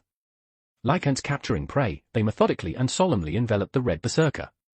But he was neither a helpless small animal nor a caterpillar. No matter how much the ants bit, the giant wouldn't stop. The Red Berserker did not stop. Even with his legs turned into spirit form, he continued his valiant advance towards the fortress. Ha ha ha ha ha, this is wonderful, this is marvelous. Enemy troops are gathering, and I am covered in wounds. Ah, this is what makes the victory cry worth shouting. His body was entirely covered by golems. Twice, Berserker tried to push himself up. Despite wearing armor made of rock, bronze, and steel, he continued to advance. Advance, advance, advance. The Red Berserker was a fool, but not a lost soul. Using his nose, skin, ears, eyes, and tongue, he understood, just ahead, the tyrant was waiting. Yes, it's splendid. Caster, don't be modest. Your golems did a great job. It's just that this Berserker is an anomaly. The Red Berserker accelerated his advance. Tearing through the layers of golems, he finally laid eyes on his target. It's you? Indeed. Red Berserker, if it is the ruler you seek, then I am the one standing at the pinnacle. Oh oh, oh oh. Oh. The Red Berserker leaped with joy, stretching out his arm. Just a little more, and his hand would reach the tyrant's head. Always, without exception, after such trials, there awaited boundless glory and joy. The Berserker's logic was flawless and complete. No one could find a flaw in it. However, the Berserker forgot something crucial. Awaiting at the end of such trials was a miserable death and a cruel end. The Berserker surged forward. Staring at him with icy eyes was the Black Berserker, Vlad III. The hero who reigned supreme in Romania, brutally slaughtering all his enemies. The name he was fearfully called by his foes was Kazakli Bey, blood-stained king demon. As Vlad III declared this, the ground nearby surged upward. Tyrant, I will crush you, pulverize you. Berserker, undeterred by the weight of the golems, swung his sword. Unexpectedly, sharp stakes pierced his arm. Even if they didn't hurt, they forcibly halted his movement. I have spent my life battling rebels like you. I have slain them all, impaling their bodies and leaving them to rot. But stakes, several meters long, impaled both the golems and the Berserker. Vlad III only performed the rough operation of avoiding the spirit core. He ensured Berserker wouldn't die but saw no need to torture his spirit. Death would be a mercy, and if he survived, a worse hell awaited the Berserker. With his legs turned into spirit form, his body covered by countless golems, and everything but his heart and brain impaled, the Berserker still moved. To defeat the imminent tyrant. This was beyond hatred and obsession. Indeed. What Vlad III sought to confirm, even at the cost of half his golems, was his conviction. Was he merely a foolish savage content with rebelling against power, or did he, even in madness, hold an unyielding line deep within his heart? The Grand Duke sighed in satisfaction. Facing you like this, I finally understand. Your rebellion is the manifestation of a proud soul. You will never stand idly by while the strong trample the weak, you fight to turn the strong into the weak. Not for the weak. Such a pretense was beyond the Berserker's reach. He was single-mindedly. Do you dream of a world of equality? You are no dreamer, but a fantasist. For the first time, I wish to show respect to a rebel like you. But, regrettably for you. With a snap of Vlad III's fingers, a vicebrand stepped forward. Let me convert your rebellion. Red Berserker, from now on, you will serve us. The Berserker's smile vanished. With a look of utter despair and rage, the Red Berserker faced the Black Berserker. What he declared was subjugation. To the Berserker, this was a humiliation and despair worse than death. Then, with a cold demeanor, a vicebrand issued a command to the golems restraining Berserker. Instantly, they transformed into a fluid state, tightly binding Berserker along with the stakes. Even the rebellious hero Spartacus couldn't escape this stone prison. After that, Vlad III lost interest in Berserker. Since he was now under his command, the one who bared their fangs was no longer from the Black faction but the Red faction. To him, this was sufficient. Facing the returning Vlad III, Astolfo shouted loudly. Well then. It seems my part here is done, so I'll take my leave. With that, Astolfo hurriedly spirit form shifted back to the fortress. Naturally, he intended to take advantage of the situation. For a short time, this wasn't a scenario where a mere homunculus would be given much thought. It was the perfect opportunity. P.S. Trap of Argelia, down with a touch, rank D. This golden lance originally belonged to the knight Argelia of Cathay. Although it had low killing power, it could force the opponent's legs below the knees to become spirit form or cause them to fall. No matter where it touched the body, even if it contacted armor woven with magical energy, the lance would forcibly cut off the magical supply to the lower legs, making physical reconstruction impossible for a short time. As a result, Argelia defeated all knights of his level in jousting tournaments, including Astolfo. One knight, after falling from his horse, did not surrender but chose to draw his sword. Argelia was forced to fight with his sword and ultimately lost, fleeing afterward. Argelia had overly trusted in the power of his lance, to the point that he promised to hand over his sister Angelica, the beauty who later drove Roland mad, to the victor. Recognizing her brother's unfavorable situation, Angelica disappeared. During the ensuing chaos of the duel, Astolfo, whose own lance had broken, noticed Argelia's lance and, thinking, there's a lance here, borrowed it without permission. Chapter 388, Chapter 388, Immortality. 1917 words. Before long, a shadow that even Ryder's eyes could capture slowly emerged from the depths of the forest. One person, one sword, carrying an unmistakable servant aura. Yo. You're Saber, right? In response to the inquiry from the Red Rider, the Black Saber, Siegfried, nodded silently. I'm the Red Rider. Even though I'm a rider, I don't ride anything, and my weapon is a spear. But don't worry about it. Your rider over there isn't much different, right? More importantly, Rider declared in a playful tone as if saying, if you want to see my true skills, then come at me all 7 of you. Are you okay with this? Do you think you can face me with just one fighter? If you want to defeat me, the Red Rider, you won't stand a chance unless you all come at me together. His cold, mocking expression was filled with immense confidence. Even without using his original weapon, he exuded a vigorous spirit and immense fighting spirit. However, the one standing opposite him was none other than the world-renowned Siegfried. The hero who slaughtered the evil dragon Fafnir seemed displeased, his eyes narrowing. Just feel this killing intent would crush the heart of an ordinary person. Yet, even seeing that expression, the Red Rider remained calm. Even under the weight of a hero's pressure, he didn't retract his provocative smile. This was the killing intent and hatred he was long accustomed to. For a hero who was satisfied as long as he had his one-of-a-kind friends and beloved women, this level of threat was like a breeze. If anything, only the times and weapons had changed. It was no different from usual. And with one word of boredom, he discarded everything. This was the way of life the Red Rider had loved during his lifetime. Come on. Let me engrave the name of a true hero, a true warrior, upon you. He raised his spear. In an instant, the heavy pressure of fighting spirit collided fiercely. If an ordinary person were present, they would undoubtedly be mentally shattered by the invisible pressure. But the hero Siegfried managed to withstand it. 3. The countdown began. The forest was vast, surrounded by tall trees unsuitable for swinging a spear or a sword. 2. The gradually freezing air felt all too familiar. The spear possessed a thrust far superior to any weapon present.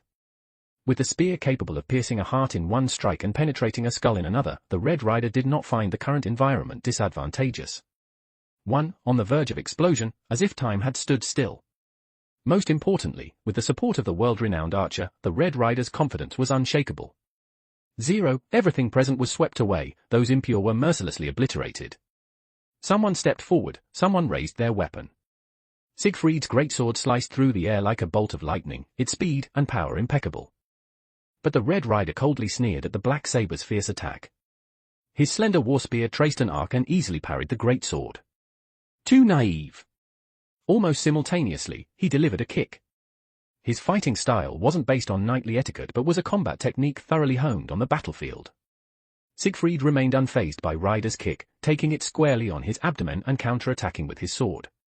Without a successful hit, the Red Rider also didn't mind, similarly enduring Siegfried's strike with his body, continuing the fierce exchange. Both were more aggressive than defensive, and within moments, their weapons had struck each other's bodies multiple times. However, neither showed a single scratch, as their attacks were essentially nullified. After a dazzling round of offense and defense, the two unparalleled heroes simultaneously leaped back. The Red Rider slung his spear over his shoulder, revealing a warrior's grim smile. As expected, Black Saber, my spear can't pierce you. Is this hardness and immortality or invincibility of some sort? Just like me. Just like him? Siegfried readied his stance again, his sword-like brows furrowing slightly. He had bathed in dragon's blood, bearing the armor of Fafnir, which meant attacks below B rank couldn't harm him. But if the Red Rider used his noble phantasm, it might be effective.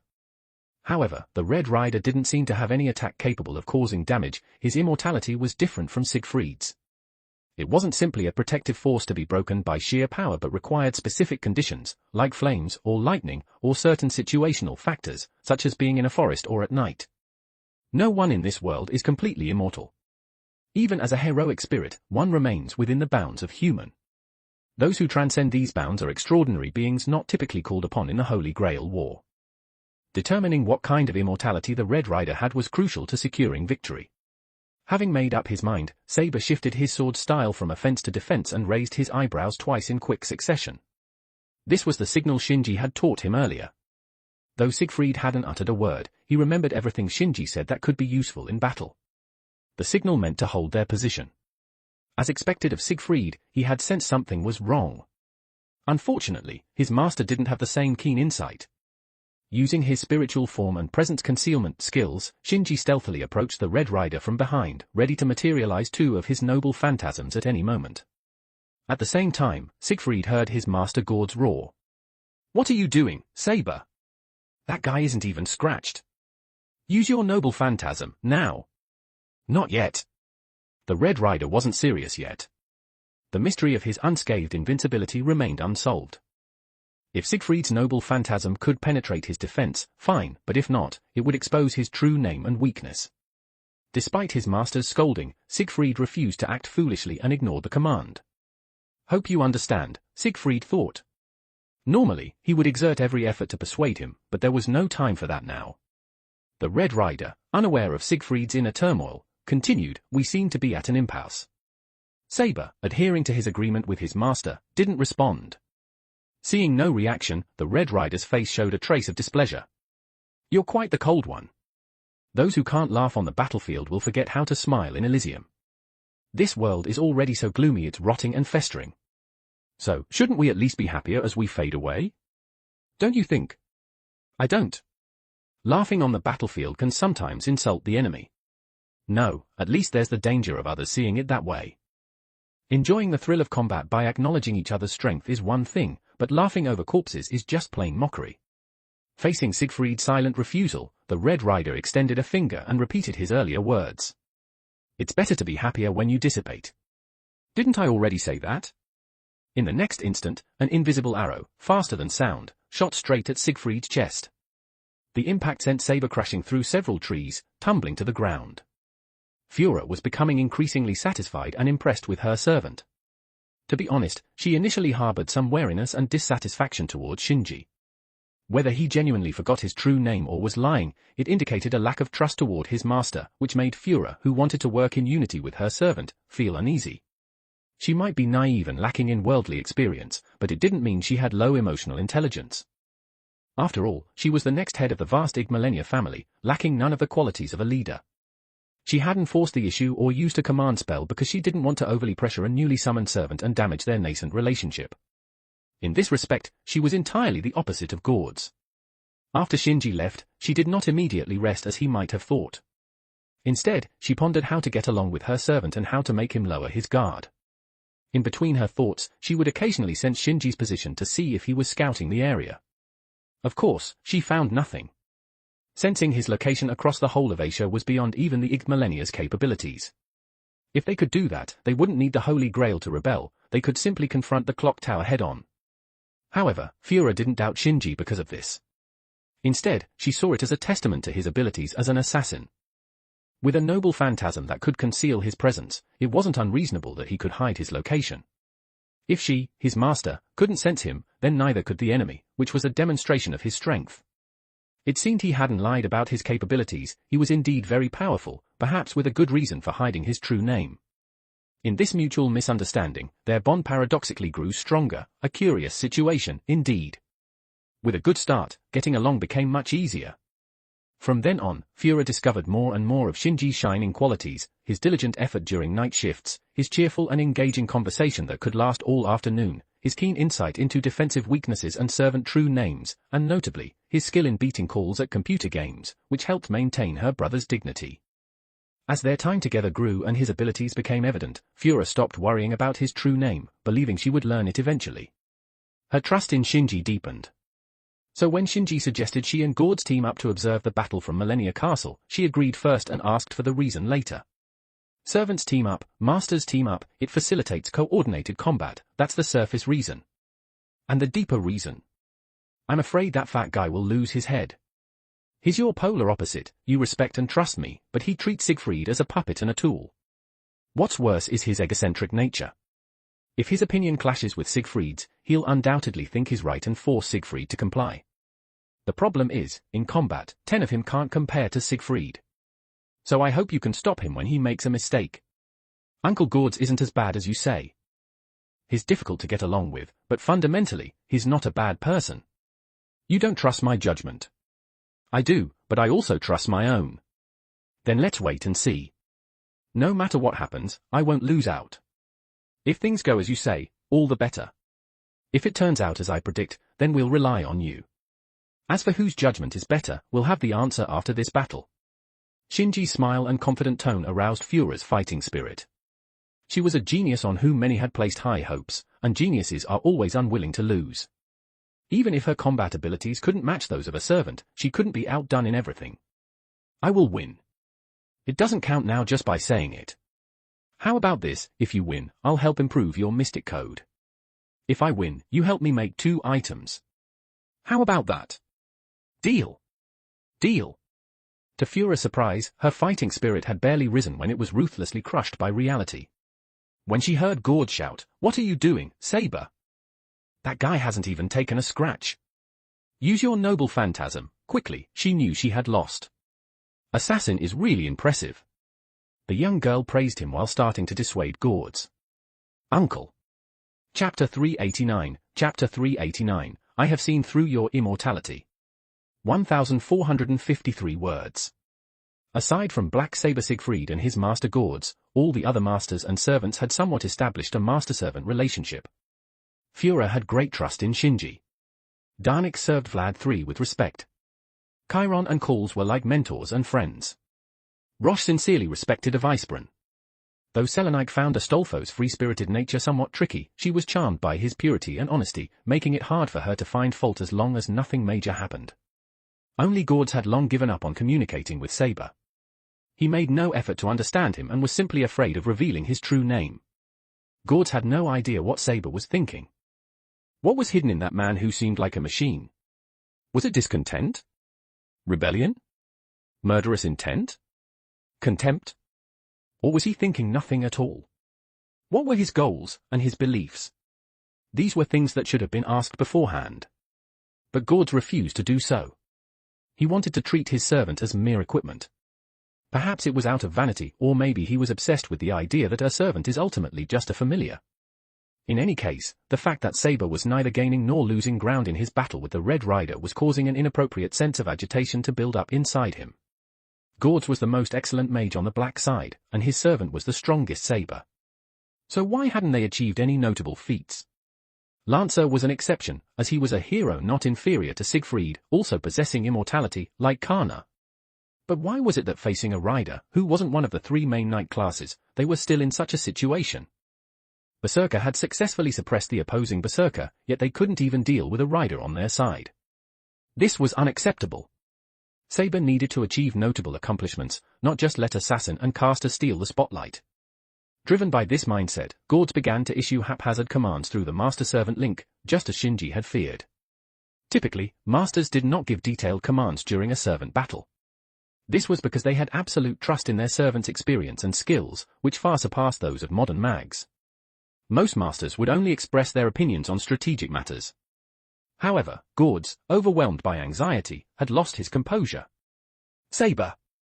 Use your noble phantasm. Use it! Seeing Siegfried ignore his command made Gords even more anxious, pushing him to the brink of hysteria, a sign that his patience had reached its limit.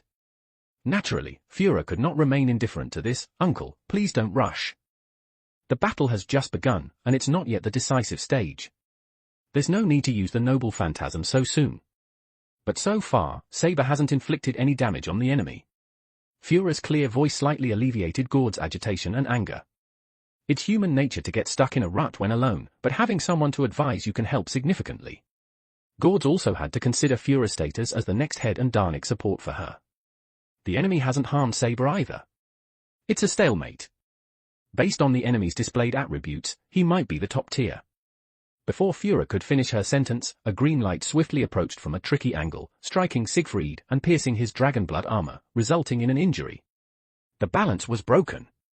Gord slammed his fist on the armrest, roaring, "What are you doing, Saber? Why didn't you follow my command? If you had used your noble phantasm, Ryder might already be defeated." Fura's expression also turned unpleasant. She had just mentioned the stalemate, and now this happened. She quickly contacted her servant. "What's going on? It's not just Ryder, there's also an archer." "What?" Fura's heart leaped. "Don't worry. The situation is still under control, but to be safe, it's best to have the great sage oversee things. You can't move, so send the fat man." "Understood." Führer suddenly looked up and spoke to Gords, who had already started to touch his command seals. Uncle, our enemy is not just Rider but also Red Archer. Please contact calls and request support from our Archer. But, about Saber, Gords glanced at Führer's legs, then at the fallen Saber, his expression conflicted. On one hand, he didn't want Chiron to steal the glory, but on the other, the fact that Red Archer could break through the armor of Fafnir made him wary. Assassin said it's fine, and I believe him. I'll take full responsibility. Führer's resolute attitude and the sharp gleam in her azure eyes were something even Gord's pride couldn't ignore. All right, if you insist, Gord reluctantly waved his hand and activated the castle's internal communication spell. I've done as you asked, the rest is up to you. Führer stared at the screen in front of her, her hands unconsciously clenched. The moment Siegfried was hit, he realized what had just happened. The previous strike came from another servant position far behind Red Rider. This was a long-range attack, and it used no magical energy, purely physical force. Without a doubt, the enemy was an archer. This strike was clearly above A rank, causing him to temporarily lose control of his body. It seemed Red Archer had realized that ordinary attacks couldn't harm him, so they had increased the power of their shot. What's even more terrifying was that he hadn't sensed the servant's presence, proving that Red Archer was far beyond his detection range. This wasn't an open grassland but a dense forest filled with trees in the night. Even with excellent night vision, he was just a moving point. But Red Archer had managed it. An ultra-precise shot with destructive power surpassing A rank, accurate aiming in near-zero visibility, as if threading a needle. The enemy was an elite marksman. While rolling, Siegfried felt the danger. On the other side, Red Rider's eyes gleamed as he pierced through the rolling dust and spotted the arrow embedded in Saber. So your immortality can be pierced if the attack is strong enough. That makes things easier, Suddenly, he looked towards the other side of the forest, his expression tightening. Damn, it seems our Berserker is done for, but we still have a Saber here. Trading Berserker for Saber, it seems we've come out ahead. With a thoroughly joyful yet cruel smile, Red Rider tightened his grip on his spear, ready to deliver a strike that would pierce Black Saber's defenses. So, how long until you revive? 10 seconds? 20 seconds? Either way, it won't be faster than my strike. Farewell, Black Saber. Just as Red Rider raised his spear to strike, a stream of golden magical energy appeared above his head, accompanied by a dazzling flash and a deafening roar. The force, possessing greater destructive power than Red Rider's spear or Red Archer's arrow, descended from the sky, seemingly intent on obliterating Red Rider along with the surrounding ground. In an instant, thunder and lightning struck. Amidst the flashing golden lightning, two figures broke through, one after another. The first figure held a shield, dragging it across the ground and leaving two nearly 10-meter-long grooves. The second figure gripped a black gold war spear with both hands, leaving a distinct footprint with each step. Where the spear tip met the shield, terrifying magic surged, evoking the grandeur of collapsing mountains and raging seas. The man wielding the black gold war spear let out a roar, louder than thunder. Visible magic erupted from the spear tip, converting into physical explosive force that poured onto the large shield held by Red Rider. The intricately decorated, magnificent shield wasn't swayed by the torrent of magic in the slightest, but Red Rider holding the shield couldn't ignore the sudden explosive force. He was sent flying, crashing through several large trees, mirroring what had happened to Saber just seconds earlier. A green glowing arrow streaked through the air as Red Archer, from a distance, began to support his ally. The man with the black gold war spear was prepared. The once dim thunder roared back to life, shattering the arrow that could have pierced his skull. This precious moment of respite gave Red Rider the time he needed to regroup. The proud man stood up, switching his grip from holding the shield with both hands to holding it with one. In his now free hand, the javelin reappeared. A good ambush, Black Assassin, but it's far from enough to take me down. No, I think it's quite close. Black Assassin Shinji Matu pointed his spear at Red Rider's shoulder, where magic condensed shoulder armor once was. Now, only charred, smoldering flesh remained. The supposed invulnerability to all slashes and strikes had been breached. I've seen through your immortality. Chapter 390, Shinji vs. Red Rider. 1263 words. Returning to the moment when Red Archer hit Siegfried, at that time, Shinji actually could help Siegfried dodge the sudden arrow, while others didn't know about Red Archer's presence. How could Shinji be unaware? He had been waiting for this round of long-range attacks all along. There were two main reasons he didn't intervene and allowed Siegfried to get injured. First, the armor of Fafnir is an injury-reducing type of immortality. Even if it was breached, it would mitigate the damage. The arrow wasn't aimed at a vital spot, so it couldn't kill Siegfried. Second, and most importantly, Shinji had a chance to ambush Red Rider.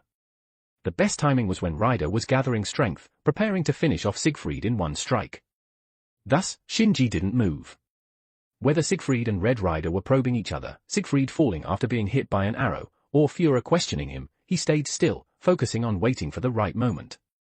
He used the pretext of requesting reinforcements to prevent Gord's from causing any disruptions. If Gord's issued a command seal order for Siegfried to use his noble phantasm during the ambush, it would be disastrous. The enemy might remain unscathed, while he could die under an ally's sword. After Führer managed to handle Gord's, Shinji had no more concerns. When Rider was about to unleash his full-force strike, Shinji activated his signature Noble Phantasm barrage.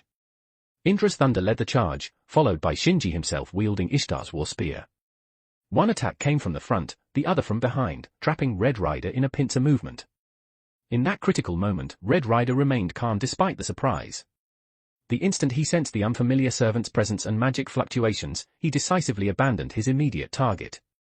He threw his javelin, charged with immense power, backward to disrupt the enemy servant's assault and break the pincer attack. He then switched weapons, using his shield to withstand the rampant lightning. By the time Shinji dodged the javelin and advanced again, Rider had already assumed a defensive posture. Despite using all his strength and deploying maximum magic output, Shinji only managed to push Rider back and knock him down without causing substantial harm. If not for the lightning strike's speed surpassing Rider's weapon switch, causing some damage before the shield appeared, the ambush would have ended in complete failure. Not having killed Rider or even severely injured him, Shinji didn't feel too regretful. He knew Red Rider's identity. He was a hero on par with Siegfried, not easy to defeat. Of course, there was no fear. Since the ambush failed to kill him, they would fight head-on. It's not like only Rider had reinforcements, Shinji had his backup too. As long as Rider didn't flee, Shinji was determined to defeat him today. So, facing Rider's aggressive provocation, Shinji responded with equal intensity. Red Rider looked at the wound on his shoulder, trembling. It wasn't due to shame but joy. Great, truly great. There's someone on your side who can hurt me. The exuberant Rider laughed heartily, expressing his emotions just as he had said earlier. He was a hero who reveled in the battlefield. The other hero, similar in physique but opposite in temperament, recovered from the ambush. He silently pulled out the arrow from his body, raised his great sword, and prepared to continue the battle. 2 on 2. That's fine too. Bring it on, Black Saber, Black Assassin. 2 on 2, indeed, but not in this form. Shinji sidestepped a few paces to stand between Siegfried and Rider. Saber, I'll handle Rider. You take care of Archer. Siegfried looked at Shinji inquiringly. Shinji glanced at the eye in the sky. If I'm not mistaken, his immortality can be broken by divine power. You instinctively felt his restraint on you earlier, didn't you? Though he called it a guess, Shinji was certain. He knew Red Rider's true name and said this only to avoid suspicion. Siegfried nodded in agreement. Seeing this and hearing Führer relay Shinji's analysis, Gords broke out in a cold sweat. He had almost wasted a command seal. Fortunately, Führer intervened. Uncle, I think you should trust Saber more, Führer said, releasing her clenched hands and smiling with relief. Just as I trust Assassin. Gords did not speak. He took out a handkerchief to wipe his sweat while recalling his actions. Strangely, he remembered something Assassin had once said. Servants exist depending on their masters, but they are not puppets. They have immense power and their own will. To unleash their full power, master and servant must reach a consensus. Otherwise, even the best-class Saber, the strongest hero, won't have a good outcome. Could I have been wrong? Siegfried was unaware of his master's thoughts.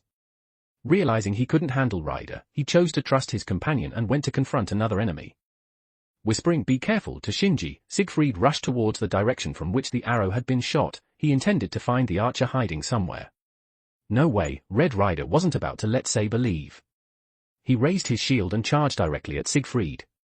Shinji planted his war spear into the ground. The power he released through the spear shook the earth and tore the ground, halting Red Rider's advance. Your opponent is me. Just an assassin? Red Rider glared at Shinji with a fierce expression, not hiding his intent to kill. An assassin is enough. Haven't you heard that assassins counter riders? Shinji met Red Rider's gaze without backing down. You only have a couple of divine noble phantasms, don't get cocky. Enraged, Ryder brandished his javelin and roared as he launched his attack. His style was entirely different from other lancers they had encountered so far. It lacked the trickery of Diarmuid, the overwhelming presence of Kana, and the profound mastery of Skachik. Red Rider's spear technique, like his spear, was simple and unadorned. There were no tricks or embellishments, every move was aimed solely at killing the enemy. This was a spear technique honed purely for the battlefield. While this technique might not be visually impressive, it was highly practical. Of course, it had its flaws. A spear technique focused solely on killing couldn't be as balanced in offense and defense as other techniques. The pursuit of killing power came at the cost of weaker defense. However, this weakness wasn't an issue for Red Rider. He had a shield, a body tougher than most servants, encompassing not only his immortality but also his strength and endurance. Additionally, he possessed unparalleled speed. Even Skachik, enhanced by primordial runes when fighting Artoria, was slightly inferior. With speed and defense assured, Red Rider didn't need to worry about defense. He only needed to attack, and keep attacking. The pressure from this aggressive style was even greater than when facing Kana. In just a few exchanges, the simple javelin had grazed Shinji's vital points 3 times, each time closer and more lethal. The latest one nearly slashed his throat. While continuously attacking, Red Rider kept taunting. "Hey, weren't you the one who said you'd be my opponent? You're not qualified at all. Where's your momentum from earlier? Or can you only talk and not back it up? You stirred my blood, and this is all you've got. Assassins should stay in the shadows. What are you doing in a frontal fight? How boring. Enough, let's end this quickly." Even though it's a bit unfair for an assassin, it's not entirely without merit. As he spoke, Red Rider put away his shield, gripped the javelin with both hands, and charged at Shinji like a meteor. Chapter 391, Paralyzing Strike, Part 1. 1,186 words. The speed of this thrust was incredibly fast, so fast that it exceeded Shinji's visual limits and was completely untrackable. The only thing he could be certain of was that if he got hit by this thrust, even if it wasn't a vital spot, the outcome wouldn't be much better than Siegfried getting hit by an arrow. Fortunately, Shinji had already experienced such super-speed attacks in his previous battle with Kana and had figured out some countermeasures. Method 1, Preemptive Prediction, 90-degree evasion. The faster the speed, the harder it is to control oneself. If you can predict the trajectory in advance, even if you can't track it, you can evade it.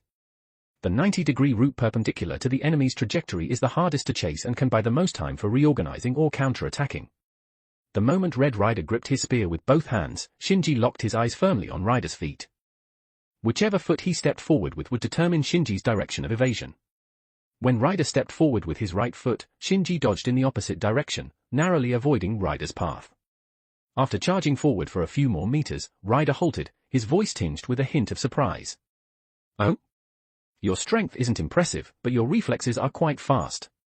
You dodged a direct hit. However, my attacks aren't that simple." As Red Rider said, although Shinji dodged the direct hit, he didn't avoid the turbulent airflow caused by the high-speed thrust. Under Red Rider's deliberate manipulation, the airflow around the spearhead exploded like a fragmentation grenade, leaving Shinji drenched in blood. Wiping away the blood that blurred his vision, the assassin murmured to himself, as expected of a top-tier servant known for unparalleled speed. Even Kana can't compare in terms of high-speed combat. Opposite him, Red Rider raised his spear again, assuming a thrusting stance. His sharp eyes moved from Shinji's heart to his head. That expression is much better than Saber's boring face. But smiles alone aren't enough on the battlefield, you need strength. My next thrust will be even faster. I hope you can dodge it. Even faster? Are you planning to break the sound barrier? Shinji's mouth twitched. He did not doubt Red Rider's declaration. With his pride, he wouldn't lie about such things. As expected, top-tier servants aren't to be trifled with. What's even more troublesome is that with Chiron overseeing the battlefield, using his Greek noble phantasm was out of the question. It would be recognized immediately.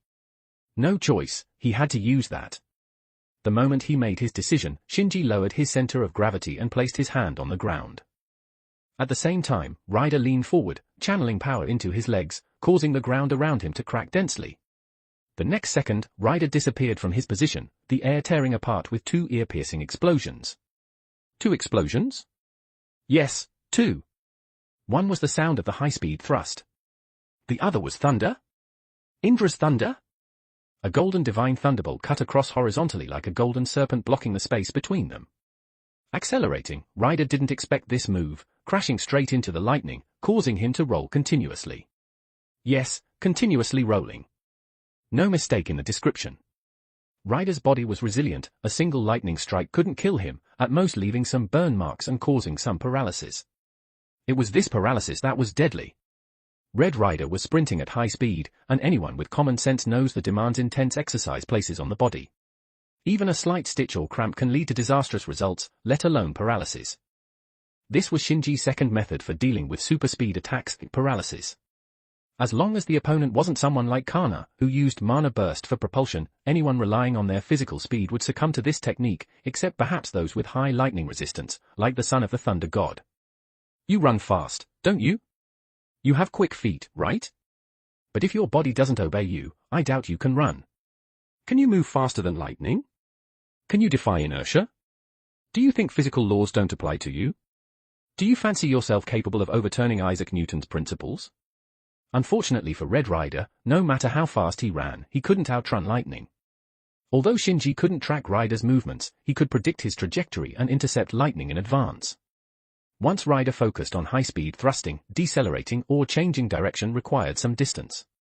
Thus, the confident Ryder, ready to take down Shinji, met with disaster. His legs, sprinting at high speed, suddenly stopped obeying, causing him to lose balance and roll across the ground like a tumbling gourd.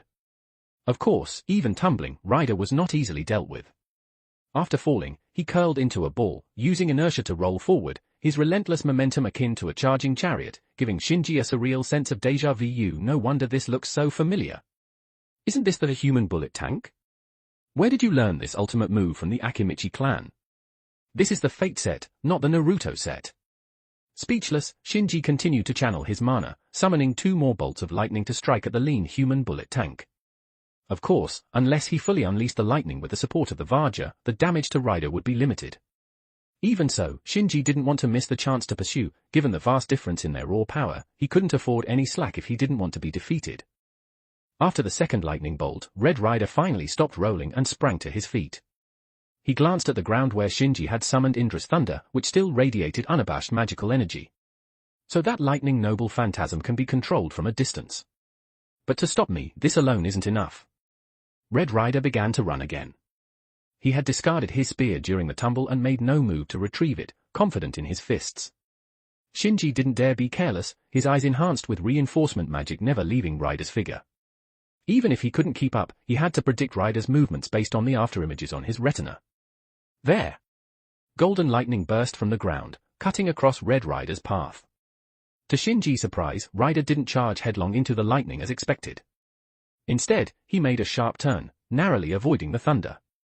Frowning, Shinji adjusted his trajectory, summoning a second and third bolt, but Ryder continued to evade them. The warrior, dashing through the forest, laughed heartily, "My steps won't be stopped by obstacles. If you can stop me, then try your best." As he spoke, the fourth and fifth lightning bolts whistled out, yet Ryder dodged them with increasing ease. "Let me tell you something else, I can run like this all night.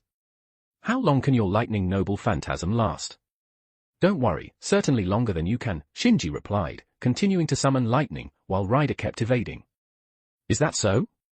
Although I'm curious to see if you're telling the truth, such a war of attrition doesn't suit my style. Let me cross your lightning." Chapter 392, Paralyzing Strike, Part 2. 1278 words. Let me cross your lightning. As soon as he finished speaking, Red Ryder's figure halted abruptly, then disappeared in the next instant. No, he didn't disappear, rather, his forward speed was so fast it appeared as though he had vanished. At the moment he disappeared, a strong sense of danger drove Shinji to instinctively summon a bolt of lightning. Because it was instinctive, the lightning's placement, trajectory, and timing reached an unprecedented peak. Yet, even such an excellent lightning maneuver couldn't stop Ryder's charge. As the lightning struck, he leaped up, hurtling over the barrier of lightning, literally crossing it. Through several attempts, Ryder had identified Shinji's weakness. No matter how fast the lightning was, it ultimately couldn't keep up with his speed. As for predictions, as long as he did something unpredictable, like jumping, he could evade them. A competent warrior would never readily let their feet leave the ground, as humans without wings lose their footing and mobility once airborne, making it impossible to dodge attacks. If he could evade lightning on the ground, why risk jumping? With this understanding, Red Rider successfully broke through the lightning barrier. Now, there were no obstacles between him and Shinji. It's over. Confident in his speed, Rider raised his fist, knowing that at such high speeds, this punch could shatter Black Assassin's bones, regardless of any weapon the enemy might use. To Rider's surprise, Black Assassin made no move to defend, nor did he panic or dodge. He stood calmly, his lips parting to utter a single word, forward. In that instant, the familiar sensation of paralysis once again invaded Red Rider's body. Though not as intense as when struck by lightning, it was a fleeting, slight numbness, lasting less than a breath. But at a critical moment, any negative impact could change the outcome. This was the opportunity Shinji had been waiting for. The black gold spear, imbued with magic, shot forward, aimed directly at the off-balance Red Rider. In a moment of crisis, Rider regained control of his body, gritted his teeth, and planted his feet like iron stakes into the ground, halting his momentum. He grabbed the approaching spearhead with all his might. The spear, infused with Ishtar's divine power, tore through Rider's immortality, and bright red blood gushed from the black-grooved blade, dripping to the ground. The injuries to his hands did not diminish Red Rider's strength, instead, they fueled his ferocity.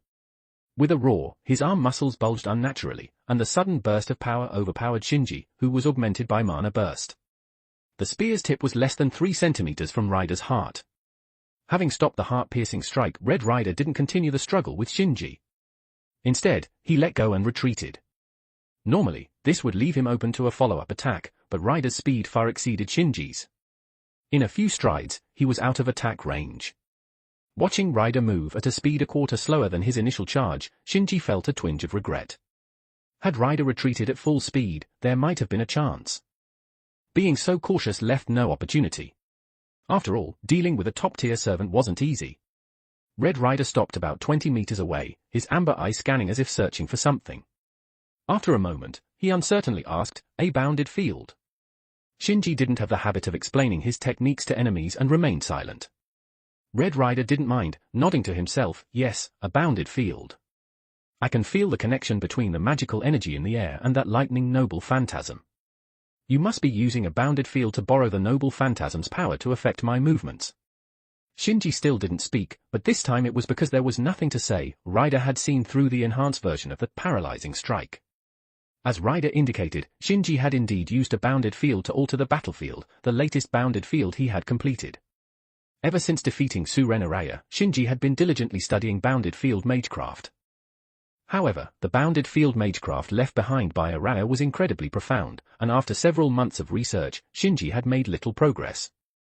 It wasn't until the first half of the year, after a deadly battle with Autenros, that the relic fully fused with him, allowing him to unlock the secrets of bounded field magecraft with the relic's experimental support. Interestingly, what seemed obscure and difficult before became much simpler after gaining entry. In just a few dozen days, Shinji's mastery of the bounded field advanced rapidly. Whether this was due to the inherent nature of barrier techniques, the support of the relic, or Shinji's exceptional talent, remained unclear. Regardless, Shinji developed a new technique before his next journey, Divine Thunder Barrier. The bounded field is based on the portable barrier technique left by Araya, with Shinji himself as the core and the Thunder of Indra as the pivot. Normally, Shinji's current level wouldn't be sufficient to sustain such a high-level bounded field. However, since the bounded field originated from Buddhism, and both the Thunder of Indra and the relic are Buddhist artifacts, this dual enhancement compensated for the technical deficiencies, completing the bounded field. Of course, this bounded field, reliant on external objects, still had considerable gaps compared to Araya Sauron's 6 realms boundary. Nonetheless, this newly developed technique proved extremely practical. Bounded field, Divine Thunder Barrier. This magecraft extends the power of Indra's thunder over a wide area. The larger the area covered, the weaker the lightning's power. However, Shinji didn't intend to use the bounded field for direct attacks. He valued the paralyzing effect that the electric current would produce on the body. At a crucial moment, even a top-tier servant would be brought to their knees, Red Rider being the first victim. Despite being caught off guard and suffering a significant loss due to the lightning-bounded field, Red Rider's spirit was undiminished, if not intensified. "I made a mistake. I shouldn't have underestimated you because of your class. Even an assassin is a heroic spirit, worthy as an opponent. A hero of his stature instinctively rejected those who relied solely on ambushes and assassinations, forgetting that an assassin's class didn't define the heroic spirit's true nature. Using his full strength against an assassin felt like an insult to himself, but not taking a heroic spirit seriously was an insult to both parties. At this moment, Red Rider fully set aside any contempt and resolved to seriously defeat the enemy before him. Seeing the undisguised fighting spirit and smile of Red Rider, Shinji's expression turned somewhat bitter. If possible, I'd prefer not to be recognized by a warrior like you. It's gratifying but also more troublesome. I can recommend a worthy opponent for you who'd be delighted to fight. However, the more Shinji responded this way, the more intrigued Red Rider became. This attitude of helplessness without fear, of frustration without retreat, was something he didn't expect to encounter in the Holy Grail War. I'm indeed curious about the opponent you mentioned, someone who sees through my immortality and says such things. But, compared to an unknown opponent, I want to defeat you. You remind me of someone who, knowing he couldn't beat me, still used all sorts of ways to restrain me. Every time I wanted a one-on-one fight with him, he always said similar things. In that case, you and I are destined to be rivals. O gods of Olympus, grant glory and honor to this battle. Red Rider pointed to the sky with his still bleeding right hand, maintaining his heroic demeanor both in life and in death. This time, it was Shinji who felt paralyzed. Chapter 393, Achilles. 1,235 words. Shinji was utterly exasperated. It wasn't the paralysis from being struck by Red Rider's lightning, but rather an overwhelming urge to swear. Having long known his opponent's true name, Shinji only needed a moment to figure out who that person was, Red Rider's greatest enemy in his lifetime. While being compared to that heroic figure might be something to be proud of, Shinji would rather not receive such an evaluation, especially when facing a fully serious rider. What did I do to deserve this? Just a bit of complaining, and now I've been targeted? And the most suitable opponent is being ignored? How unlucky can I get? No, wait, there's someone even unluckier than me, someone who got targeted just from a glance. This unlucky person was, of course, Black Saber Siegfried, who got targeted by Karna because his gaze resembled that of Arjuna, Karna's half-brother and arch-enemy. Wait a minute, Siegfried and Karna being of equal rank make sense as opponents. But my gap with Achilles is not just a small one. Besides, Karna was killed by Arjuna. Damn, I'm being mistaken for someone who was killed by Achilles, which means I'm even more unlucky. Yes, Red Rider was none other than the famous hero of ancient Greece, Achilles, another top-tier servant in the Red faction, whose renown could easily rank in the top 10 globally. Achilles, born as the son of the sea goddess Thetis and the hero Peleus, was blessed by the gods from birth. His mother, Thetis, loved him so much that she tried to make him immortal by burning away his mortal parts with divine flames. However, her husband Peleus opposed this, fearing that Achilles would be destroyed as a human. Thus, Achilles grew up retaining some human aspects. When the war between Troy and Achaea broke out, his mother posed a question to him.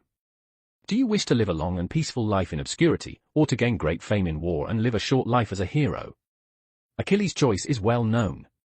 While his mother felt proud of his decision, she was also deeply pained, knowing that his destiny was sealed from birth. If he chose to be a hero, his life would be as fleeting as a passing lantern. He grew up to join the Achaean army in the Trojan War, achieving numerous feats and eventually becoming the chief commander of the Achaean forces, the brightest star of his time and in all of Greek history. His greatest adversary was Hector, the chief commander of the Trojan forces, who single-handedly held off half of the Achaean army. The brilliance of Achilles and Hector illuminated the entire Trojan War. Compared to them, heroes like Agamemnon and the two Argives, who could have been protagonists in other legends, seemed to fade into obscurity. If someone else had compared Shinji to Hector, he would have been delighted. But for Achilles to say it was another matter entirely, as Hector had died at Achilles' hands. This was both an acknowledgement from Achilles and a declaration of intent to kill. Since you want to kill me, don't blame me for using any means necessary. The Holy Grail War is a life-or-death battle. At this point, Shinji was ready to go all out. Let's fight, enough with the talk. If Hector couldn't kill you back then, I'll finish the job for him now. Don't think being immortal or a demigod means you can do whatever you want. Try breaking through my divine thunder barrier at first. You think you're the only one with a noble phantasm? You're underestimating me. Provoked by the enemy who bore the shadow of his nemesis, Achilles' pride surged, and his tone became even more arrogant. I have at least 3 ways to break your bounded field. But I've already said I won't use my chariot, and you definitely won't agree to the other method. So I'll use this. he retracted his right hand from pointing at the sky, manifesting a magnificent shield that had appeared earlier. With the shield my mother gave me, I'll crush you. Seeing the faint mountains and oceans on the shield's surface, Shinji's eyes narrowed. It was Achilles' strongest noble phantasm, Achilles Cosmos, the miniature world enclosed by the azure sky. In the epic Iliad, hundreds of lines are dedicated to describing this shield. Forged by the god Hephaestus, it recreates the world in which Achilles lived in miniature on its surface. It is one of the strongest known defensive noble phantasms, rated A+. Facing this shield is akin to confronting the world itself. Once activated, it can defend against any noble phantasm, whether anti-personnel, anti-army, anti-fortress, anti-country, or anti-divine. A mere B+ rank Indra's thunder, even as a one-time consumable using broken phantasm, would be insufficient unless the original owner, the thunder god Indra himself, were to wield it. Not only is it a defensive tool, but Achilles can also convert this shield into an offensive weapon. By deploying the noble phantasm and charging forward, Achilles can crush his enemies with the miniature world on the shield, a use that even Hephaestus never envisioned. Fortunately, Shinji had enough understanding of Achilles to think of a countermeasure as soon as the shield appeared. Under the specially designed hem of his mystic code, white spiritual particles gathered, materializing into a pair of winged shoes. Bring it on. As long as we seek the Holy Grail, we can't avoid a fight. Now that's the spirit. That man always did what he set out to do, except for killing me. Are you ready, Black Assassin? As magical energy poured into the shield, the engraved world became increasingly vivid. Even now, if I say no, will you stop? Of course not. Take this, Achilles. Just as Achilles was about to unleash his trump card and Shinji was preparing to activate his winged shoes, both of them halted simultaneously. They sensed a servant's aura, full of majesty and pressure, rapidly approaching. The distinct black aura indicated the identity of the newcomer, Black Berserker, Vlad III. TCH, an interloper. Black Assassin, our duel will wait until next time. Until then, don't die on me. Achilles clicked his tongue in annoyance, put away his shield, and snapped his fingers. Instantly, 3 fine horses appeared, pulling a white chariot, and knelt beside him. The same to you, Red Rider, Achilles. Shinji also dispelled his spear and Indra's thunder, leaving only the winged shoes. Achilles leaped onto the chariot, cracked his whip, and the horses galloped skyward with great speed. The sight was awe-inspiring. As he watched Achilles depart, Shinji muttered softly. A testament to the rider class, the Troyas Tragoidia, tempestuous immortal chariot. It seems that 2 of the horses pulling it are descendants of Poseidon. I wonder how they compare to your older brother, Bellerophon. He squinted his eyes and extended his right hand as if caressing something. P.S. Broken Phantasm, the destroyed illusion, a skill that destroys a noble phantasm filled with vast magical energy, using the phantasm itself as a container to store that energy and belief as explosive power, dealing massive damage to the opponent. Normally, a destroyed noble phantasm is hard to repair, and few can act as containers to store magical energy, so this skill is rarely used, except by a certain red archer fond of knockoffs. P.S.2 Greek mythology is chaotic, and Poseidon is particularly notorious, especially for his penchant for human-animal play. Chapter 394, Archer's Helplessness, Part 1. 1,507 words. The Red Archer found herself feeling utterly helpless. Swords, spears, mounts, madness, magic, assassination, the classes that servants are assigned to are varied, and each comes with its unique powers. Among these, the archer class possesses a secret power unique to it. That is the use of bows and arrows, a skill granted by the class itself. It is a right so intrinsic it doesn't need to be listed as a special class skill. The more the bowstring is drawn, the greater the power. It's a simple principle. This right was brought to the utmost limit with the Red Archer.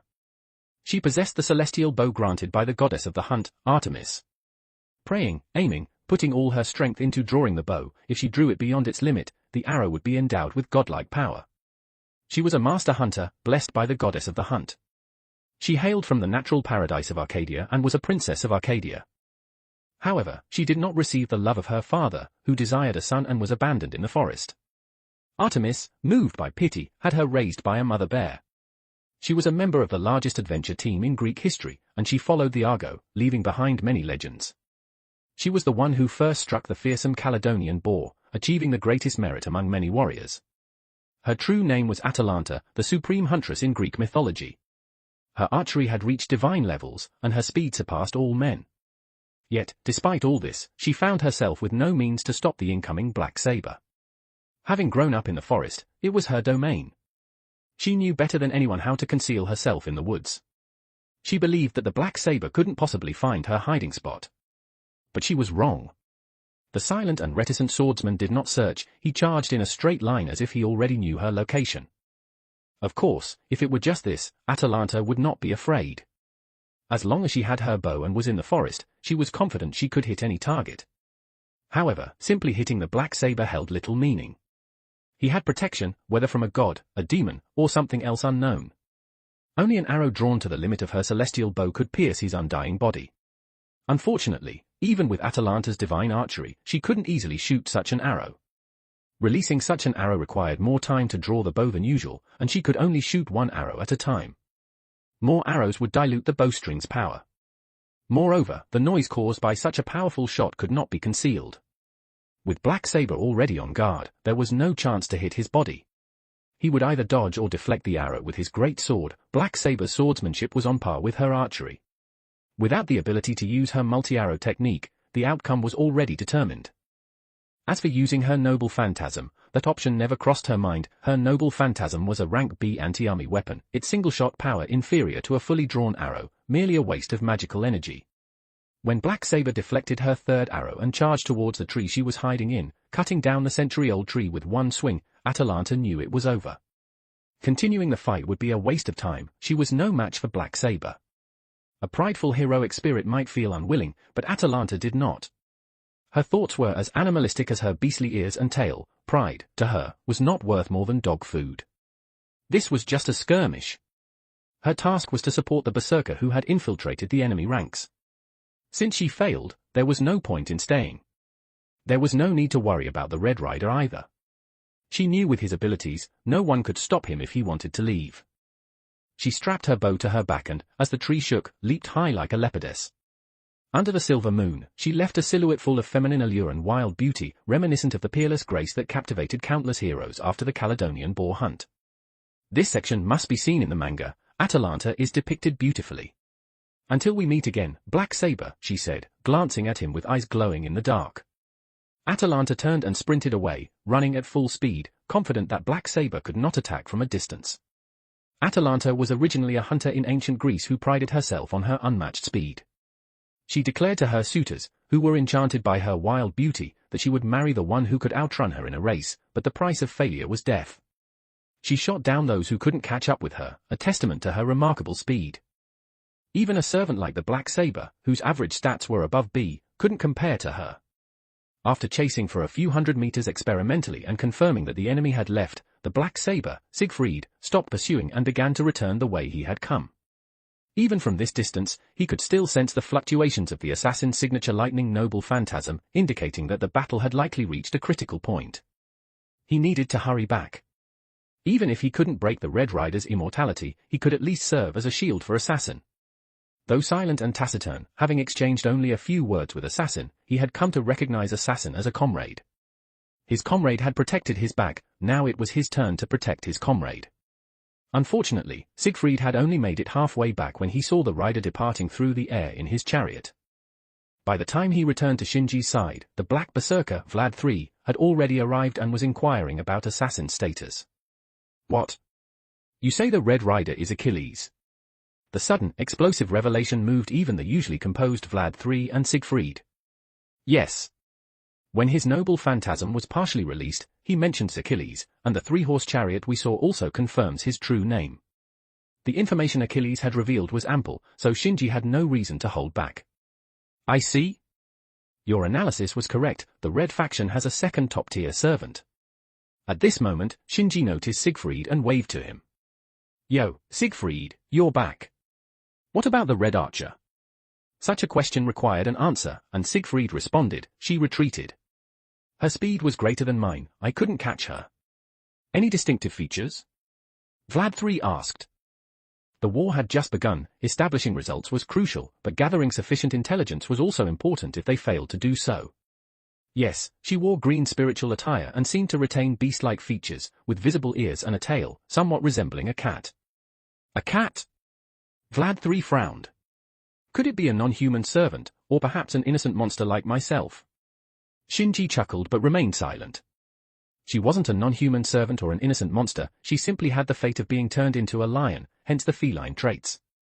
Speaking of which, Atalanta was indeed wild, having done that in the temple.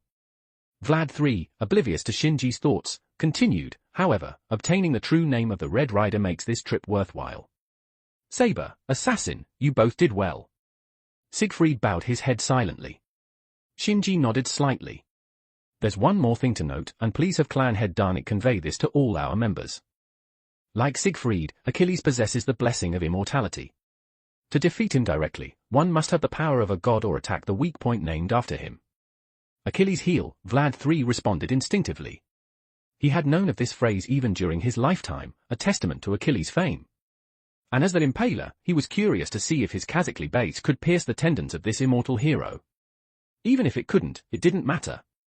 He had a second, hidden noble phantasm as his trump card.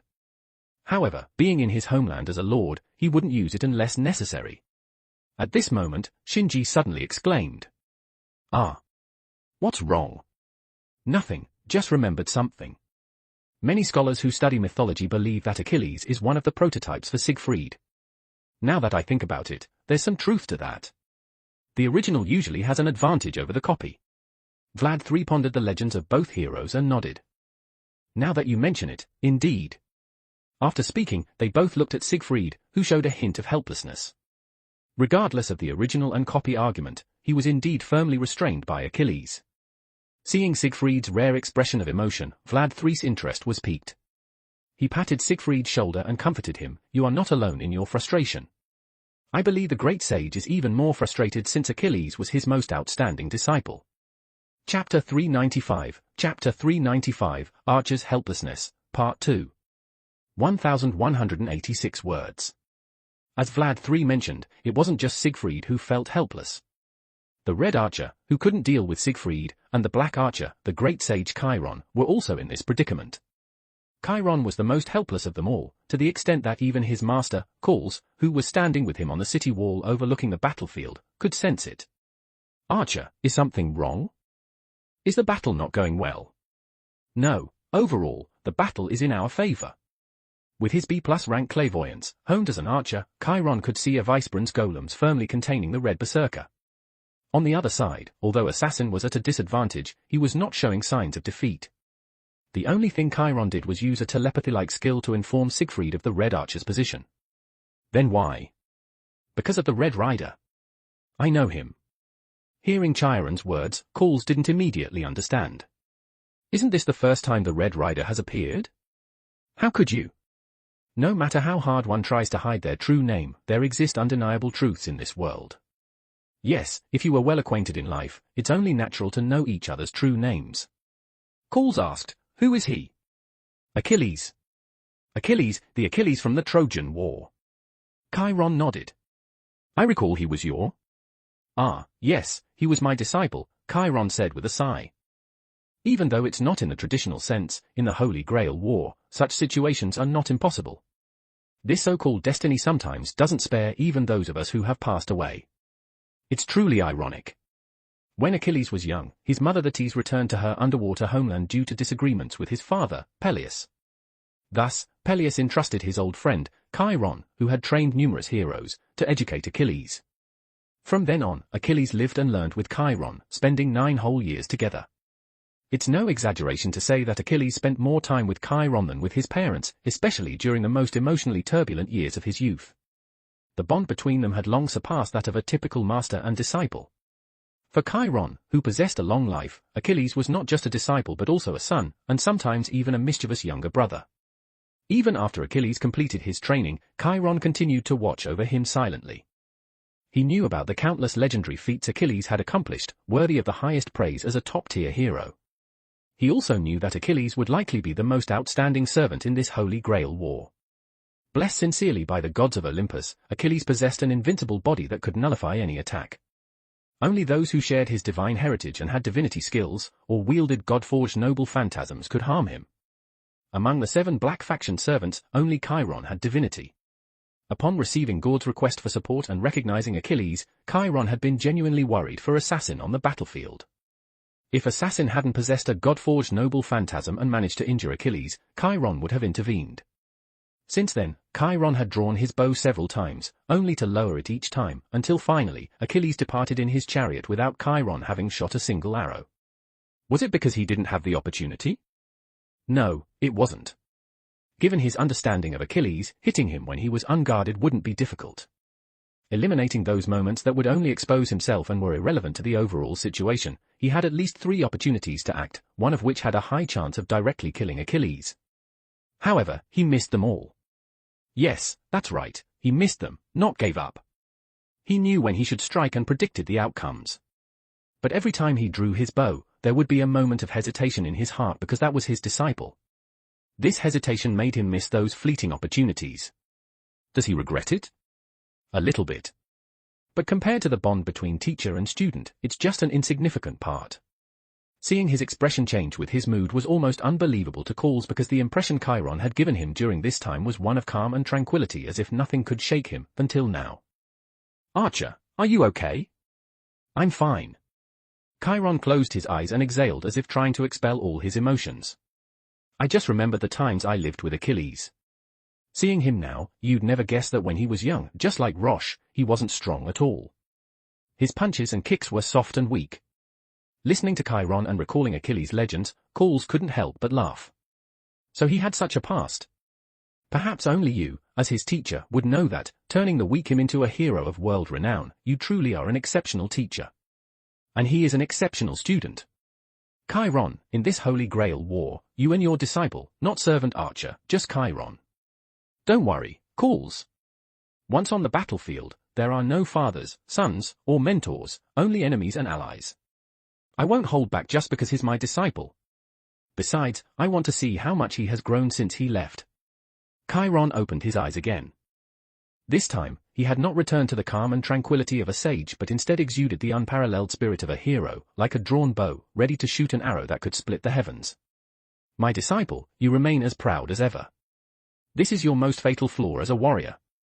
Although your overwhelming strength has never exposed this flaw.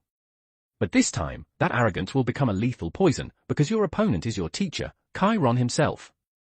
I'll let you go this time, but next time, you better be prepared, or even you will die. By the way, Archer, since the Red Rider is your disciple, could he be like the Red Berserker Anne? Impossible. Chiron shook his head firmly. He is no longer the immature boy he once was. Now, he is worthy of the title of hero. He won't change sides because of me. On the contrary, knowing of my existence, he will undoubtedly put everything on the line to fight me, because that is the only way to show his growth and prove he is worthy of being my disciple. Indeed, Chiron's educational philosophy differed from Scatchika's, being relatively gentle. But in one respect, they shared a common belief, the dignity and expectations of a teacher. A disciple should not merely look up to their teacher but should surpass them and reach greater heights. That's quite a pity. Since Chiron said so, Calls didn't ask further. Just as Fura trusted Shinji, he had great trust in Chiron. Let's go back. The battle is over. Yes. As they were about to leave the city wall, a massive communication spell rose from within the castle, quickly spreading around. To all Igmalenia masters, Ryder has escaped with a homunculus. That homunculus is an important vessel. Capture it alive at all costs. Chiron's steps suddenly halted. Ryder, young man, I wish you safe travels. Chapter 396, Chapter 396, Elopement. 1587 words. The scene shifts back a bit. Astolfo used his noble phantasm, Trap of Argelia, to knock down Spartacus and immediately leave the battlefield. Knowing that Astolfo is a reckless individual who acts solely on emotion, Vlad III and Avispran don't pay much attention to his strange behavior. The two servants remained focused on capturing Spartacus. Once out of the servants' detection range, Astolfo quickly returned to Millennia Castle, to Shinji's room. At that time, Sieg was practicing walking. This was the first thing Chiron taught the newborn. First, you need to practice walking. Your legs are too weak. If you can walk, you might be able to perform magecraft. This way, the obstacles to your survival will be somewhat reduced. The second thing was to think about how to survive. Although Sieg's life was short, with only 3 years left, not thinking about it would be no different from dying here. After teaching these two things, Chiron handed Sieg over to Astolfo. It was Astolfo's responsibility from the moment he found Sieg and responded to his wish.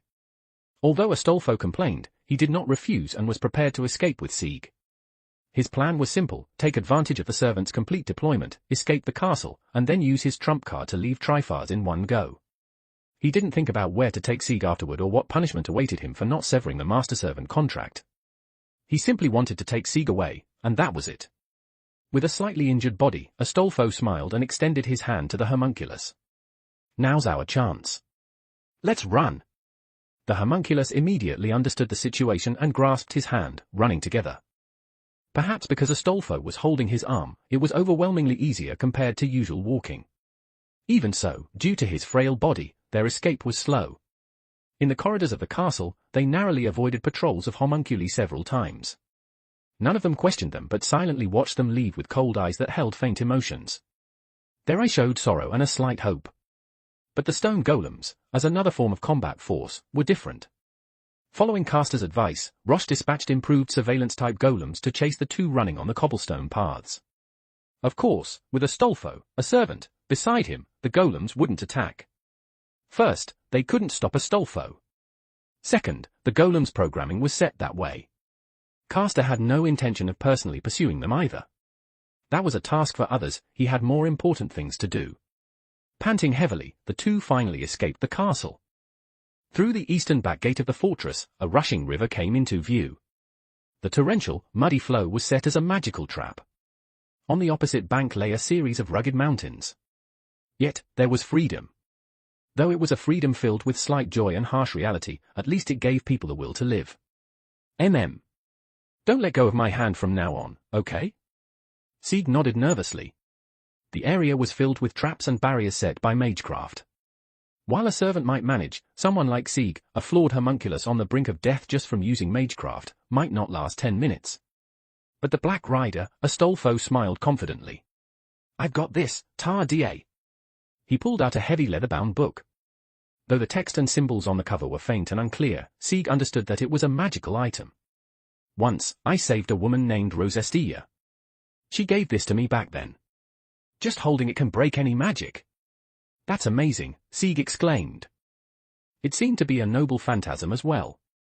Astolfo, one of Charlemagne's 12 paladins, was known as an adventurer who embarked on various whimsical journeys, eventually reaching the moon. During his adventures, he acquired many strange and unusual noble phantasms. But there's a bit of a problem. Even though this is a noble phantasm, I've forgotten its true name. Astolfo seemed quite embarrassed as he gritted his teeth and unexpectedly revealed this absurd fact. But it's fine.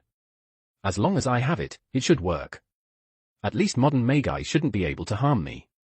If it's not a modern magus, that's a different story. Or, the same might apply to something called a reality marble, which is almost akin to magic. But such magic couldn't be contained within a barrier and certainly wouldn't be activated just to chase after someone like Sieg. What was it called again? Magic, mana. Universal, break. Manual? Something like that? It feels like that's the name, but maybe not. Better remember it before a fight, Sieg advised. Losing just because you didn't know its true name isn't something that can be brushed off as mere confusion. You're right. Well, then let's go. Astolfo held his hand tightly and jumped forward. In an instant, the river water spiraled up to obstruct them, attempting to entangle the two. But thanks to the book, it was naturally repelled. "Are you okay? Can you walk?" Sieg replied that he could manage a bit. Astolfo offered to carry him, but Sieg refused. Sieg believed that until he couldn't walk anymore, he should use his own feet. Archer's teachings. Astolfo grumbled a bit discontentedly. To him, it seemed unacceptable that Sieg would follow teachings from just a few minutes of conversation. "Got it. I'll stay with you until you're safe." They stepped forward. Although Sieg's feet weren't very painful, he was physically exhausted. Fatigue naturally slowed his pace. His heels and thighs began to creak and groan in protest. "Are you okay?" Astolfo kept asking.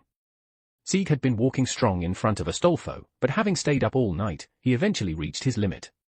An hour later, he couldn't take another step without leaning on Astolfo's shoulder. "I think you've done well." Astolfo comforted him while steadily moving forward on the dark mountain path. Even looking up at the sky, no stars were shining. It seemed they were under a disorienting illusion spell. A compass or map probably wouldn't be useful.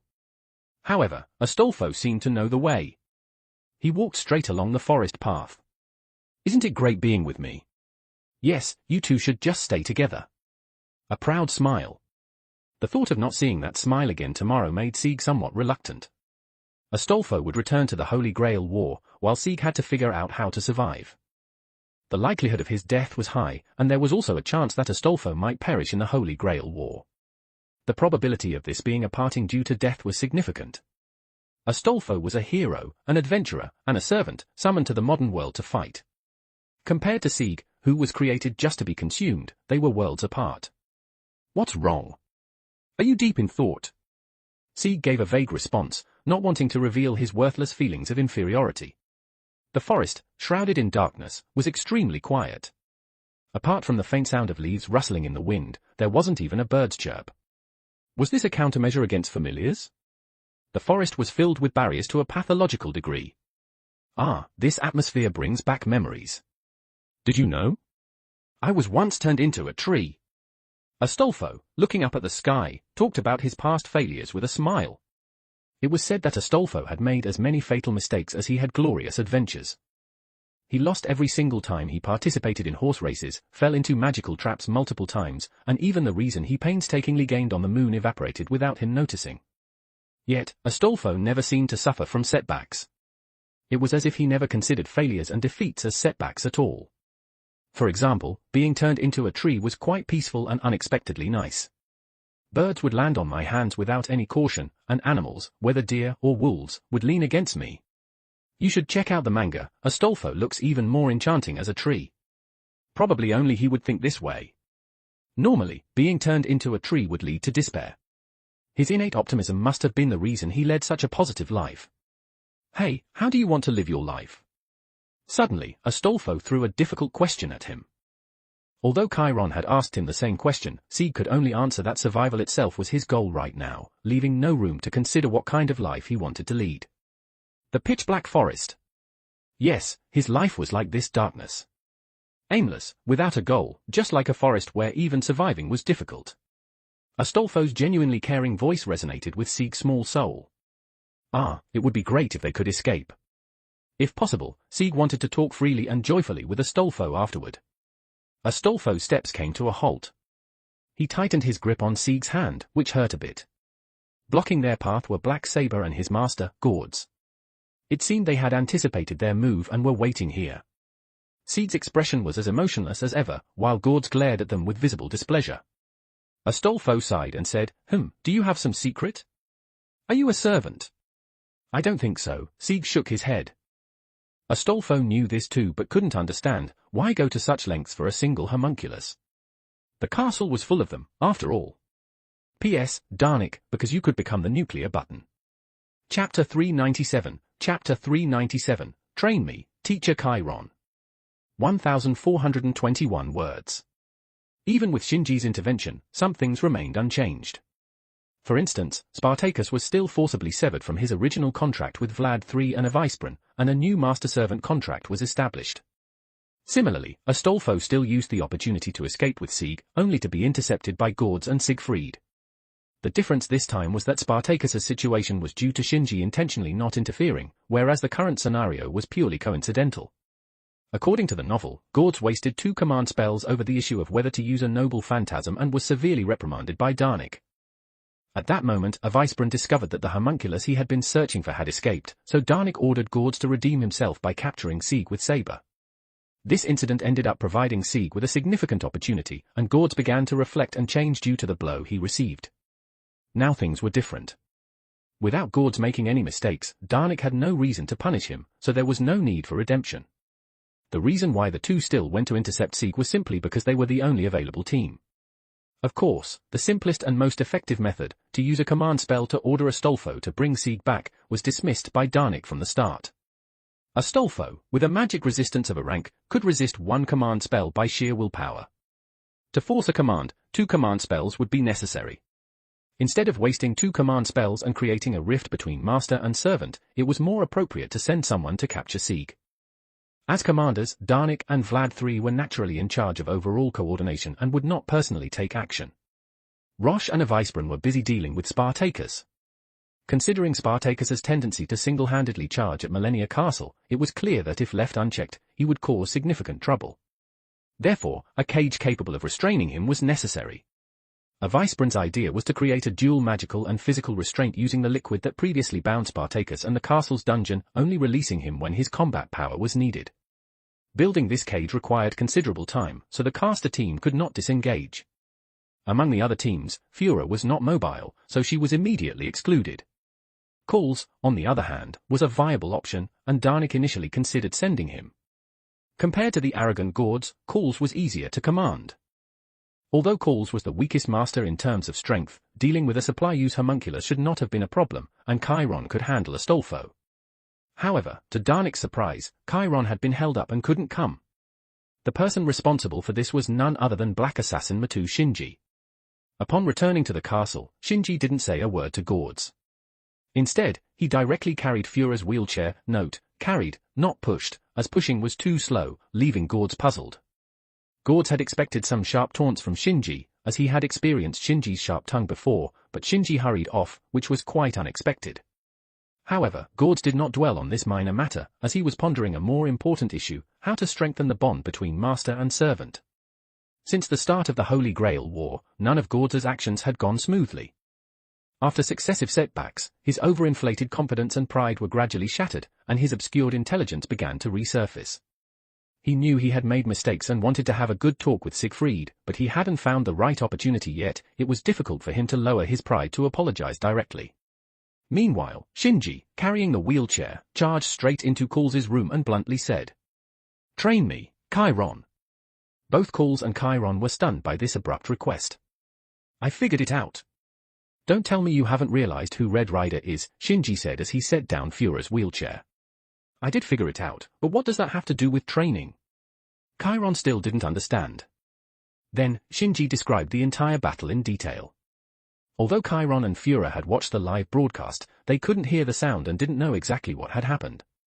As a result, everyone, including Chiron, was dumbfounded. Fura exclaimed, "Are you saying Achilles mistook you for Hector?" Shinji corrected, "It's not that he mistook me for Hector, rather, he saw Hector's shadow in me, like a substitute. No wonder he struck that pose at the end. That was a dual declaration, asking the gods to witness." Achilles wouldn't make such a declaration unless he recognized his opponent, Chiron said with a knowing smile. "I didn't expect him to treat you that way. I've heard of Hector too. Despite being merely human, he reached heights many demigods couldn't." "Hey, you're laughing, but I feel like crying, okay?" Shinji said with a bitter expression. "If I had known he was Achilles, I wouldn't have gone head-to-head with him. I should have changed tactics early on, coordinated with your support, and used the advantage of information asymmetry to kill him, or at least break his immortality." Although Shinji also played with slingshots, he was leagues away from Chiron's level as an archer and had no idea how many opportunities Chiron had missed. He always thought the reason Achilles wasn't taken down was his fault. For example, his positioning might have been poor, placing him in Chiron's blind spot, making it difficult to shoot, or perhaps he was mostly on the defensive, focusing Chiron's attention on rescuing him rather than critically injuring Achilles.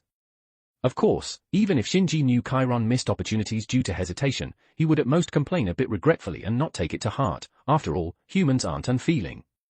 If it were Sakura on the other side, Shinji's reaction would be worse than Chiron's, he might even switch sides. However, if Skachik were on the other side, his approach would be different again. Calls couldn't understand Shinji's pessimism. "Didn't you do pretty well? From what you described, it sounds like Achilles was at a disadvantage. That was exploiting the advantage of information asymmetry to achieve an unexpected victory. Such tricks only work once, they're unlikely to succeed a second time.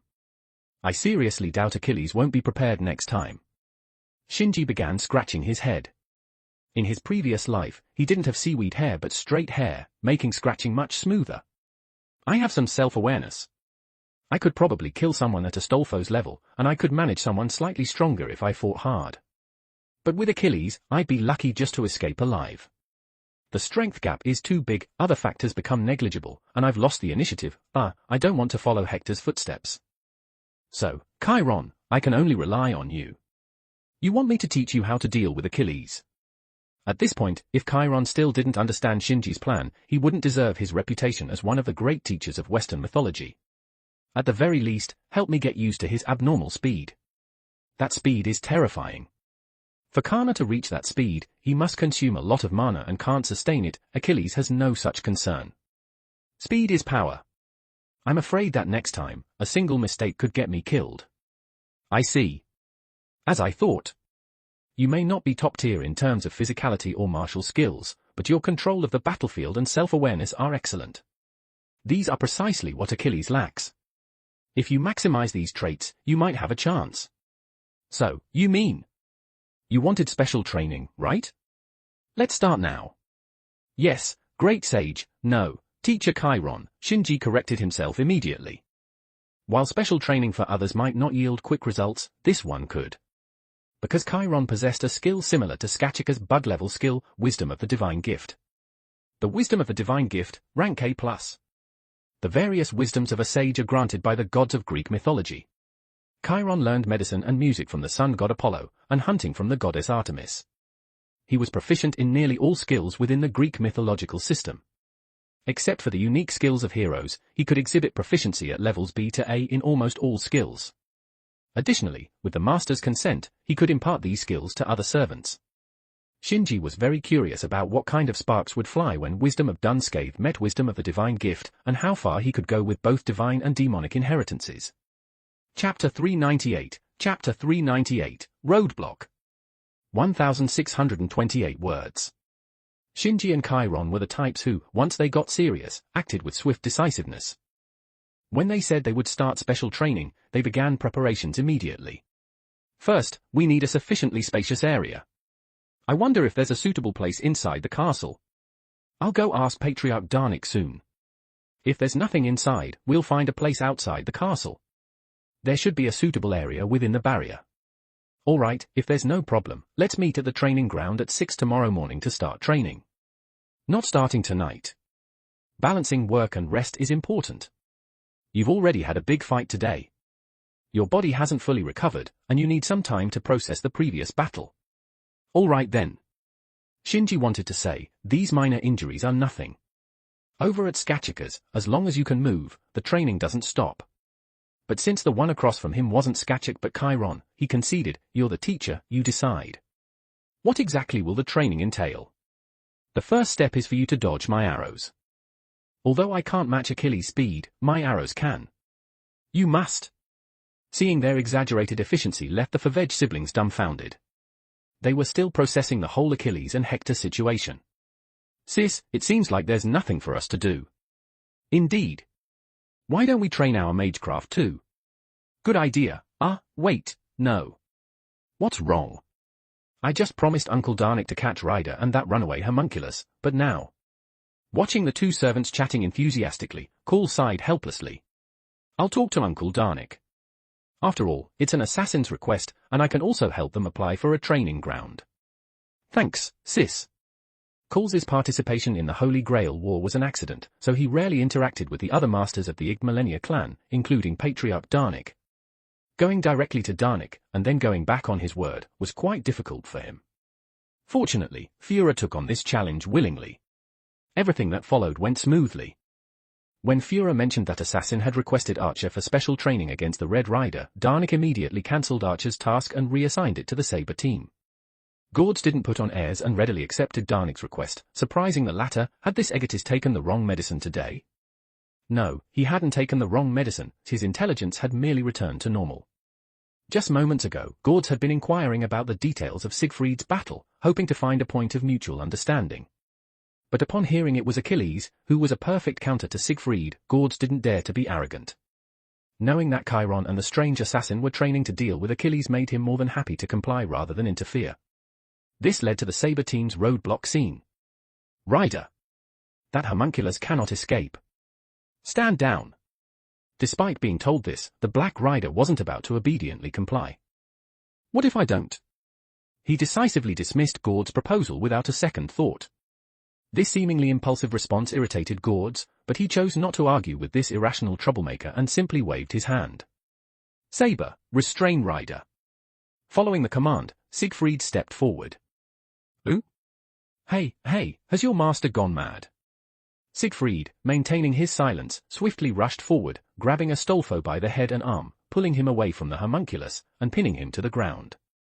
The homunculus, who had been leaning against Ryder, collapsed to the ground like a puppet with its strings cut. What?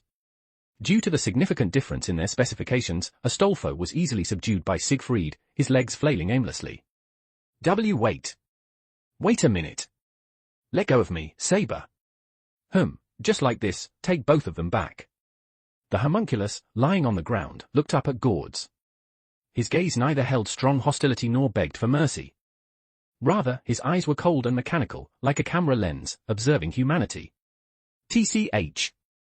Clicking his tongue, Gord seized the homunculus's slender arm, examining him up and down with a hint of confusion. You're no different from other homunculi.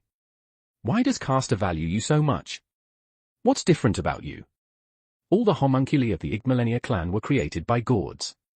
As a fellow Magus, and one under the alchemy classification, Gords was intensely curious about why Castor went to such lengths to capture this particular homunculus. Silence. The homunculus struggled to make his exhausted brain, which felt as if it were sinking into a mire, turn. His wrist was tightly gripped, on the verge of breaking. This man wanted to capture him, seemingly under Castor's orders. Why was he so adamant about capturing him? He didn't understand. Although he didn't understand, as the man had said, his fate would be to be ground into dust. In other words, to escape this situation, he had to make a choice. However, that was a choice the homunculus simply couldn't make. It was an option that a being who could see the future couldn't choose.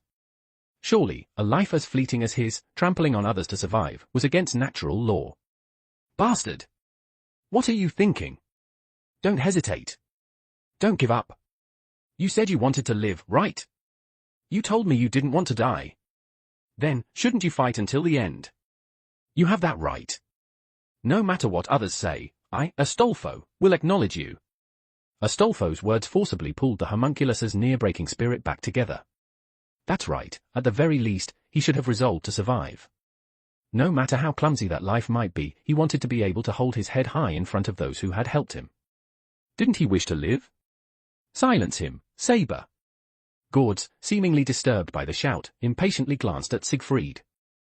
Siegfried promptly covered Astolfo's mouth, silencing him. In that brief moment, the homunculus began to weave a spell. What was needed now was destruction. He clenched his fist, steeling himself to go all out to kill this magus named Gords. Accelerating his body to the brink of destruction. Just like when he had shattered reinforced glass before, he first understood the composition of the human body, then synchronized and began to destroy it. What? Realizing that the homunculus had activated his magic circuits, Gord stared in astonishment at the nameless creation. The homunculus gripped his hand firmly, steeled his resolve, and began to weave the opening words of his spell. Strasagian.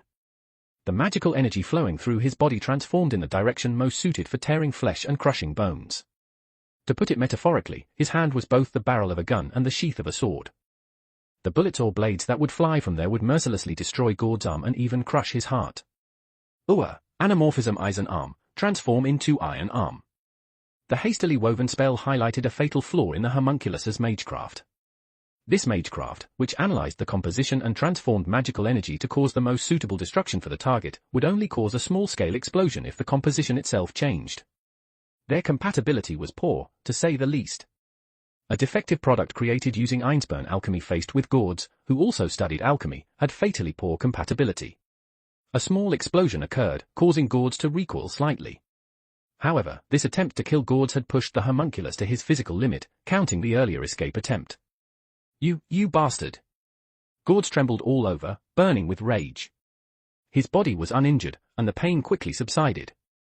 Such minor injuries wouldn't even take a day to heal. With healing magecraft, they could be completely cured in seconds. The issue was that the one who had harmed him was not someone else but a mere magical energy battery, one that he had created with his own hands, and the previous attack had contained murderous intent. This guy wanted to kill me. This realization was accurate. The homunculus had cast the spell with the greatest killing intent he could muster. To launch such unimaginable rebellion against his creator, the one who had given him life, the prey meant to be consumed suddenly bared its fangs. For Gords, who regarded homunculi as consumables and his possessions, this was unimaginable. Are you kidding me? A mere homunculus. To think you could kill me. Impossible! Impossible! Impossible! Impossible!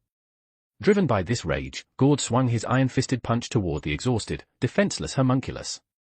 At this moment, Darnik's orders had completely vanished from his mind. If this punch landed, the homunculus's fragile heart would shatter instantly. Astolfo's eyes widened, struggling desperately to break free from Siegfried. Siegfried, feeling a pang of sympathy, loosened his grip slightly. At that moment, an unfamiliar burst of magical energy erupted less than 3 meters in front of Gord's, accompanied by a commanding shout. Stop! In an instant, a fierce wind howled, and Gord's bulky body was blown backward. Seeing this, Siegfried immediately abandoned Astolfo and quickly moved to catch his master. The two lying on the ground were spared due to their smaller surface area. Hey, are you all right? Astolfo, not caring about what had happened, scrambled over to Sieg, shouting. Answer me. I'm okay. Sieg lifted his head, forcing a weak smile. Thank goodness. Astolfo hugged the homunculus tightly, nearly in tears. I suggest you don't use so much force, he's very weak right now and can't handle it. Astolfo and Sieg both looked up at the silver figure that had appeared before them, realizing that she had saved them. Who are you? Gord and Siegfried had the same question, but they quickly found out the answer. The tall woman in silver armor did not hide her servant aura. The emblem indicating she was part of the same faction clearly announced that she was their final servant. Black Lancer. Chapter 399, Chapter 399, Borrowing a Sword. 1,352 words. This Holy Grail War has seen numerous unexpected events, the most significant being the activation of the emergency system, which transformed the free-for-all battle of 7 servants into a team battle of 7 versus 7. Additionally, there have been many minor surprises. For instance, the ruler, Jean d'Arc, descended using a saint's vessel. Darnik intended to summon a lancer but ended up summoning a berserker, and the assassin meant for Sogora Hauma was instead summoned by Führer, without the additional 2-line incantation. As previously mentioned, the assassin class typically summons a Hassan Isaba due to the class itself acting as a catalyst. Given the proliferation of variant Holy Grail wars in this world, the information on all but the first Hassan has been exposed, making them prime targets for joint attacks by other masters upon their appearance. In their pursuit of the Holy Grail, Magi deeply researched the assassin class and eventually discovered a method to summon non-Hassan heroic spirits by preparing a specific catalyst and appending a 2-line incantation. Sogora Hauma planned to use this method to summon Jack the Ripper. The ideal location to summon Jack the Ripper would be London, the reputed origin of the legend. However, since London is home to the Clock Tower, the headquarters of the Mages Association, summoning there would be suicidal for a rebellious member of Ig Millennia. Sogora had to settle for Japan, a place with a relatively well-known reputation and guaranteed safety. Unexpectedly, before the summoning ritual could be performed in Japan, Führer had already summoned Assassin. By the time Darnik realized what had happened and was collecting the catalyst for Lancer while attempting to contact Sogora, Sogora had disappeared.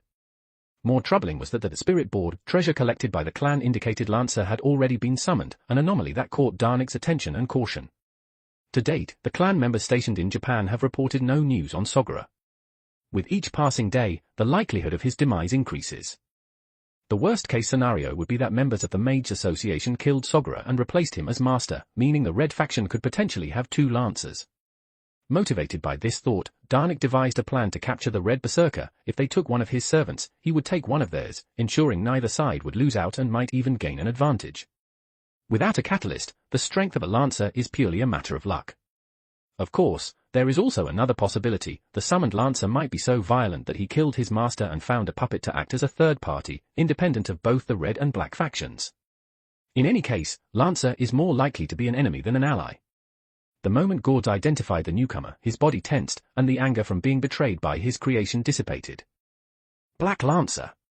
Indeed. The female knight clad in silver armor looked up slightly, her gaze sweeping over Siegfried and the crouching Astolfo nearby. Black Saber and Black.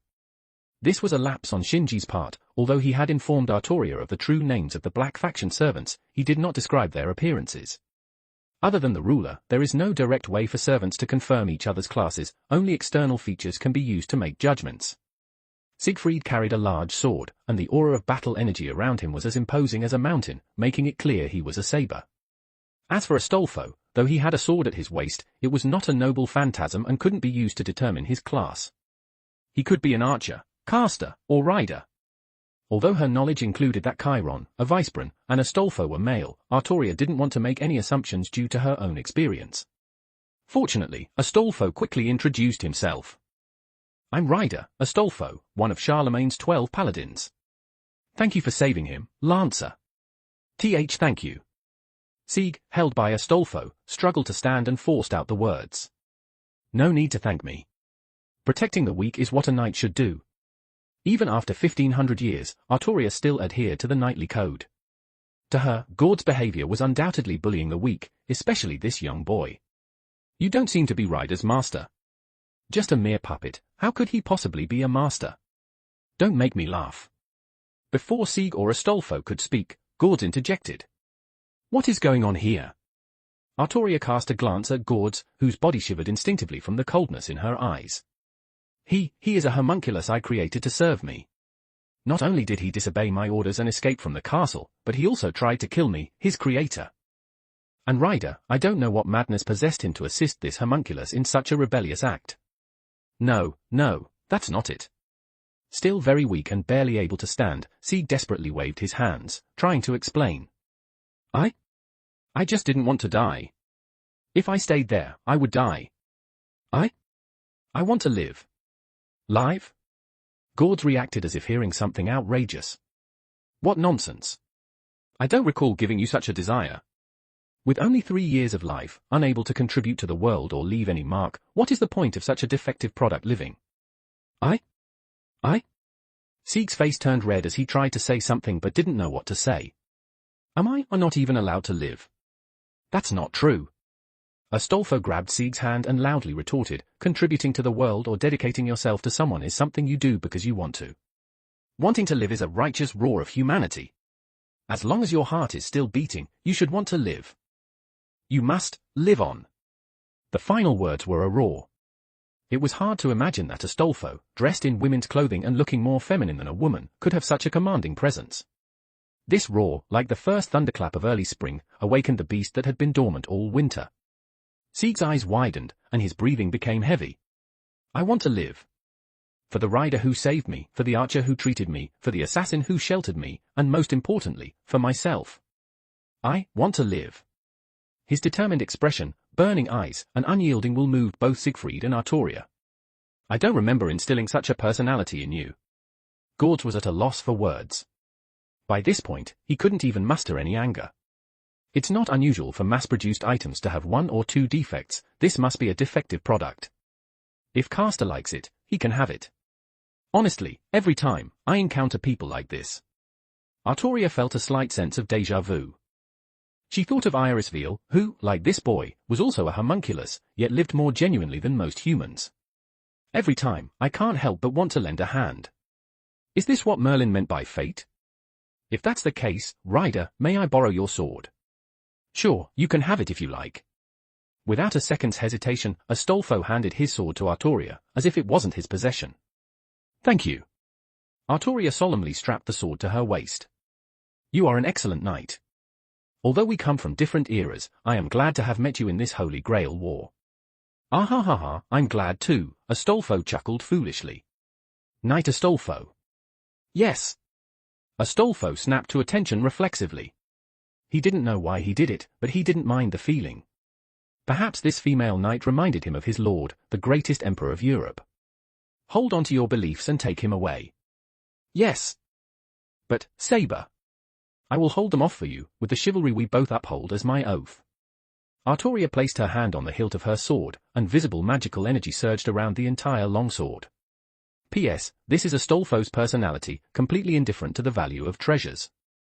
He would give away an item, even if it were a noble phantasm. Chapter 400, Confrontation.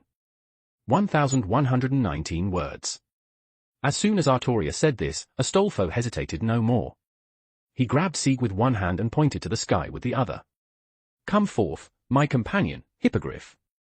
Accompanied by a resounding eagle's cry, an even more intense wind pressure than Artoria's sword swept across the ground. The source of the gale was a fantastical beast with the upper body of an eagle and the lower body of a horse, looking incredibly bizarre. As the most mischievous troublemaker among the 12 paladins, Astolfo had many strange and extraordinary tales to his name. Among them, his non-human companions like the griffin, the famous horse Rabbicano, and most notably, the hippogriff, could not be overlooked. Initially, this mythical creature should not exist. Griffins are natural predators of horses, feeding on them, making their offspring an impossibility. Yet, Astolfo, being an extraordinarily unique existence, made the impossible possible. Thus, this phantom steed, unseen in this world, became Astolfo's trump card. Well then, let's go. Gords was not willing to let the prize slip away. Saber, stop them.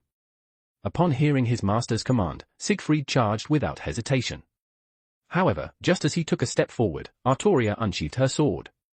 A silver flash streaked by as highly condensed magical energy expanded outward through the action of drawing the sword. In an instant, earth and rocks flew. Even someone as resilient as Siegfried was halted by this powerful strike.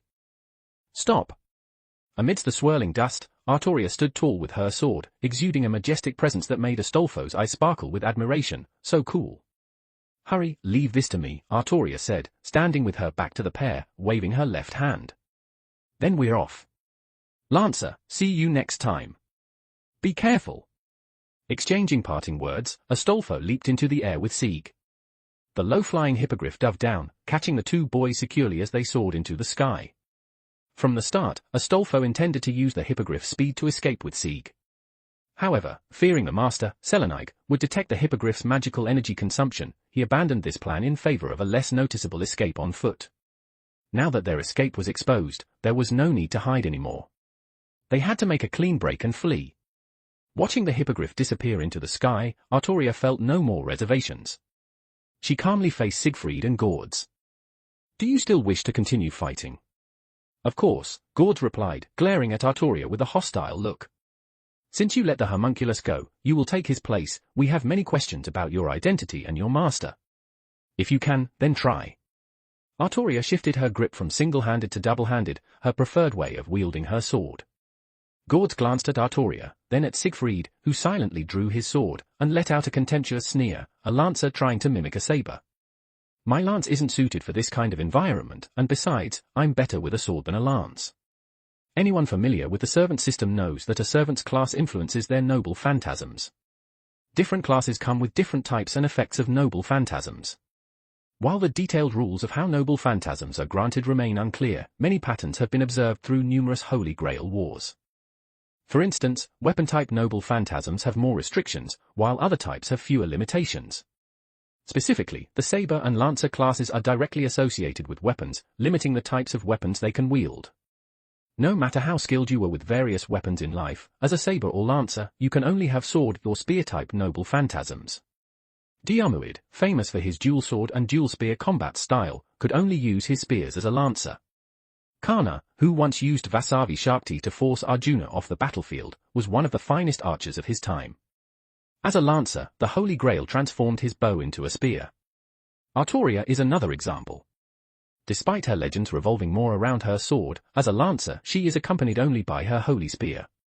However, while the class can restrict the weapon, it cannot limit the experience accumulated in one's lifetime. Even without Excalibur, Artoria remains an excellent swordsman, unafraid of any formidable enemy with a sword in hand. Come, let me see just how strong the saber of this Holy Grail war is. With these words, the knight who once won a Holy Grail war as a saber stepped forward, approaching the awaiting Siegfried. When the distance between Artoria and Siegfried shortened to 5 meters, Siegfried moved. He lunged forward, swinging his sword with both hands. There was no variation or technique, just a pure combination of power and speed.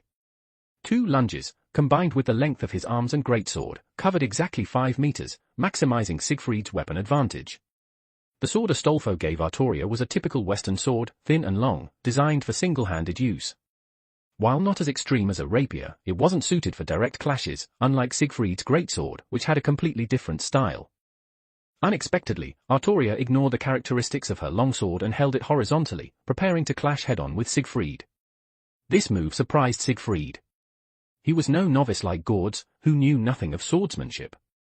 As someone who had honed his skills to a superhuman level and fought countless battles, he could tell from Artoria's stance that she had deep sword expertise, sufficient to qualify as a saber. A swordsman of her caliber couldn't be unaware of the differences in weapon and technique compatibility. When technique and weapon align, the result is twice the effect with half the effort, the opposite results in half the effect with twice the effort.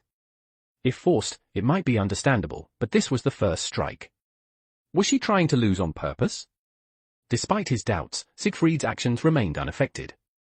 Regardless of his opponent's intentions, he had confidence in his strength. The moment Siegfried's greatsword struck down, he understood why. The seemingly delicate longsword transmitted an unexpectedly immense force. His B+, without using the plus, strength level, combined with the weight of his greatsword and the advantage of striking from above, only resulted in a draw. Could his opponent's strength exceed his own significantly? Before Siegfried could conclude, Artoria twisted her wrist, sidestepped forward, and drew her thin sword along the edge of his greatsword, aiming for Siegfried's chest. This time, she utilized the agility of her thin sword. Siegfried didn't dare be careless.